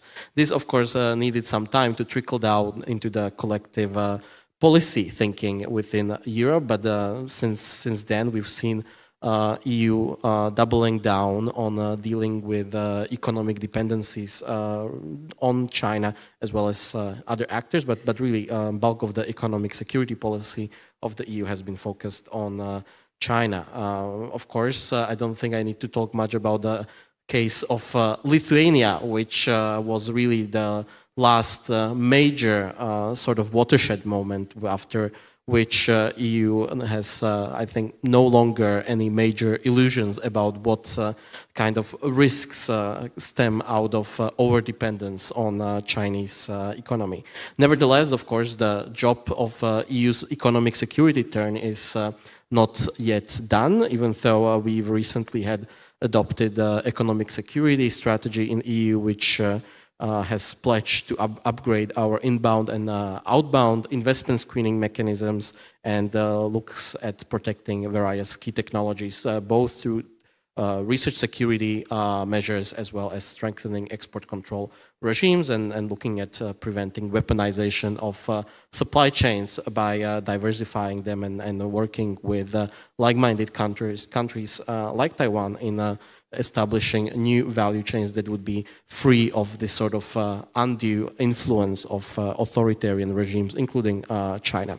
So if we want to move forward in our economic security thinking, we of course need to recognize that none of the democratic countries has actually fully figured out this space, right? Each actor has its own strengths and weaknesses, different experiences, and exchanging best practices and lessons learned. Both the positive lessons as well as the negative lessons will be key to succeeding in developing efficient economic security policy. So when it comes to EU and what it can learn from Taiwan, I think there's quite a few areas where there's a space for better policy collaboration, which would of course be quite helpful for Taiwan, because it can serve as a springboard for deeper political dialogue between European Union and its member states on one hand and Taiwan. So one of them being the outbound investment screening. This is something that is still quite a novel idea within the European economic security thinking. We still lack a proper mechanism on this, even though it has been identified as one of the areas where EU needs to move forward down the line, especially when it comes to preventing proliferation of sensitive technologies out of EU to authoritarian regimes. Of course, Taiwan has had the outbound investment screening for quite some time, and there's a lot of lessons and practical lessons that EU can learn from Taiwan here, especially when it comes to identifying financial outflows out of EU to China, for example. Supply chain resilience, of course, is another key aspect where Taiwan has been really promoting this idea for collaboration for quite some time. But also other areas are quite important, I think. And one issue that's often overlooked in the broader discussions on economic security is actually talking about what to do once the economic coercion is already happening. And even though we've seen the EU moving in this area a little bit by adopting the anti-coercion mechanism, it still sort of doesn't have a response to how to, for example, help the victims of economic coercion. And this is something where I think EU can draw some inspiration from Taiwan, as Taiwan's been quite proactive historically when it came to helping the companies that were suffering due to economic coercion from China, for example. So think about the examples of aid and policy help that Taiwan was providing, for example, to the farmers that were being targeted by Chinese coercive measures. Of course, we cannot talk about economic security in isolation only.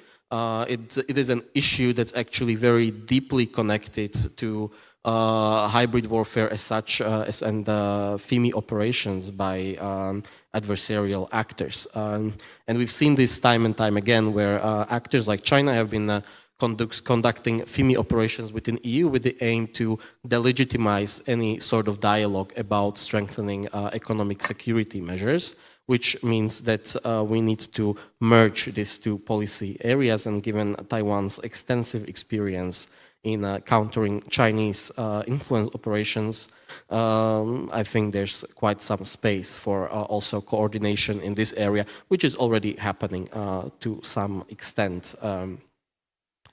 Nevertheless, as I said in the beginning, this sort of learning trajectory needs to go both ways, right? It cannot be one-way street, and there's quite a few things, of course, that where EU can help Taiwan as well with its own economic security. One of the key issues, of course, being energy security, which remains to be probably one of the weaker links in Taiwan's overall resilience. Of course, there's been a good development over the past year in the wind-generated energy, where EU and Taiwan had, towards the end of last year, finally settled their WTO dispute, which will allow more proactive collaboration in this space. But also there is quite a lot of untapped geothermal energy potential in Taiwan, of course, being on the Pacific Rim of Fire, which is rather underused for now. And there's quite a few European companies that have expertise in developing geothermal energy, which could be a vital contribution to Taiwan's overall energy mix. Of course, this sort of economic collaboration between EU and Taiwan and economic security collaboration does not have to be only happening in this sort of bilateral fashion. There's quite a strong argument to be made also for its external dimension, and it was mentioned in the keynote before, collaboration between EU and Taiwan on exploring synergies between Global Gateway and the new southbound policy could be quite a big contribution to countering China's economic offer to the Global South countries, which is a problem for both the EU and Taiwan.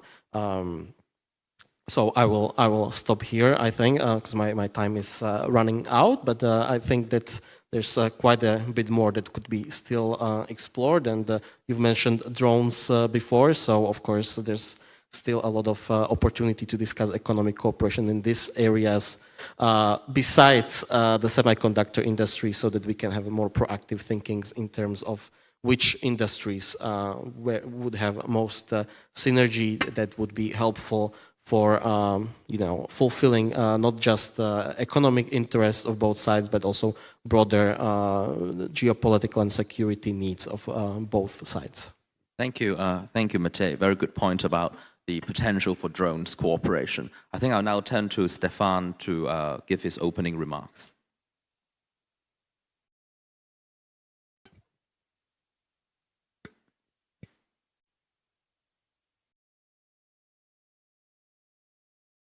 Yeah, it's okay. Thank you very much. Chairman Chen and President Lai, dear Thompson, dear friends and colleagues, it's always very delicate when we're in Taiwan to be asked to discuss in front of you about matters that you know much better than we do. But it's a pleasure, though, because we know that you trust the ideas we could have from time to discuss with you common matters of common interest. So what I'm going to talk about today is the space that can be devoted to AI in military affairs, especially with the backdrop of China's modernizing military capabilities, gray zone tactics, and what we could call 2.0 political warfare. And that has led in recent years and months to artificial intelligence rapidly becoming central to both strategic planning and operational execution, and Taiwan is certainly no exception. AI can serve numerous goals in military affairs. I tried a little list of it. Collective massive information, analyzing them quickly, anticipating adverse decisions, help design and use of war games, detect early signs of decisions to attack or to launch offensives, help analyze the nature of the threat, detect and warn about dangerous patterns in the context of hybrid warfare, propose the adequate proportioned response to and avoid useless escalations, accelerate response times, operate autonomous systems, of course, whether lethal or non-lethal, and enhance ammunition supply, and even managing complex personnel issues like in Japan, including stress management with early anticipation of the morale of the troops, countering disinformation, debunking fake news, establishing internet sentinels. Well, the list is very long. The first point I will talk briefly about is the use of AI in the competition for strategic superiority, with an example in mind, first of all, the United States, which of course is leader in military AI innovation, with a program like Replicator aims at deploying thousands of inexpensive autonomous drones and systems to quickly saturate conflict zones. There is also in use recently a platform called Thunderforge that is using AI to process battlefield data in real time that is used by commanders already to make rapid decisions. Taiwan is not immune from this development, not being able or considering not being able to match China's conventional forces. Then, of course, Taiwan is relying on high-tech solutions to build an asymmetrical deterrence and respond to aggression. The Ministry of National Defense in Taiwan has actively invested in military applications of artificial intelligence recently, with the development of virtual anchors, strengthening intelligence analysis, and improving the effectiveness of weapon systems such as drones, satellites, or missiles, and has established recently a National Defense Innovation Group. You've probably heard, if you live in Taiwan, about the massive investment in drone productions, with an order placed recently of, I think, 48,000 units. And the aim of developing AI is more generally for early warning systems, streamlining the chain of command, and using AI in military training exercises and stimulation, as we saw last month with the Hanguang exercises that were mentioned earlier today. But AI is also used in information warfare, and this is a domain in which Taiwan is obviously very concerned as a target of Chinese disinformation campaigns. AI can be used, this is no surprise to anyone, I suppose, to create fake content, to create deep fakes, and to launch targeted propaganda on social media, which are aimed always at polarizing public opinion or eroding trust of the citizen in democratic institutions. So if AI is used to produce these things, then AI can be used to counter them. And Taiwan is developing since many years already, several years, an AI-driven countermeasure series that can be quite useful for us outside in the other parts of the world to understand how is being experimented an authoritarian digital strategy that is not, of course, the fact a strategy led by China only. We all know that Russia is experimenting the same thing, and we can try to trace back some connections between Russia and China. And there was quite a lot of discussion recently in Taiwan on an event when a certain president of a certain political party had harsh words on the president, on President Lai, and that reminded us of some strategies initiated in the Russian capital. The last point I would like to address is the ethical issue of the military use in AI. Of course, it's the core issue, or one of the core issues. But first, I would like to switch to Japan. Initially, I wanted to make a comparison between Taiwan, Japan, and the United States in the difference of the use they make of AI. Then I had no time. But Japan is a specific case since it's a constitutionally pacifist country. It's not supposed to develop weapons for projections of troops outside of its boundaries, as you know, and is opposed very clearly to the use of AI in lethal autonomous weapons. However, Japan has still worked quite interestingly towards integration of AI into its cybersecurity and logistics systems and intelligence gathering efforts, and also, that's where I found this example, addressing personnel shortages. But Japan is the illustration, I think, of a wider debate that has yet to be held nationally and internationally, nationally in our nations, which is the ethical problems raised by the military use of AI, which is a question that is already addressed in Taiwan.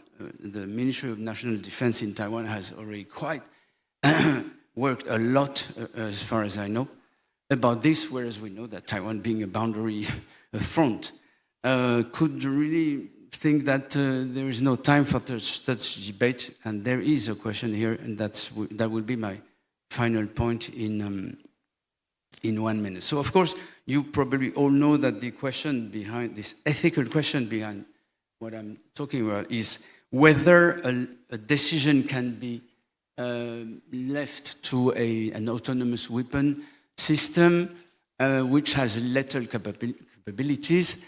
Should we leave it the decision to fire or not? And it's already one level of the problem. A sub-level of the problem, should we allow it to fire on civilians or soldiers only, etc.? This is a very tricky issue. Of course, discussions are underway in the United Nations, but there is no international consensus on that, on banning or regulating autonomous lethal weapons.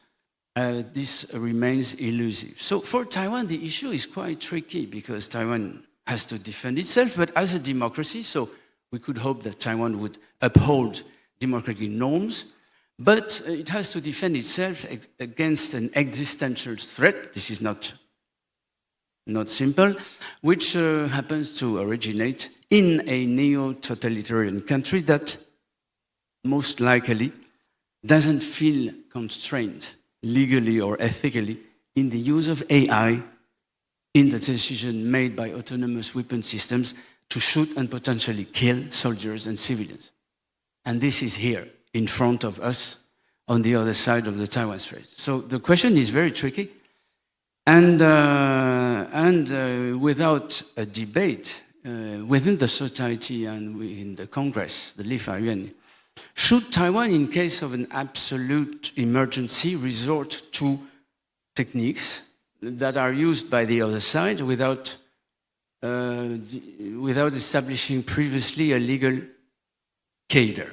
Would democracy simply survive if the country survives and that people then are asking, why did you do that?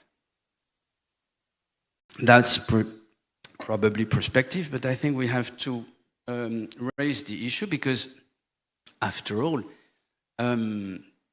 President Lai did it in April this year with his 17-point 17项措施 addressing these issues without previous or obvious public consultation. But the thing is that the Taiwanese society and the Taiwanese Congress are highly divided on very tricky issues. It would have been probably difficult to lead such a public debate, but it's raising the issue whether Taiwan can or not trespass or avoid this step. This is really a very difficult question, but Taiwan is not alone in this because we are not in the US or in Europe in a position now to make significant progress on that issue. So I'm making a proposition, and time is up, I will finish on this. A proposition that I made last month, in June, in the Linyi Foundation, the Cilin Jijinhui, that Taiwan could consider, it's just a suggestion of course, but could consider the idea of preliminary talks to organize in Taipei or in Taiwan an international conference to collectively reflect on the legal norms and ethical limits to the use of AI in lethal autonomous weapon system. That would be very useful for the world, and that would probably enable, if successful, Taiwan to shine globally for its contribution on this issue. That would also put pressure on China not to allow itself such use, though I'm not very optimistic. That would set standards, limits, and state what is legal and what is not legal, which, in other words, would decide in advance to render illegal future unruled AI usage by China in lethal military weapon. Thank you very much for your patience. Thank you. Thank you, Stefan. You raised some very valid questions about the ethical and legal dilemmas Taiwan faces as it seeks to fend off coercion and threats from neighboring China. I think with that, I'll now turn to, on our right, Veronica, to give her address.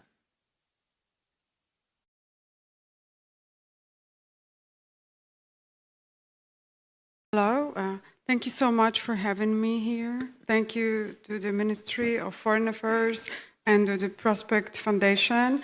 It's an honor to be part of such a inspiring community. And I've been listening to the presentations of my colleagues with a lot of ideas. So once again, thank you everybody for the inspiration. And I would like to express my full support to the ideas, to the issues that were mentioned by two gentlemen in our panel. And I would like to also address what has been said before. And I'm very excited to hear more and more people expressing their support to strengthening the cooperation and thinking about something more than only capital gain. And coming from Poland, coming from Europe, it was very painful, yet very important lesson that we have learned ever since the war in Ukraine started. And it was, I hope, a final lesson that showed us that making bigger business, making better capital gains are important. At the same time, we have to focus on something that is called strategic autonomy. And there have been many ambassadors of this idea, of this phenomena, with the President Macron, just one person to mention. But I think what I have understood from the exposés today is that we have to think of something bigger, something that would fit in a new manifestation of globalization processes. And I'm a big proponent of supporting cooperation between the countries that share the same values, democratic values. And I also would like the economies to prosper. But why don't we, instead of focusing on cutting the costs and increasing the gain, the capital gain, why don't we try to combine the two, making the economy prosperous, at the same time, not thinking only about the money and the costs, but also trying to find the synergy where we, meaning democratic countries, stand up together, think about our resources, think about our capabilities, and not only create stronger economies, make more workplaces, protect our technologies, join our forces to make better technologies without creating vulnerabilities and increasing dependencies when it comes to our reliance on natural resources coming from non-democratic countries. Because we live in an era of gray zone conflict, hybrid conflict.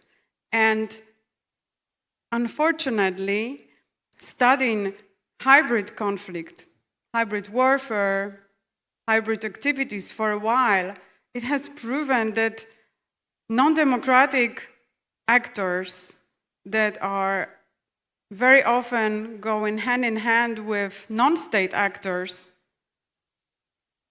they are exploiting what we create by ourselves. They don't really have to do much because we kind of serve them on a silver plate whatever they can work with. And there were so many important issues mentioned now. Old threats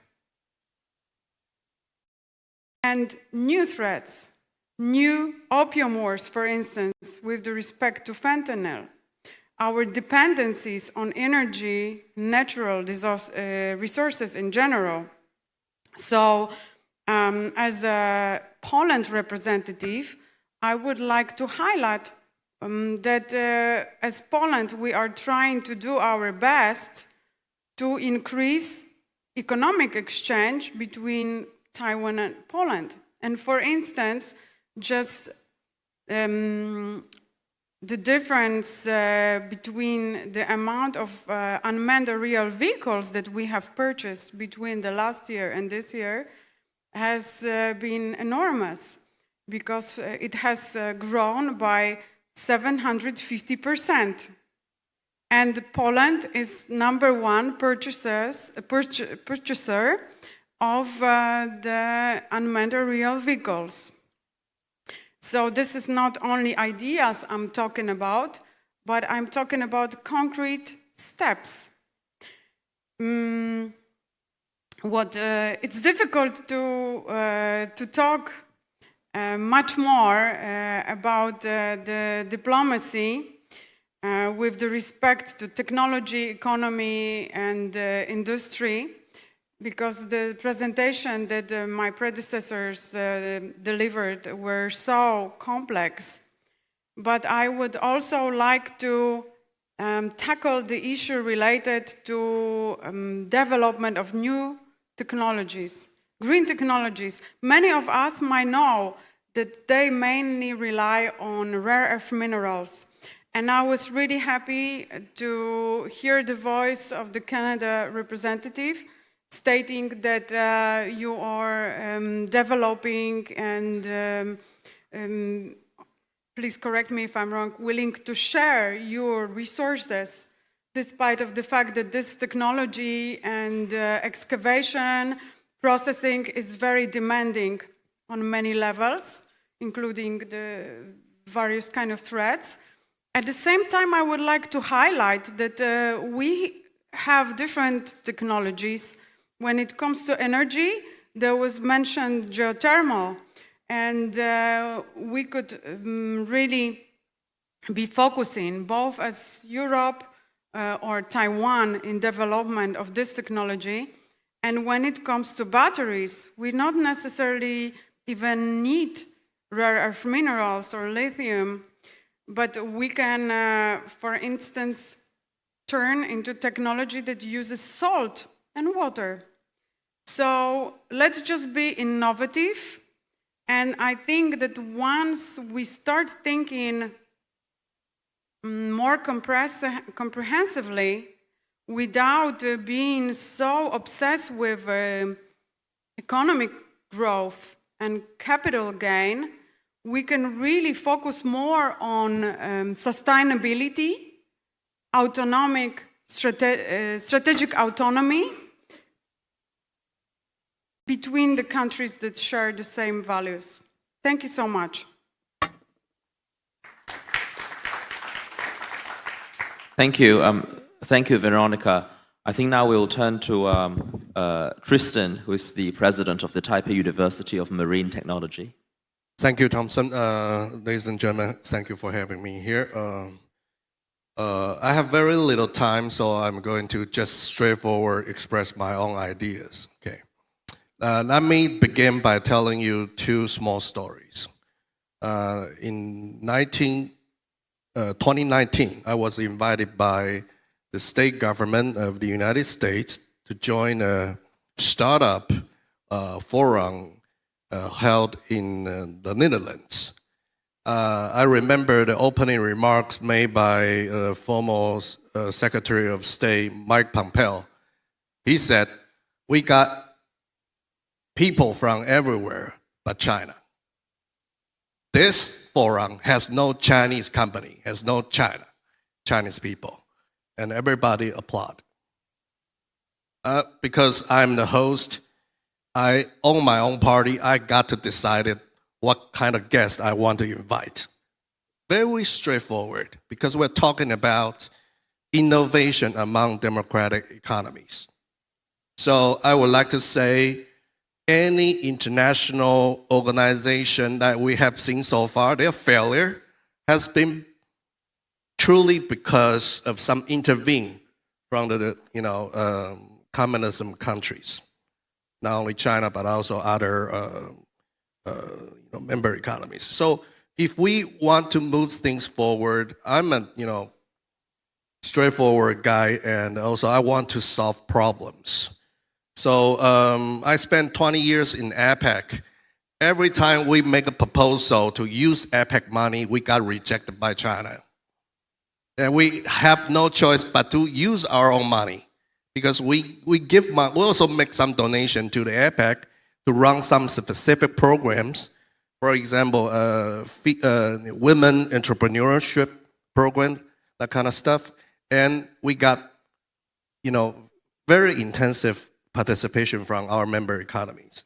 So I'm just saying that I'm proposing a new framework. It's called the greed-based international framework. It doesn't have to be attached with a geographical, point of view. So everybody talks about EU. Everybody talks about, Asia Pacific regions. Let me tell you straightforwardly. In this government, in this administration under President Lai, Ministry of Foreign Affairs focusing on topics and issue-centered cooperation framework. So we team up with maybe Philippines and also from Czech Republic. So it doesn't matter, it doesn't tie to traditional geographical limitations. So it's all about topic-centered, and it's all about value-centered. And also it drives very interesting interactions among diplomats across those countries. So whenever we go to the Philippines, we talk to US ambassadors in Philippines. We talk to Japanese ambassadors in Philippines. So it's more like a metric cooperation framework. It's not two ways. It's not only bilateral, but you can form a very interesting multilateral, symmetrical, and metrical framework. So everybody might ask where the money come from. Okay, that's very interesting questions. I give a thought. I think everybody is very familiar with the triple, the triple helix, right? In the past days, especially, I think in APEC or somewhere else, okay, we cherish the participation of business leaders, especially for multinational companies. We have ABAC, but in other international organizations, the business community doesn't have a voice, at least, in the mainstream. So, why not let the international companies and, cherish, democratic values, cherish the, strategic topics, like our honorable friend from Poland said, strategic autonomy, that should include key industry leaders and also academia, especially think tanks. So money can come from the international cooperations with the ethic codes, with the play rules that agreed among those key democratic leaders, so that we can incorporate those leaders to take on much more important issues, like our honorable guest from France said about environmental issues. Those could be solved by the joint efforts, not only by the government, but also by the business leaders. That also can explain how I want to break through the political dilemma in Taiwan, because you have, blue and green party against each other. But if you allow the business community to speak up, to lead the programs that could provide long-lasting financial support and also agenda settings, and also with the proper guideline, the proper support or guidelines by the government officials, it can also incorporate public opinions or NGOs. So I really, glad to see more and more, successful cases. Maybe from UK, we see, IISS holding up several very successful forums around the world in the Middle East or somewhere else. We should have that, more and more. So try to figure out to pin down the agenda and also cooperate, but not with too many countries. Maybe we can start from 3 or 4, just like Quad. But Quad is only limited to government officials. We can incorporate more. And with that, I will conclude my first round speech. Thank you.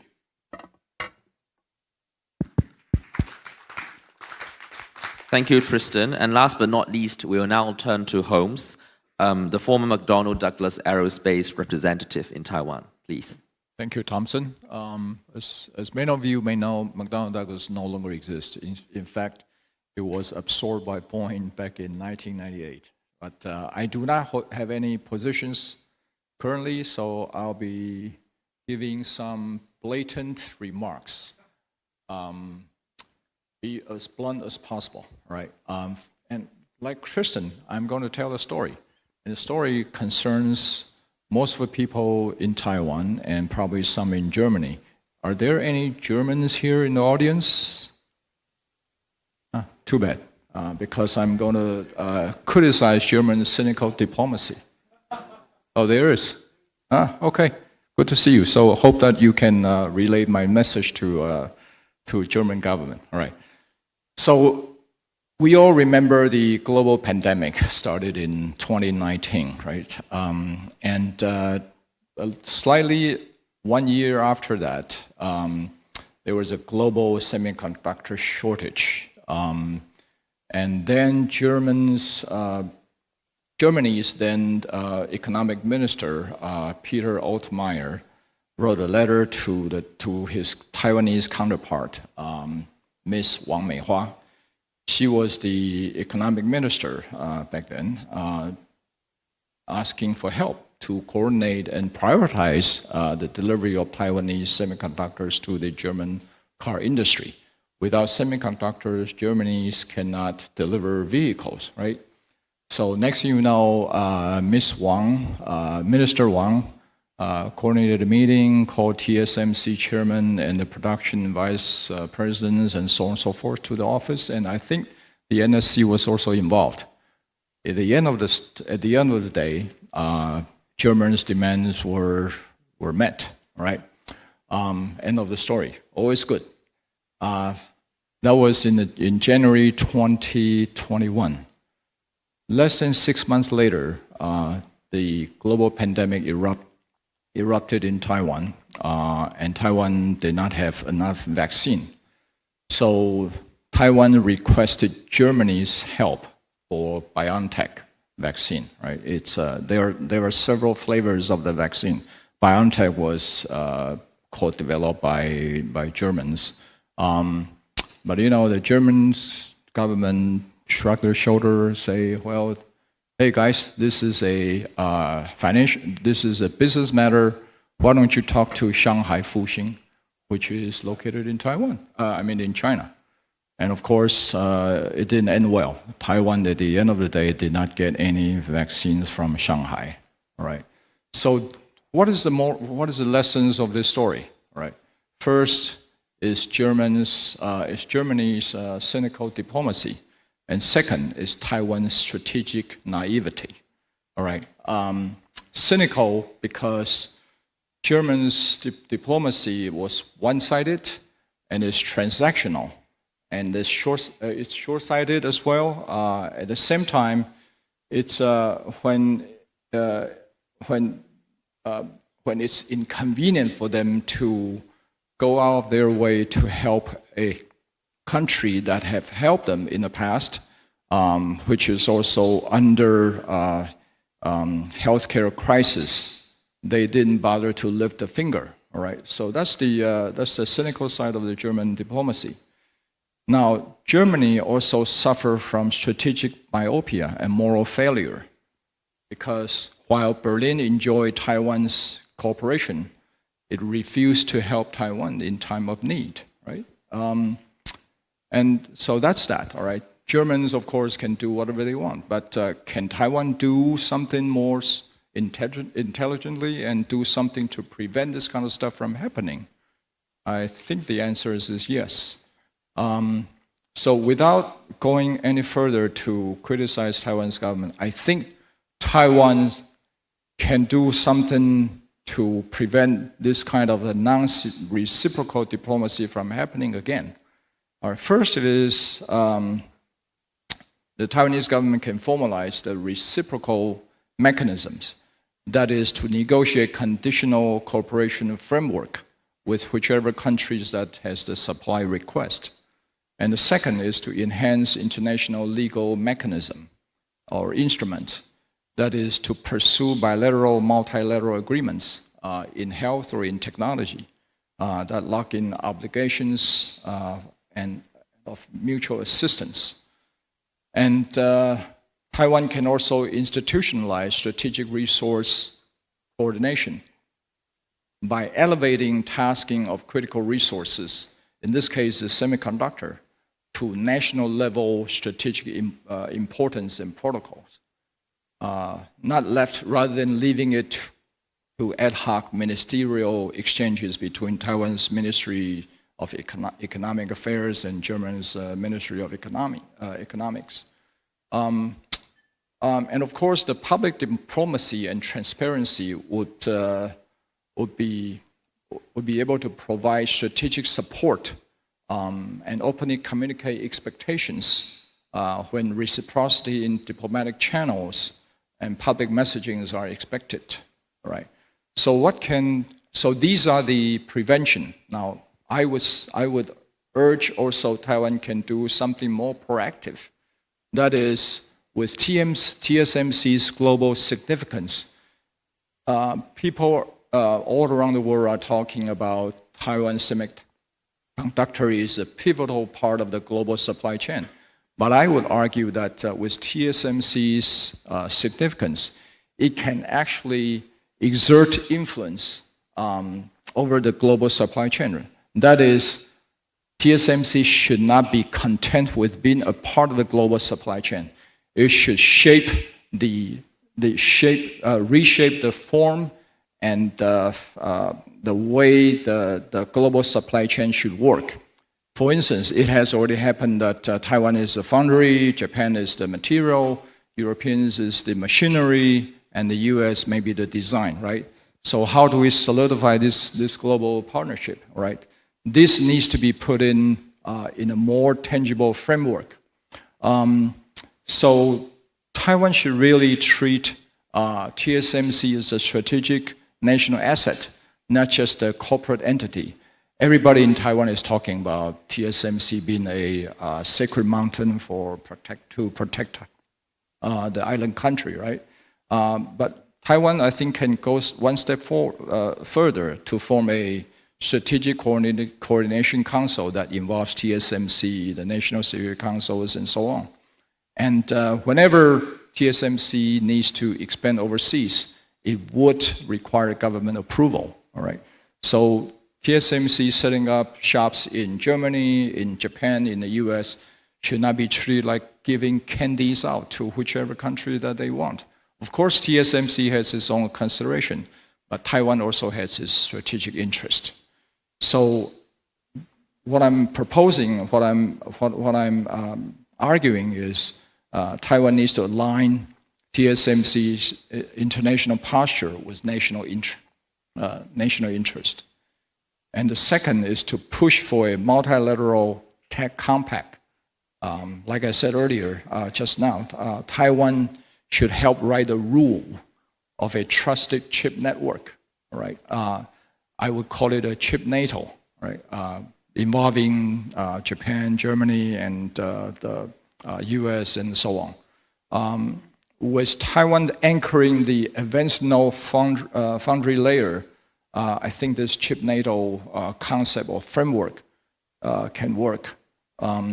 In a word, we need to build a TSMC-anchored semiconductor ecosystem in Taiwan.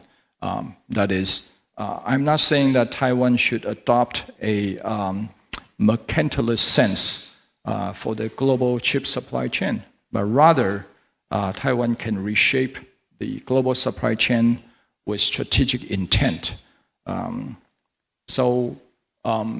A few years ago, Dr. Lai of the Prospect Foundation asked me to write an article arguing that the TSMC should not move to the US. And back then, the US, with all intent and purposes, wanted TSMC to migrate all its assets. Well, all may be an exaggeration, at least a significant part of its production to the US. And the reasons they initially used is that, well, there is cyber attack, TSMC, operational securities, and so on.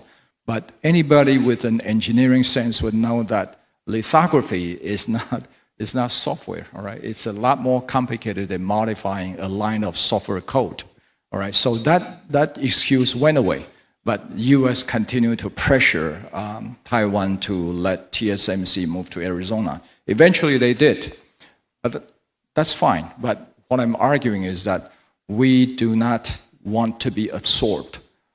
We want to be indispensable or irreplaceable on our own terms. All right, so I'll rest here and elaborate a little bit later. Thank you. Thank you, Holmes. We'll now move to a general discussion, including questions from the audience. I think as the moderator, I will start with my own first question, and I will take one or two from the floor.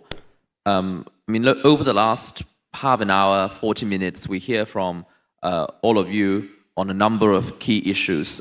Strategic autonomy, AI as deterrence, building a new international platform, dealing with economic coercion, and revamping diplomatic strategies to align with, to get TSMC and business interests that align with the national interest.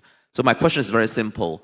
We see that in an interview with Nikkei earlier this year, Foreign Minister Lin talks about how Taiwan plans to play a vital role in forming a democratic supply chain with like-minded countries as a necessary response to the emergence of Chinese suppliers. So could I invite you guys to assess the efforts to create such a non-red supply chain? Feel free to pick a particular region, such as Japan, Eastern Europe, and Taiwan, or a particular theme, such as drones, which a number of you have mentioned. So this is my question. I think I will also take another question from the floor. If you are interested, please raise your hands and tell us your name and affiliation.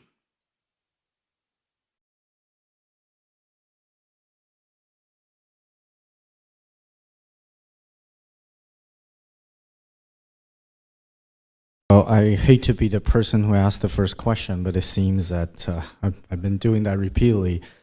So Dominic Yang, University of Missouri. I work for the history department. Now I have one question. Can I have two questions?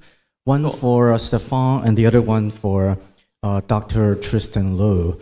And for Stefan, the question is very simple, right? Of course, AI, it's a new thing, and we're all trying to wrap our head around it, right? And it's a hypothetical question. If that the Taiwanese know that by using the AI technology in an ethical way, because we're talking about war, right? And they have the absolute advantage. It's like the US having the atom bomb during World War II, and the Japanese didn't have it. Is it ethical for Taiwan to defend itself uses AI in war on Chinese civilians or Chinese assets? So I know it's a very difficult question, and it's probably the question you're asking, but I want to hear your view on it.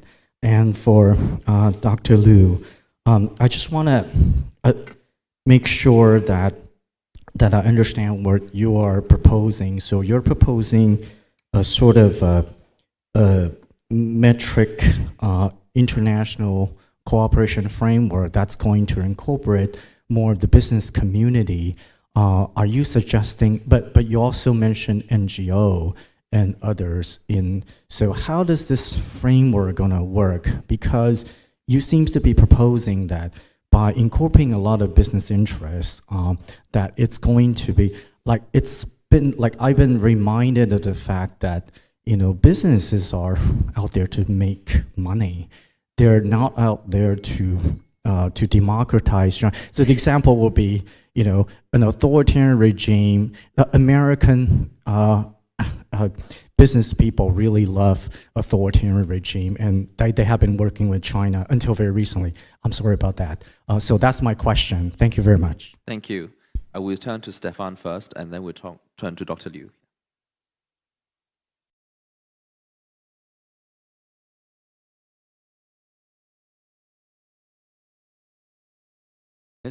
So first, maybe a brief answer to Thompson's questions.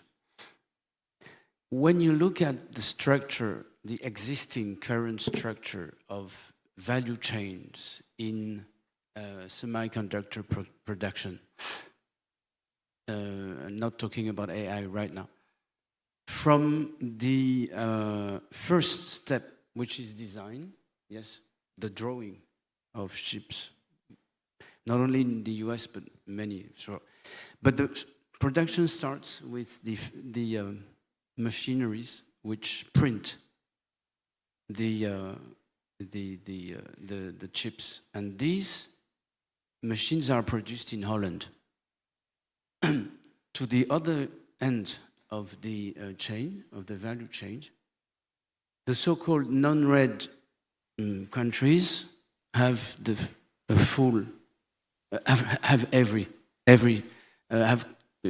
companies, key companies in every segment of the value chain, which means that in each segment there is a plurality of companies, but a very small number of companies, which is making the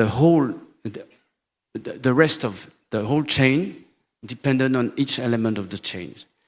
It makes first the notion of sovereign AI or sovereign production of a semiconductor technology impossible. It's a dream. Europe can pour billions of euros for this. It's very good because we'll have many opportunities, especially for Taiwanese companies to collaborate with it. But it's a dream. It cannot work. China is talking a lot about its capacity to do that, but there is so much propaganda everywhere about Chinese technological advances that it's always difficult to, and the more they say that they are on the verge of doing it, the more doubt I have. The US is not capable to do that either. So instead of losing time and money to think about having these concentrated in one country or we just need to take into consideration to just see the reality that we have in our group of non-red countries enough to do the whole chain and to survive by our own. So I think that would be my response. And regarding Dominique, you have questions about everything. And on top of being an exceptional scholar.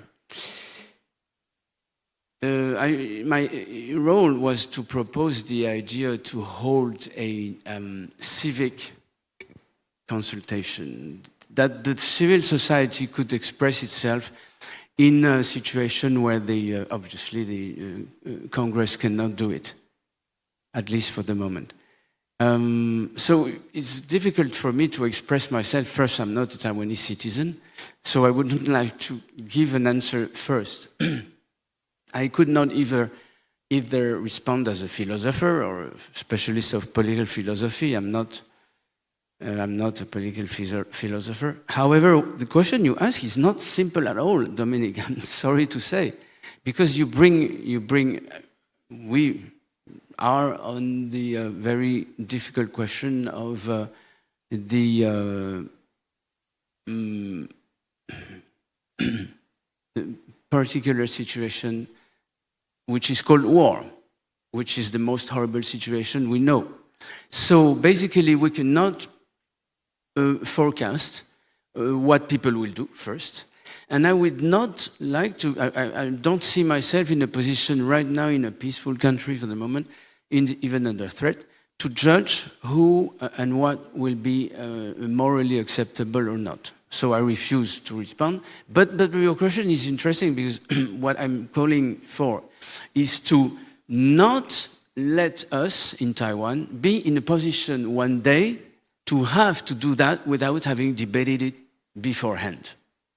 And to be honest, if the question is a question of survival, for me the answer is if you are under threat by external aggression and that the aim of the aggressor is your disappearance, it is part of the answer. Anyway, whether we think that Taiwanese should accept some derogations to moral principle and human rights behavior in military affairs, the thing is that people convinced that they have to, they will. I'm not going to elaborate about what China believes in the social networks about what they would do to the first frontline soldiers when they catch them, right? I don't want to say that, and I won't say more, because saying that would be conducive to making their propaganda more efficient. But it's dreadful. If I was a Taiwanese, I would have a simple choice between being a brutal savage on the front line against them or leaving and deserting. So that's very dreadful. So we have to think in advance about what can we do or what you can do to avoid this, and avoiding this is probably going through huge technological investment, because the key issue here is to be smarter than them. It's not always difficult. And to imagine before everyone the next generation of AI use in military affairs. Thank you, Stefan. We'll now turn to Dr. Liu before I go to the rest of the Okay, panelists. I'll keep it short. The very important NGO will be industrial organizations, associations. Well, sometimes when government officials meet each other, it's all about very hard issues like tariff negotiations, but with no micro foundations. Okay, just like we are now facing 232 articles against our semiconductor industries, but U.S. government doesn't seem to know the importance of Taiwanese semiconductor industries does to their own industries. So, put it in simple, Americans don't speak up for Taiwanese makers. So, in order to avoid these kind of issues, why don't we have a platform to have industrial associations come together? And also, State Department has a think tank called CIPE, collaborating with different industrial associations and also, Chamber of Commerce around the world to pursue the common grounds, common consensus on rule of doing business, free economy, and the regulation standards, or fake news, or any kinds of outdated non-tariff market entry barriers. Those are good topics. And also, if you want to put up international team in achieving some of the strategic goals, you also need those people to come together. And also, university plays a very importance because they have, symmetric, metric cooperations over decades. Okay, so as also a university president, I would also want to shed light on the importance of that. But now there's a huge gap between them. Government officials made decisions simply, based on their own, experience, but not the collective, perspective from other important stakeholders. That's why Minister Lin said everybody is a diplomat. That's the essence of it, to call for participation from more, stakeholders. Thank you. Thank you, Tristan. Matej, do you want to weigh in on the whole talk about supply chains? Yes. Well, I want to piggyback on the vaccine story because Germany might not have given vaccines to Taiwan, but guess which 4 countries in Europe did? Lithuania, Czech Republic, Poland, and Slovakia. What do these 4 countries have in common? It's the Central European region, which has emerged to be the best friend of Taiwan in Europe over the last 5 years. Now, we have to discount Slovakia from this club for now, for a little bit, unfortunately, given our quite pro-Chinese government, but that government is going to lose the next election, and we will have the pro-Taiwanese crowd coming back to power sooner or later. So don't give up on the country just yet. Anyway, why I'm mentioning these countries is because if Taiwan and Europe want to cooperate together in developing the non-red supply chain, Central European countries are going to be vital for this, given their key role as collectively being the manufacturing hub in the EU, as a manufacturing hub in the so-called factory Europe. And Taiwan has started to work on this a little bit. I mean, okay, the big TSMC factory that's going to be in Germany, and it's very understandable given that none of the Central European countries can muster that amount of financial power to provide the subsidy. But we already see collaboration deepening in other parts, in other sectors, right? And you mentioned drones, and that's something where we've seen a new wave of collaboration happening, for example, between Taiwan and Poland. We've seen many delegations coming back and forth trying to establish drone manufacturing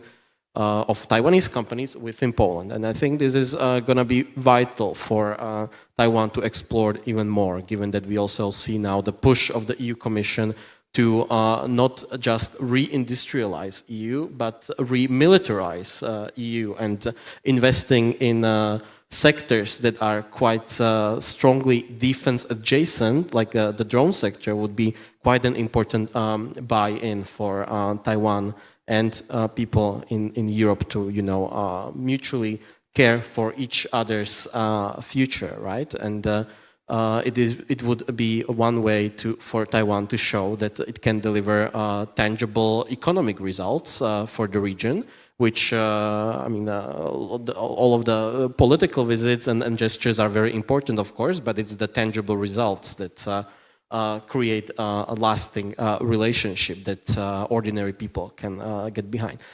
Given that the drone sector is so strongly related to the defense issues, right? So it allows Taiwan to, on one hand, to frame it as an economic cooperation, but at the same time to break the taboos that are existing still in Europe around having more collaboration on defense-related issues. So I would urge Taiwan to really double down on this type of activity, because ultimately it will create manufacturing hubs of key technologies that are going to be vital for also Taiwanese defense effort, should it come to this sort of unfortunate event, which will at the end of the day be able to supply the Taiwanese defense effort when it would be needed. Thank you, Matej. I think you raised a very good point about Europe's importance of Taiwan. I think in particular, a recent report, I think from the think tank DSAT, talks about how an executive order from Trump's administration has created some uncertainty about drone cooperation between Taiwan and the US. And I'm sure Europe will have a much bigger role to play. Holmes, do you have something to add? Yeah, I'll just quickly respond to your comment. I think 2 words comes into play. First is prioritization. The second is reciprocity. That is, of course, BioNTech or other German pharmaceutical or European pharmaceuticals have other countries and customers to tend to. So does TSMC, right? It has many customers all around the world. The fact is, Taiwanese government has stepped in and helped TSMC to prioritize its production to satisfy German car industry's requirements. But when it comes to reciprocity, it just simply didn't exist. So all I'm saying is that, again, on Taiwan's strategic naivety, Taiwan failed to leverage its semiconductor power as a diplomatic asset. And that is the key failure, right? And the second is the government did not offer goodwill. The government offered goodwill goodwill without guarantees. And that should be a lesson in the danger of silent diplomacy. That is, no matter how essential Taiwan wants to, no matter how essential Taiwan is to the global supply chain, goodwill alone does not yield respect or support. Thank you. Thanks. And I think I'll turn, last but not least, to Veronica to see if you want to weigh in on the whole question of a democratic non-China supply chain. I think it takes 3 seconds. Thank you. So I would like to build up on what has already been said. And I'm very happy to hear that there's a growing awareness of need for redundancies. And it was proven during the COVID time that even if something has been working without problems, and when there is a crisis on regional or global scale, we have to think about not only optimization, but also reasonable redundancies and maybe sharing technology to broader extent. And again, I would point out to necessity of being more focused on resilience, on security than on a capital gain. And I would also like to welcome very much the ideas of raising the awareness, because developing technology, making it popular, it's one thing, and another thing is to understand what this technology is connected to, and that there are many threats that we are unfortunately not very aware of. And here I would like to point out the threats related to the Internet of Things or Internet of Everything, and how we think that very simple software solutions or hardware solutions in general can pose a security threat because we are not aware that they might be exploited to collect the data and with a long time perspective. And when we add the axiology of three warfares, that the People's Republic of China or the гибридная война, the hybrid warfare represented by the Russian Federation, to that, they are very well known for not only involving non-state actors, but also for making an attack for a long time without the victim being aware that an attack has been going on. So there's a lot of things that we can cooperate on. Thank you. Thank you. I think we'll now allow a last round of questions. I'll take several in one go. We give it to, is it Taniguchi-san? Then we go to Dirankun and then Thank Jane. you, Chair. I just wanted to say to Mr. Liao, your goodwill and naivete have been well received by the Japanese. By the Japanese. Your goodwill has resonance with the Japanese, so much that you remember that Japan provided Taiwan with millions of vaccines. Right? You remember that?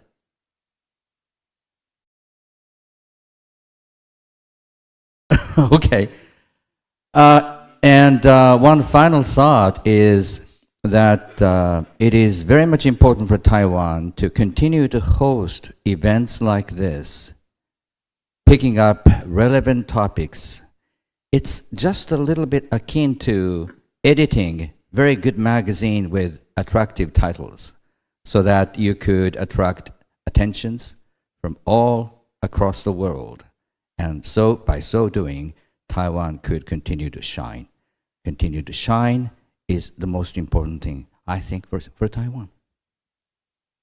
Thank you, thank you, Taniguchi-san. We'll now go to Diran-kun at the end on my left, and after her we'll go to Jane from The Economist. Hey, Thompson, can I respond quickly to this gentleman's question? Yeah. Sure. Yeah, briefly. Just 15 seconds. So in the case of Japan, Japan did reciprocate with for Taiwan's goodwill, right?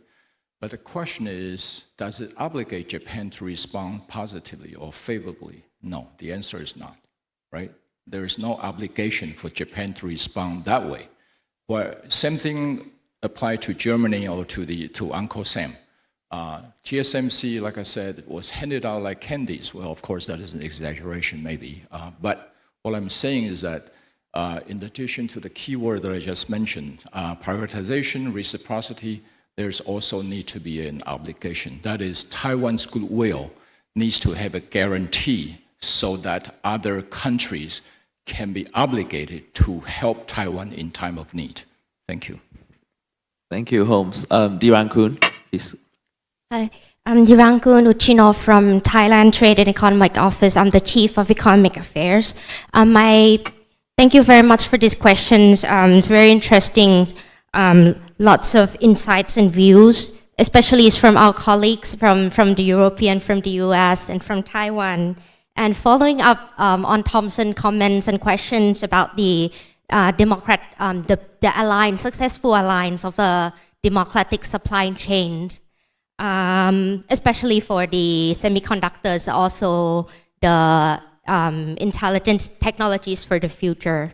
And on the semiconductors, there will be a lot of questions that need more cooperation and answer, whether be there the diversifications of the rare earth sourcings or the finding of the more cost-efficient manufacturing sites for the supply chains. And on this kind of many lists that we have to carry out, how do you see the role of the partnership with the New South Wales policy targeted countries, including like Australia, New Zealand, or ASEAN in this aspect? Thank you. Thank you. Very valid question, given the geographical proximity. I think we have one last question to Jane over there. This is Jane Rickards with The Economist.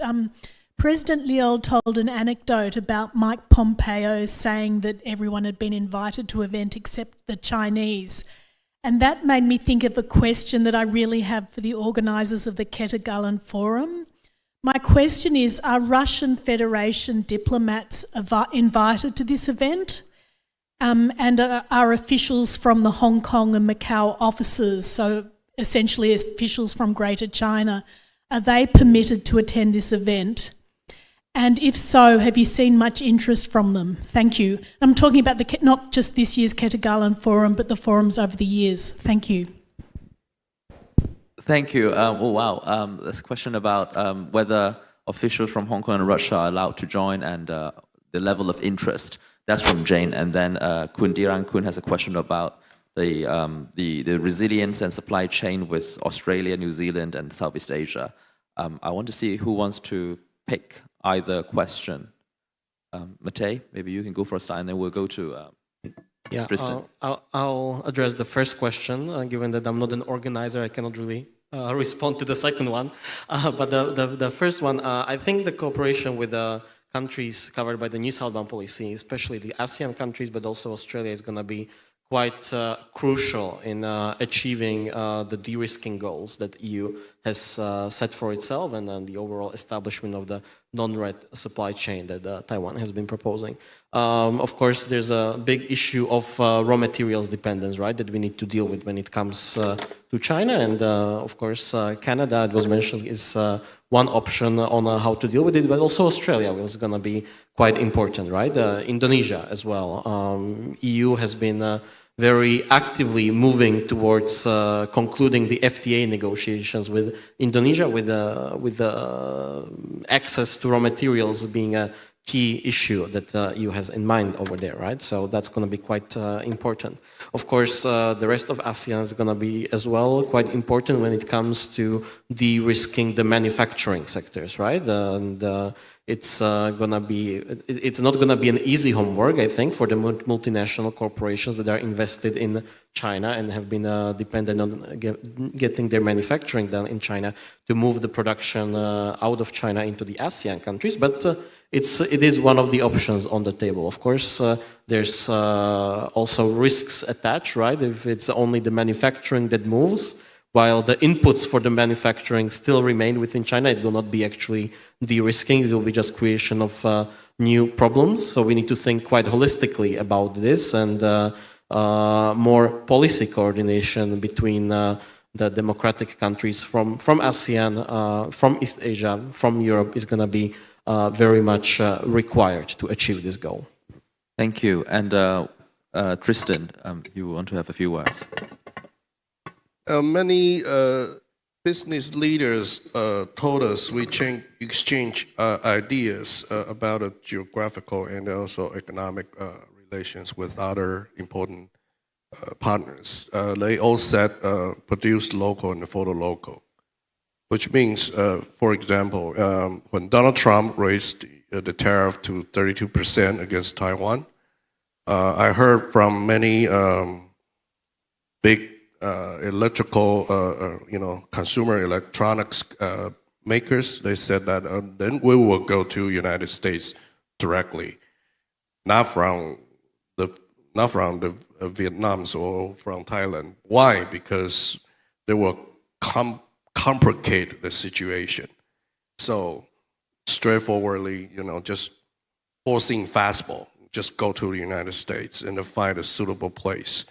So local for local will be the mainstream strategy for Taiwan. And of course, we want our industrial leaders to explore more opportunities in any other markets except the United States and China, especially for European countries, Central European countries. I would love to, as the advisor, will urge our government to pay more attention to that. But basically for local. But if there's no opportunities over there, if the market hasn't gone up, I think they will relocate very fastly.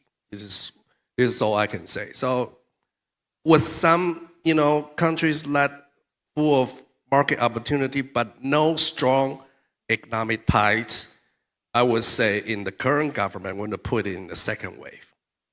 Very straightforward. Okay, put in the second wave. Thank you. Thank you, Tristan. Stefan, you have a few words to add.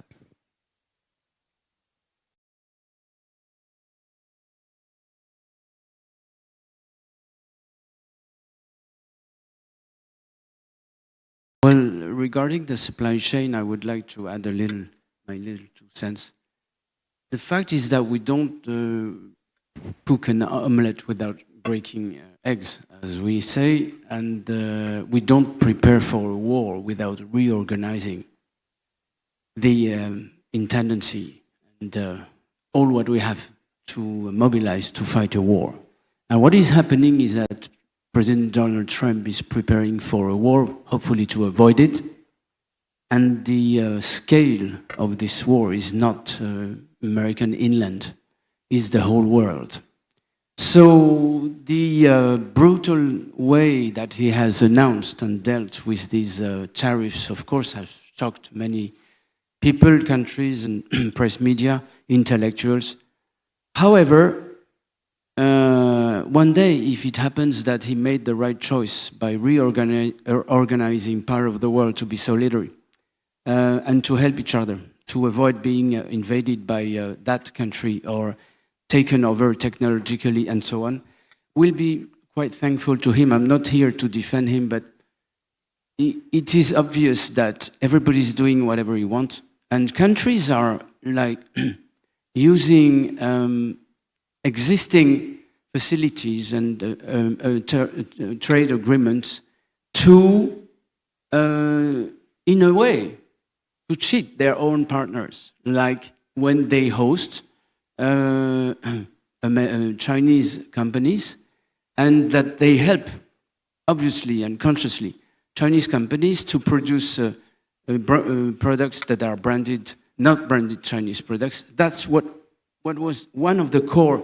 issues behind these negotiations imposed by Donald Trump. This is also one part of the story, and we should not forget that one of the first victims or target of his policies is an American company in AI. And I don't want to destroy a national icon here, but Huang Zhongqun is a very perfect example of this, like trying to use the existing network of possibilities and the trade networks and agreements to sell his products everywhere, including in China. Remember last time he came, just with this personal war with President Trump, all what he invented and all the declaration he made like twice a day, 3 times a day in Taipei, like each other contradicting each other, in order to show or to try to find a way to still go on selling GPUs to China. And that should be recalled. One of the biggest losers is an American company, and that's decided by Donald Trump. It's fair in a way. Thank you. I think we're running out of time, so I'll invite Holmes and also Veronica to give any last remarks you want to have. Thank you, Thompson. So Taiwan should strategically orchestrate influence over global supply chain, right? And that Taiwan can do that. It's not a castle in the sky. Rather, Taiwan has the asymmetric advantage as a bargaining chip. That is, we need to form a structural framework to ensure survival, especially when the country's survival is at stake at this point. And this is a whole of society, not just government, it's a whole of society effort that the people of Taiwan should continue to pursue. Thank you. Thank you. And Veronica, please.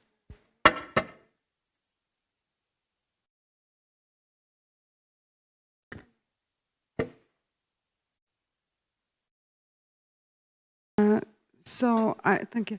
I wanted just to mention that also when it comes to rare earth minerals, that we allowed China to be in such a position, such a strategic position when it comes to rare earth minerals, crucial for the new green technologies. We can also take under consideration recycling. And then another thing, just to repeat myself, is to think outside the box and think about something that it's not necessarily complicated and costly. You know, the businessman mindset.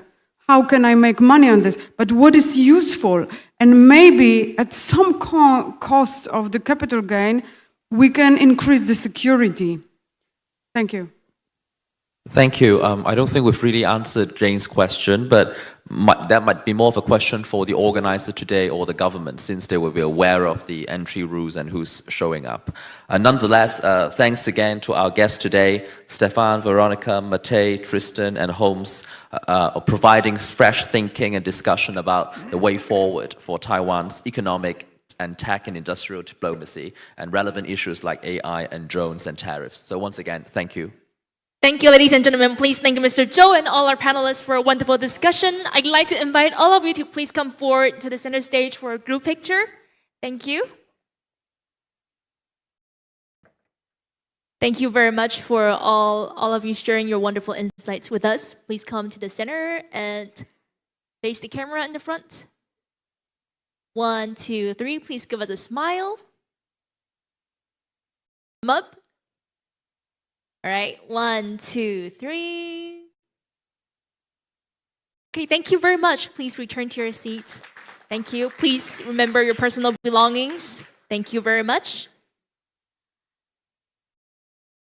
Ladies and gentlemen, today's forum has given us an opportunity for profound exchanges of opinions on current regional issues. And I'd like to once again thank all the speakers, both foreign and domestic ones, for the valuable insights they've shared through the dialogue. And to conclude today's forum, I'd like to invite Dr. Lai Yizhong, the president of the Prospect Foundation, to join us on stage and deliver the closing remarks. Ladies and gentlemen, please welcome Dr. Lai.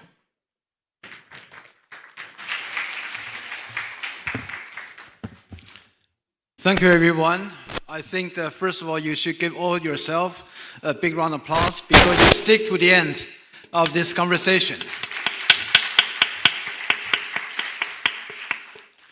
The reason for the凯達格蘭Forum for Taiwan is that this is way beyond the issue about the international gathering, but also as a statement and a message and a declaration of our intentions.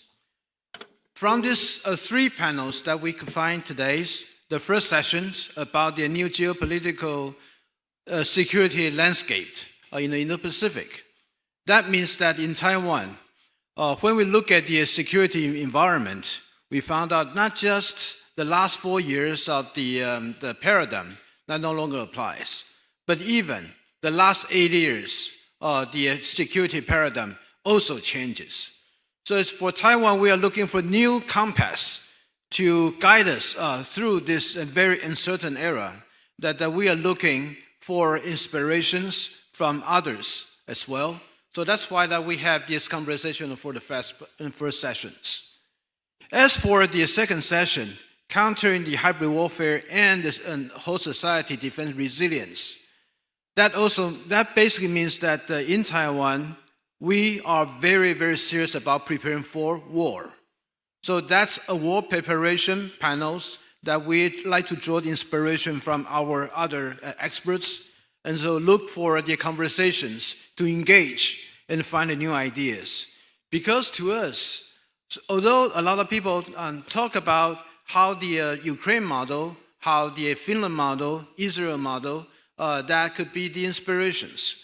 But when we apply to a specific environment in Taiwan, we found out that readjustment and reassessment that's needed. So that the more finer the tuning about how those were developed, that's something that needs to be desired, and that definitely that has been the foundation for the second panel.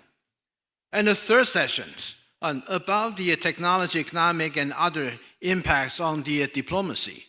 I think that corresponds to the issue that our Foreign Minister Lin Jialong, under his leadership, tried to establish the strategic economic diplomacies. In a sense that we try to integrate the technology, economy, as well as others, into one whole diplomatic work.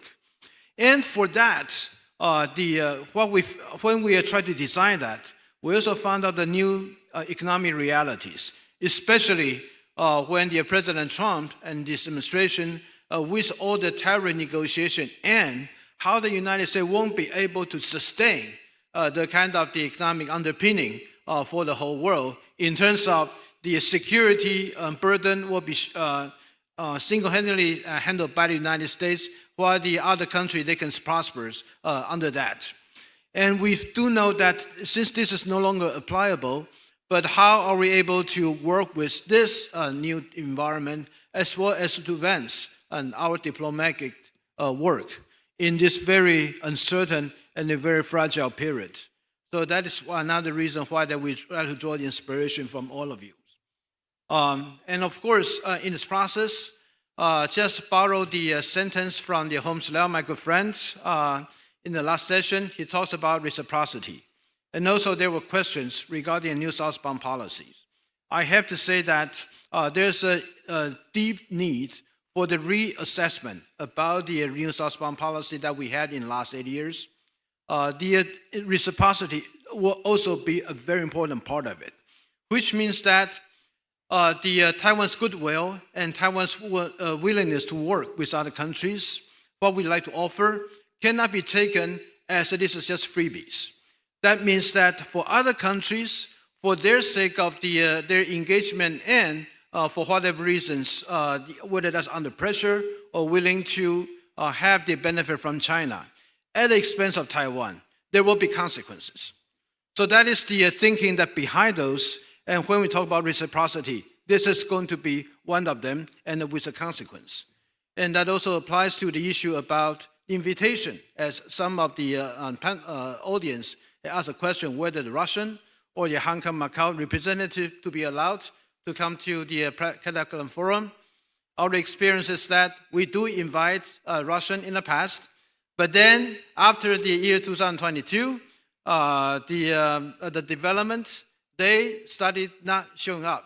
And then so as a convenience, since they are not interested in凱達格蘭 Forum, at least that's how they showed to us, then the people decided that we'll still welcome them, but the initiative needs to come from Russia, not from Taiwan. As for the Hong Kong and Macau, our sense is that after the national security law, there are the natural hindrance about the really equal engagement. So that is another reason. That is not that we are not inviting them, but the environment itself sort of preventing them from the equal engagement with Taiwan. So that's I just used the opportunity to answer some of the questions, but I just hope that this凱達格蘭 Forum and all the design, as well as what we wanted to do, the conversation can continue, and especially thankful for all of you, and also the team, the staff of the Prospect Foundations. Many of them, they are working behind the scene, whether they're sitting or just outside. Just give them a big round of applause. And thank you very much. Thank you very much, Dr. Lai, for the remarks. And next, I'd like to invite Dr. Chen Mingqi, the Deputy Minister of MOFA, to make closing remarks. Ladies and gentlemen, please welcome Dr. Chen. Welcome.